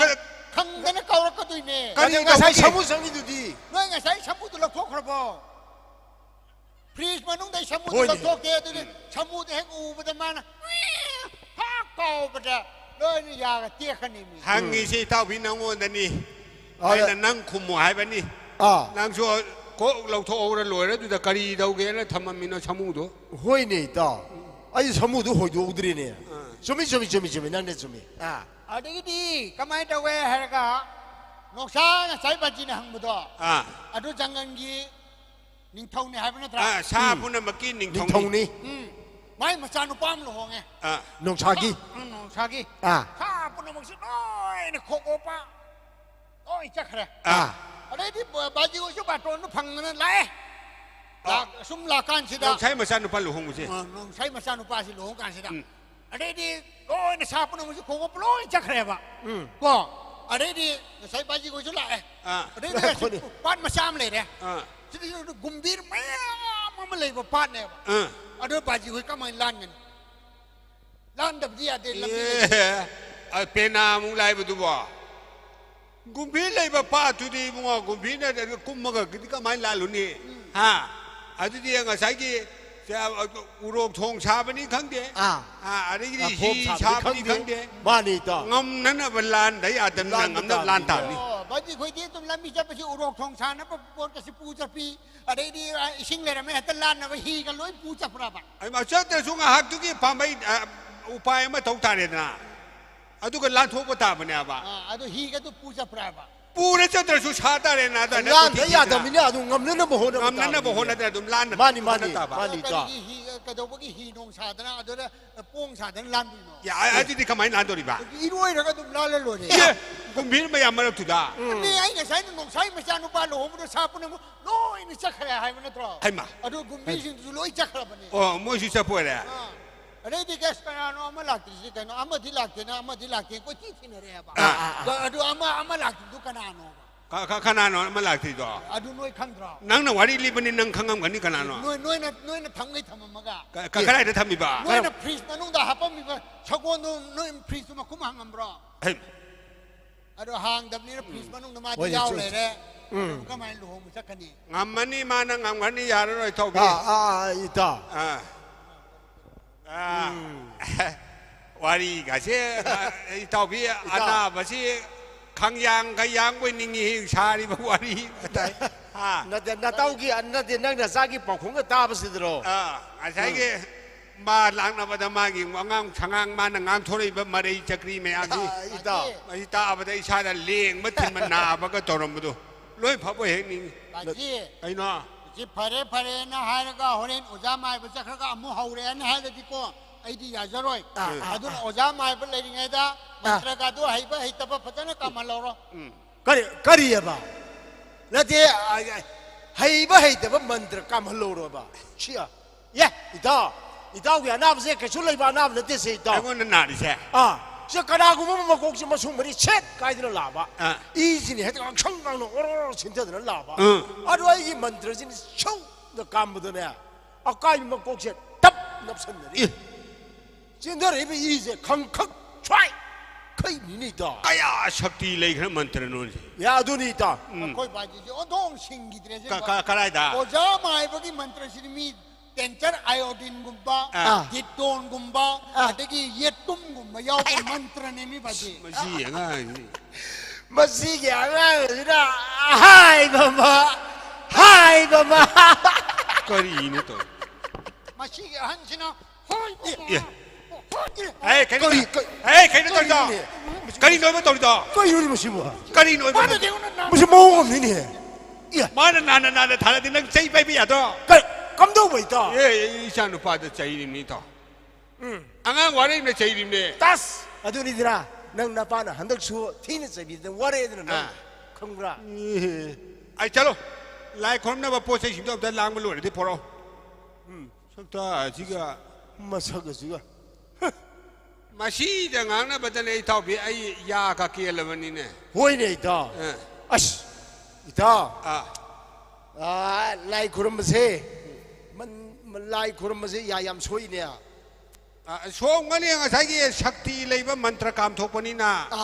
Ya song ni. Aduh ka song pun ya si lai yang mana senyam cengi ni. Mantra song bayi dah kena ay socha. Aduh boleh ya dah. Ngaku ngasai tahu nama tapi saya sama tu. Aduh, orang kita aja sih, sih, reaction tahu ba, matau dah ini ita. Ya, mata misai itu. Jadi ni. Isai, ama ni tu kam terkini. Saudara. Mak ini asin itu ada ya tu isai lagi terus berhai isai tu ko. Itau dia mana lagi betul? Itau. Ngai ko. Ay nung lak pada yang ke? Ya, pai itau. Hau bayar deh. Hau rugi ko itau. Kang chare, bimenangi kang che, aja tahu bu hai bayar leni. Oh, kang chare, bimenangi kang che, aja tahu bu hai bayar leni. Shanam ngoro tilhau ngoro tiz batang ngoro, sing ngoro maju ngoro murmurang ngoro. Oh, shanam ngoro tilhau ngoro tiz batang ngoro, sing ngoro maju ngoro murmurang ngoro.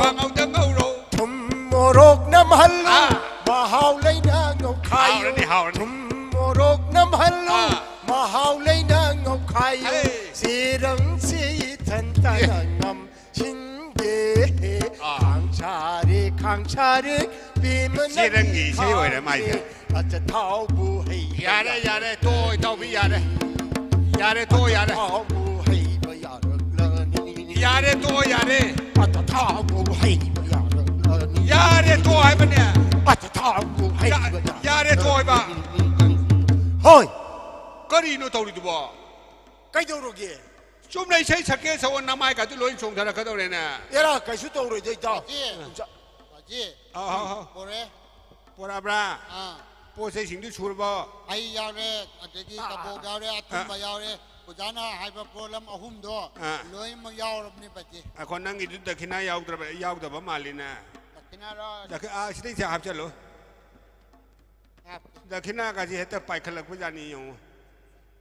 Lai kurumam dah sih dah. Oh, posisi singdu sudi sureko. Sure baji. Oh. Pada adu dia nang wajah mai pada piro. Nang wajah mai pada piro. Asyik je baji. Wajah mai pada pi tu iro. Oh, nang wajah mai pada piro ka mana mantra solaga. Ipagi anak apa sih padu ini. Piro. Jadi baji wajah mai pada pi lagi. Oh, piro. Wajah mai bo. Hau. Ce. Kau ini. Hey, kau itu dah. Baji ni wajah mai pada pi wahai tu di. Nama itu kau kira na. Butuh je dia. Hey, kunci lo. Kau ni yang anu ni masih ba. Si bu mina tapi dah ba malu itu. Butuh kata je dia. Ay, mana saya cenderim ni sih. Kerana masih dia. Si mina tapi dah ba malu nak kau kira na. Minggu na po cai pi baca kurang mata dah sih dah lari sih nak kau pi dah luar. Aduh dia nanti. Si orang nak kau tu kau kira na. Kau ni tahu sih. Tu kata je dia. Masih boleh bapan sih. Kujalo. Itaw ay saruke tahu ko. Itaw saruke ada angan ni kang na dito. Angan ni wakan yaw da ba tu na ni. Hoy niya. Adu boy ba. Ay saura dine matong cha si itaw kang. Sai digi kang na ba to yari ba sa. Makok sa tumba si yaw dan taw ni ne. Kura ma mata da si da lai re na si. Hindi je na pi le loi da ba. Hoy niya. Adu din na ta ta ba ta. Budu ka tha ji dia. Nati. Itaw di ahal loi ram ni. Adu itaw sina mara. ahal oirabnina masa sina gyan tadra ju wakhan tadra ka ju phasana tapna ingna ngo mingonda pibadine sumaina pigadabni ka gaidra hana takpiraga tambirga pihal di phaidna adu dinate she ꯀꯔꯤ ꯈꯨꯕꯤꯅꯣ 야, 너 아이 성링에 해. 사람들이 아이 개놈 떠오르고. 거리노 마. 아이 서리고. 마나 뭐 인디는 라우라 손게 하이드나 떠오르 마나 뭐. 에이, 낭내 나 빠나 학장금 내가 아이 거 올라그놓고 강이들아 후이스. 거리노 만떠. 자, 낭나 싸지 타락그놓고 아이 거거 타락그놓 아이 라이크. 뭐 이따비야. 이따비 암땅 아이고. 암땅 아이고 해봐. 나는 했다 핑갈라가 샤워라가 자기비 야로 해봐. 나도 아두네 봐. 라이 그럼네 나 라가 샤워나가 자기지 하우나 들어. 아두네 봐. 이 샤워 하우럽네 봐. 이따위니 간다더기네. 이제 이따 털어보니까. 다 털어보니까. 다도. 아이 샤워를 끊고. 샤워로. 샤워를 끊고. 샤워로. 자. 라이 디 코는다 봐 야로 해봐. 구름지. 나도 아이 샤워기도 해와니. 할로 한다로. 아이. 이번에 나이 할래. nang oja mai bata ning di jana changa ga makuta ine na piu ko kuta piu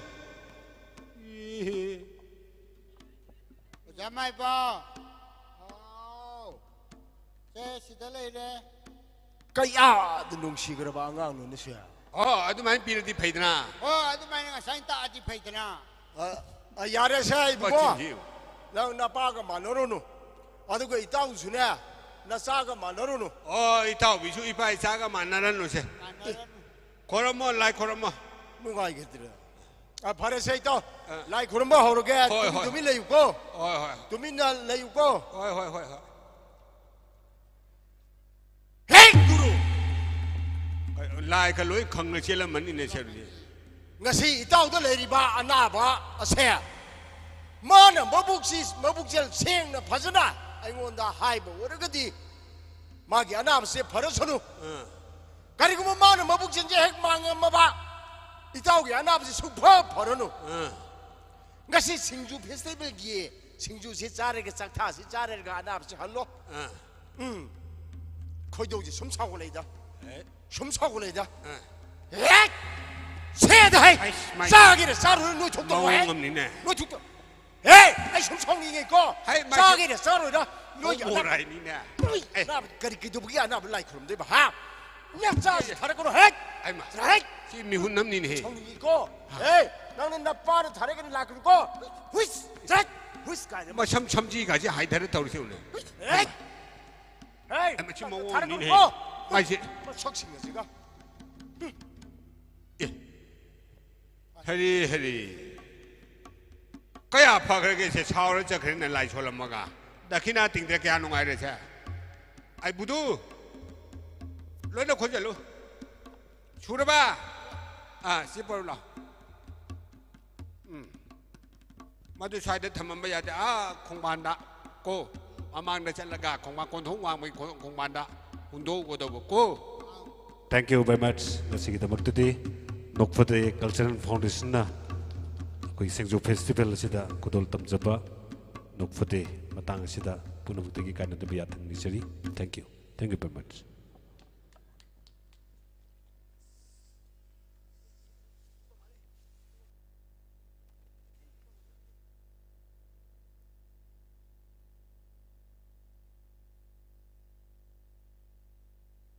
Hello. Thagchari Nokpade Gyoja Rohini Kumar na Lusingbati Mama Lapedana Oja Rangilan Oja Joseph Oja Kuber Hairiba Oja Singh Sina Yamanungairaba Nokpadegi Adagamba Cultural Program Kayama Utpiramba Adangasigi Cultural Evening Thoramashimadi Masigi Mikobashita Roshin Begi Tanjad Logjage Hayeng Nipani Chanbanumit SINGJU Festival ki Nipani Chanbanumit asi Hayeng Ayupung Tramathoi Taba Matamda Regional Institute of Medical Science ka Khushamnara Kanda Hairiba Masigi Medical Team Mama Laga SINGJU Festival ki Sigma Mapamasida Blood Donation Camp Ama Koi Pangtonaba Thorang Tokjari Hairiba Blood Donation Camp Asida Saru Yabiningba Lamdam Sigi Nungsijarba Irei Sasing Nasi Live Yengbiriba Tom TV Yengbiriba Elite TV Yengbiriba Learn Extreme Media Yengbiriba Singi Mapamda Made SINGJU Festival Saru Yaba Lengbirak Lebi Learn Stall Pambiriba Singi Marakta Lamdam Sigi Kahena Kudong Tiba Awana Nangba Accident Doibi any Kudong Tiba Manamara Moiraga ꯏꯒꯤ ꯑꯋꯥꯠꯄ ꯂꯩꯔꯤꯕ ꯍꯣꯁꯄꯤꯇꯥꯜꯁꯤꯡꯗ ꯃꯁꯤꯗꯩꯗ ꯑꯩꯈꯣꯏ ꯁꯤꯡꯖꯨ festival ꯀꯃꯤꯇꯤꯅ festival ꯈꯨꯗꯤꯡꯃꯛꯇ ꯄꯥꯡꯊꯣꯛꯄ ꯈꯨꯗꯤꯡꯃꯛꯇ ꯑꯩꯈꯣꯏꯅ ꯂꯦꯞꯇꯅ ꯑꯩꯈꯣꯏꯒꯤ ꯕ꯭ꯂꯗ ꯗꯣꯅꯦꯁꯟ ꯀꯦꯝ ꯑꯁꯤ ꯄꯥꯡꯊꯣꯛꯇꯨꯅ ꯂꯥꯛꯆꯕꯅꯤ ꯍꯌꯦꯡꯁꯨ ꯍꯥꯏꯔꯤꯕ ꯕ꯭ꯂꯗ ꯗꯣꯅꯦꯁꯟ ꯀꯦꯝ ꯑꯁꯤ ꯄꯥꯡꯊꯣꯛꯆꯒꯗꯕꯅꯤ ꯃꯔꯝ ꯑꯁꯤꯅ ꯍꯥꯏꯔꯤꯕ ꯕ꯭ꯂꯗ ꯗꯣꯅꯦꯁꯟ ꯀꯦꯝ ꯑꯁꯤꯗ ꯂꯥꯏꯐ ꯁꯦꯚꯔ ꯃꯅꯤꯄꯨꯔꯒ ꯈꯨꯠꯁꯝꯅꯔꯒ ꯄꯥꯡꯊꯣꯛꯀꯗꯧꯔꯤꯕ ꯕ꯭ꯂꯗ ꯗꯣꯅꯦꯁꯟ ꯀꯦꯝ ꯑꯁꯤꯗ ꯃꯌꯥꯝꯅ ꯁꯔꯨꯛ ꯌꯥꯕꯤꯌꯨ ꯑꯗꯣꯝꯒꯤ ꯃꯃꯜ ꯌꯥꯝꯂꯕ ꯕ꯭ꯂꯗ ꯃꯗꯨꯒꯤ ꯗꯣꯅꯔ ꯑꯗꯨ ꯑꯣꯏꯕꯤꯕ ꯑꯗꯨꯅ ꯃꯔꯝ ꯑꯣꯏꯔꯒ ꯄꯨꯟꯁꯤ ꯀꯌꯥ ꯑꯃ ꯀꯟꯕꯗ ꯃꯇꯦꯡ ꯄꯥꯡꯃꯤꯟꯅꯁꯤ ꯍꯥꯏꯕ ꯋꯥꯐꯝꯁꯤ ꯁꯤꯡꯖꯨ ꯐꯦꯁꯇꯤꯚꯦꯜ ꯀꯃꯤꯇꯤꯒꯤ ꯃꯥꯏꯀꯩꯗꯒꯤ ꯂꯧꯔꯟ ꯍꯪꯒꯠꯆꯕꯅꯤ ꯂꯣꯏꯅꯅ ꯉꯁꯤꯒꯤ ꯇꯔꯦꯠꯅꯤ ꯆꯟꯕ ꯅꯨꯃꯤꯠꯀꯤ ꯀꯜꯆꯔꯦꯜ ꯏꯚꯤꯅꯤꯡꯒꯤ ꯊꯧꯔꯝ ꯂꯣꯏꯁꯤꯜꯂꯛꯄ ꯃꯤꯀꯨꯞ ꯑꯁꯤꯗ ꯂꯥꯛꯂꯤꯕ ꯖꯅꯋꯥꯔꯤꯒꯤ ꯆꯩꯆꯠ 3 ꯆꯩꯆꯠ 5 ꯖꯅꯋꯥꯔꯤ ꯗꯦꯠ 5ꯗ ꯑꯩꯈꯣꯏ ꯐ꯭ꯔꯤ ꯑꯥꯏ ꯇꯦꯁꯇꯤꯡ ꯑꯥꯏ ꯀꯦꯝ ꯑꯃꯈꯛ ꯑꯩꯈꯣꯏ ꯄꯥꯡꯊꯣꯛꯅꯅꯕ ꯊꯧꯔꯥꯡ ꯇꯧꯖꯔꯤ 18 ꯀꯝꯄ꯭ꯌꯨꯇꯔꯥꯏꯖ ꯑꯥꯏ ꯇꯦꯁꯇꯤꯡ ꯑꯦꯟड ꯑꯥꯏ ꯀꯦꯌꯔ ꯁꯦꯟꯇꯔ ꯊꯧꯕꯥꯜꯒ ꯈꯨꯠꯁꯝꯅꯔꯒ ꯄꯥꯡꯊꯣꯛꯀꯗꯕ ꯐ꯭ꯔꯤ ꯑꯥꯏ ꯇꯦꯁꯇꯤꯡ ꯀꯦꯝ ꯑꯁꯤꯗꯁꯨ ꯃꯌꯥꯝꯅ ꯁꯔꯨꯛ ꯌꯥꯕꯤꯌꯨ ꯂꯣꯏꯅ ꯗꯦꯠ 6ꯗ ꯑꯩꯈꯣꯏꯒꯤ ꯁꯤꯡꯖꯨ ꯐꯦꯁꯇꯤꯚꯦꯜ ꯀꯃꯤꯇꯤꯅ ꯁꯤꯟꯖꯔꯀꯥꯟꯗ ꯇꯣꯉꯥꯟ ꯇꯣꯉꯥꯟꯕ ꯀꯣꯝꯄꯤꯇꯤꯁꯟ ꯃꯌꯥꯝ ꯑꯃ ꯁꯤꯟꯈ꯭ꯔꯕ ꯃꯇꯨꯡꯗ ꯍꯥꯏꯔꯤꯕ ꯗꯦꯠ 6 ꯑꯁꯤꯗ ꯑꯩꯈꯣꯏꯒꯤ ꯆꯍꯤ 35 ꯃꯈꯥꯗ ꯂꯩꯕ ꯑꯣꯜ ꯏꯟꯗꯤꯌꯥ ꯔꯦꯗꯤꯑꯣ ꯏꯝꯐꯥꯜꯒꯤ ꯑꯦꯄ꯭ꯔꯨꯞ ꯁꯤꯡꯒꯔ ꯑꯣꯏꯗ꯭ꯔꯤꯕ ꯑꯃꯗꯤ ꯃꯅꯤꯄꯨꯔꯤ ꯐꯤꯂꯝꯗ ꯁꯛꯇ꯭ꯔꯤꯕ ꯑꯩꯈꯣꯏꯒꯤ ꯄ꯭ꯂꯦꯕꯦꯛ ꯁꯤꯡꯒꯔ ꯑꯣꯏꯗ꯭ꯔꯤꯕ ꯆꯍꯤ 35ꯒꯤ ꯃꯈꯥꯗ ꯂꯩꯕ ꯁꯤꯡꯒꯔꯁꯤꯡꯒꯤ ꯑꯣꯏꯕ ꯑꯈꯟꯅꯕ ꯏꯁꯩ ꯀꯣꯝꯄꯤꯇꯤꯁꯟ ꯑꯃ ꯄꯥꯡꯊꯣꯛꯆꯒꯅꯤ ꯃꯁꯤꯗꯁꯨ ꯏꯁꯩꯕꯨ ꯄꯥꯝꯖꯕ ꯅꯧꯅ ꯍꯧꯒꯠꯂꯛꯂꯤꯕ ꯀꯣꯝꯄꯤꯇꯤꯇꯔꯁꯤꯡ ꯑꯃꯗꯤ ꯅꯟ ꯄ꯭ꯔꯣꯐꯦꯁꯅꯦꯜ ꯁꯤꯡꯒꯔꯁꯤꯡꯅꯁꯨ ꯁꯔꯨꯛ ꯌꯥꯕꯤꯌꯨ ꯍꯥꯏꯕ ꯋꯥꯐꯝꯁꯤ ꯊꯝꯖꯒꯦ ꯑꯔꯣꯏꯕ ꯂꯣꯏꯁꯤꯟꯕ ꯅꯨꯃꯤꯠ ꯑꯩꯈꯣꯏꯒꯤ ꯖꯅꯋꯥꯔꯤꯒꯤ ꯆꯩꯆꯠ 9 ꯍꯥꯏꯔꯤꯕ ꯅꯨꯃꯤꯠ ꯑꯁꯤꯗ ꯃꯤꯁ ꯁꯤꯡꯖꯨ ꯀ꯭ꯋꯤꯟ ꯀꯣꯟꯇꯦꯁ ꯑꯃ ꯄꯥꯡꯊꯣꯛꯅꯅꯕ ꯉꯁꯤ ꯑꯣꯗꯤꯁꯟ ꯁꯉꯥꯏ ꯍꯣꯇꯦꯜ ꯏꯝꯐꯥꯜ ꯍꯣꯇꯦꯜꯗ ꯑꯩꯈꯣꯏ ꯉꯁꯤ ꯄꯥꯡꯊꯣꯛꯆꯈ꯭ꯔꯦ ꯍꯥꯏꯔꯤꯕ ꯃꯁꯤꯗ ꯑꯣꯗꯤꯁꯟꯗ ꯈꯜꯂꯕꯁꯤꯡ ꯑꯁꯤꯒꯤ ꯑꯈꯟꯅꯕ ꯑꯩꯈꯣꯏꯒꯤ ꯒ꯭ꯔꯨꯃꯤꯡ ꯑꯁꯤꯅ ꯗꯦꯠ 4, 5, 6ꯗ ꯑꯩꯈꯣꯏ ꯃꯥꯔꯖꯤꯡ ꯀꯦꯐꯦꯗ ꯄꯥꯡꯊꯣꯛꯆꯔꯒ ꯗꯦꯠ 8 ꯑꯁꯤꯗ ꯃꯥꯒꯤ ꯒ꯭ꯔꯥꯟ ꯐꯤꯅꯥꯂꯦꯒꯤ ꯊꯧꯔꯝ ꯃꯐꯝ ꯑꯁꯤꯃꯛꯇꯗ ꯄꯥꯡꯊꯣꯛꯆꯒꯅꯤ ꯍꯥꯏꯔꯤꯕ ꯃꯤꯁ ꯁꯤꯡꯖꯨ ꯀ꯭ꯋꯤꯟ ꯀꯣꯟꯇꯦꯁ ꯑꯁꯤꯒꯤ ꯑꯍꯥꯟꯕ ꯋꯤꯟꯅꯔꯗ ꯂꯨꯄꯥ 50,000 ꯃꯦꯃꯦꯟꯇꯣ ꯂꯣꯏꯅꯅ ꯑꯇꯩ ꯑꯈꯟꯅꯕ ꯃꯅꯥꯁꯤꯡ ꯄꯤꯖꯒꯅꯤ ꯂꯣꯏꯅꯅ ꯐꯥꯔꯁꯠ ꯔꯟꯅꯔꯁ ꯑꯞꯇ 30,000 ꯂꯣꯏꯅ ꯃꯦꯃꯦꯟꯇꯣ ꯑꯃꯗꯤ ꯁ꯭ꯄꯦꯁꯦꯜ ꯒꯤꯐꯠ ꯂꯣꯏꯅ ꯁꯦꯀꯟ ꯔꯟꯅꯔꯁ ꯑꯞꯇ 20,000 + ꯃꯦꯃꯦꯟꯇꯣ ꯑꯃꯗꯤ ꯑꯇꯩ ꯒꯤꯐꯠꯁꯤꯡ ꯂꯣꯏꯅꯅ ꯕꯦꯁꯠ ꯗꯤꯖꯥꯏꯅꯔꯗ ꯂꯨꯄꯥ 10,000 ꯂꯣꯏꯅꯕ ꯑꯗꯨꯒꯨꯝꯕ ꯇꯣꯉꯥꯟ ꯇꯣꯉꯥꯟꯕ ꯒꯤꯐꯠꯁꯤꯡ ꯄꯤꯖꯕꯒ ꯂꯣꯏꯅꯅ ꯁꯕꯇꯥꯏꯇꯜ 5 ꯑꯃꯁꯨ ꯑꯩꯈꯣꯏ ꯊꯝꯖꯔꯤ ꯑꯁꯤꯒꯨꯝꯕ ꯁꯤꯒꯤ ꯃꯔꯛ ꯑꯁꯤꯗ ꯇꯣꯉꯥꯟ ꯇꯣꯉꯥꯟꯕ ꯅꯨꯡꯉꯥꯏꯕ ꯑꯩꯈꯣꯏꯒꯤ ꯏꯁꯩ ꯅꯣꯡꯃꯥꯏꯒꯤ ꯊꯧꯔꯝ ꯀꯌꯥ ꯑꯃꯁꯨ ꯑꯩꯈꯣꯏ ꯄꯥꯡꯊꯣꯛꯅꯕ ꯊꯧꯔꯥꯡ ꯇꯧꯖꯕꯅꯤ ꯃꯌꯥꯝ ꯄꯨꯝꯅꯃꯛꯅ ꯀooperation ꯄꯤꯕꯤꯌꯨ ꯍꯥꯏꯕ ꯋꯥꯐꯝꯁꯤ ꯊꯝꯖꯕꯒ ꯂꯣꯏꯅꯅ ngasi tarik ni cenba singju festival gi ngasi tarik ni cenba numit ki cultural evening gi thoram losin bagi tanja tu laujari punamapu amukan okhurum jari thank you SINGJU Festival 2022 SINGJU danatana yelhongwe gi chinjak sing khutsa haibagi potlam singsu phanghanjagani festival asigi manung chana Miss SINGJU Queen Contest muna juvilakpi Likol Kang Musical Night Blood Donation Camp Free Eye Care Camp Tree Plantation SINGJU Run Friendly Football Match Lakliba December 19 dagi January 9 listing ani kulhumdoi fau MARJING POLO Complex HEINGANG da pangthok jagadoriba SINGJU Festival 2022 Manipurda leibin pung khudingmakna saruk yabiyu mapung phanbiyu SINGJU Festival 2022 SINGJU Festival 2022 miyam saruk yaba lakbiyu Festival asida leibak miyamna nungsibiduna support tawbiyu pukning thawgatbiyu mapung phahanbiyu haina pawjenjari SINGJU Festival 2022 SINGJU danatana yelhongwe gi chinjak sing khutsa haibagi potlam singsu phanghanjagani festival asigi manung chana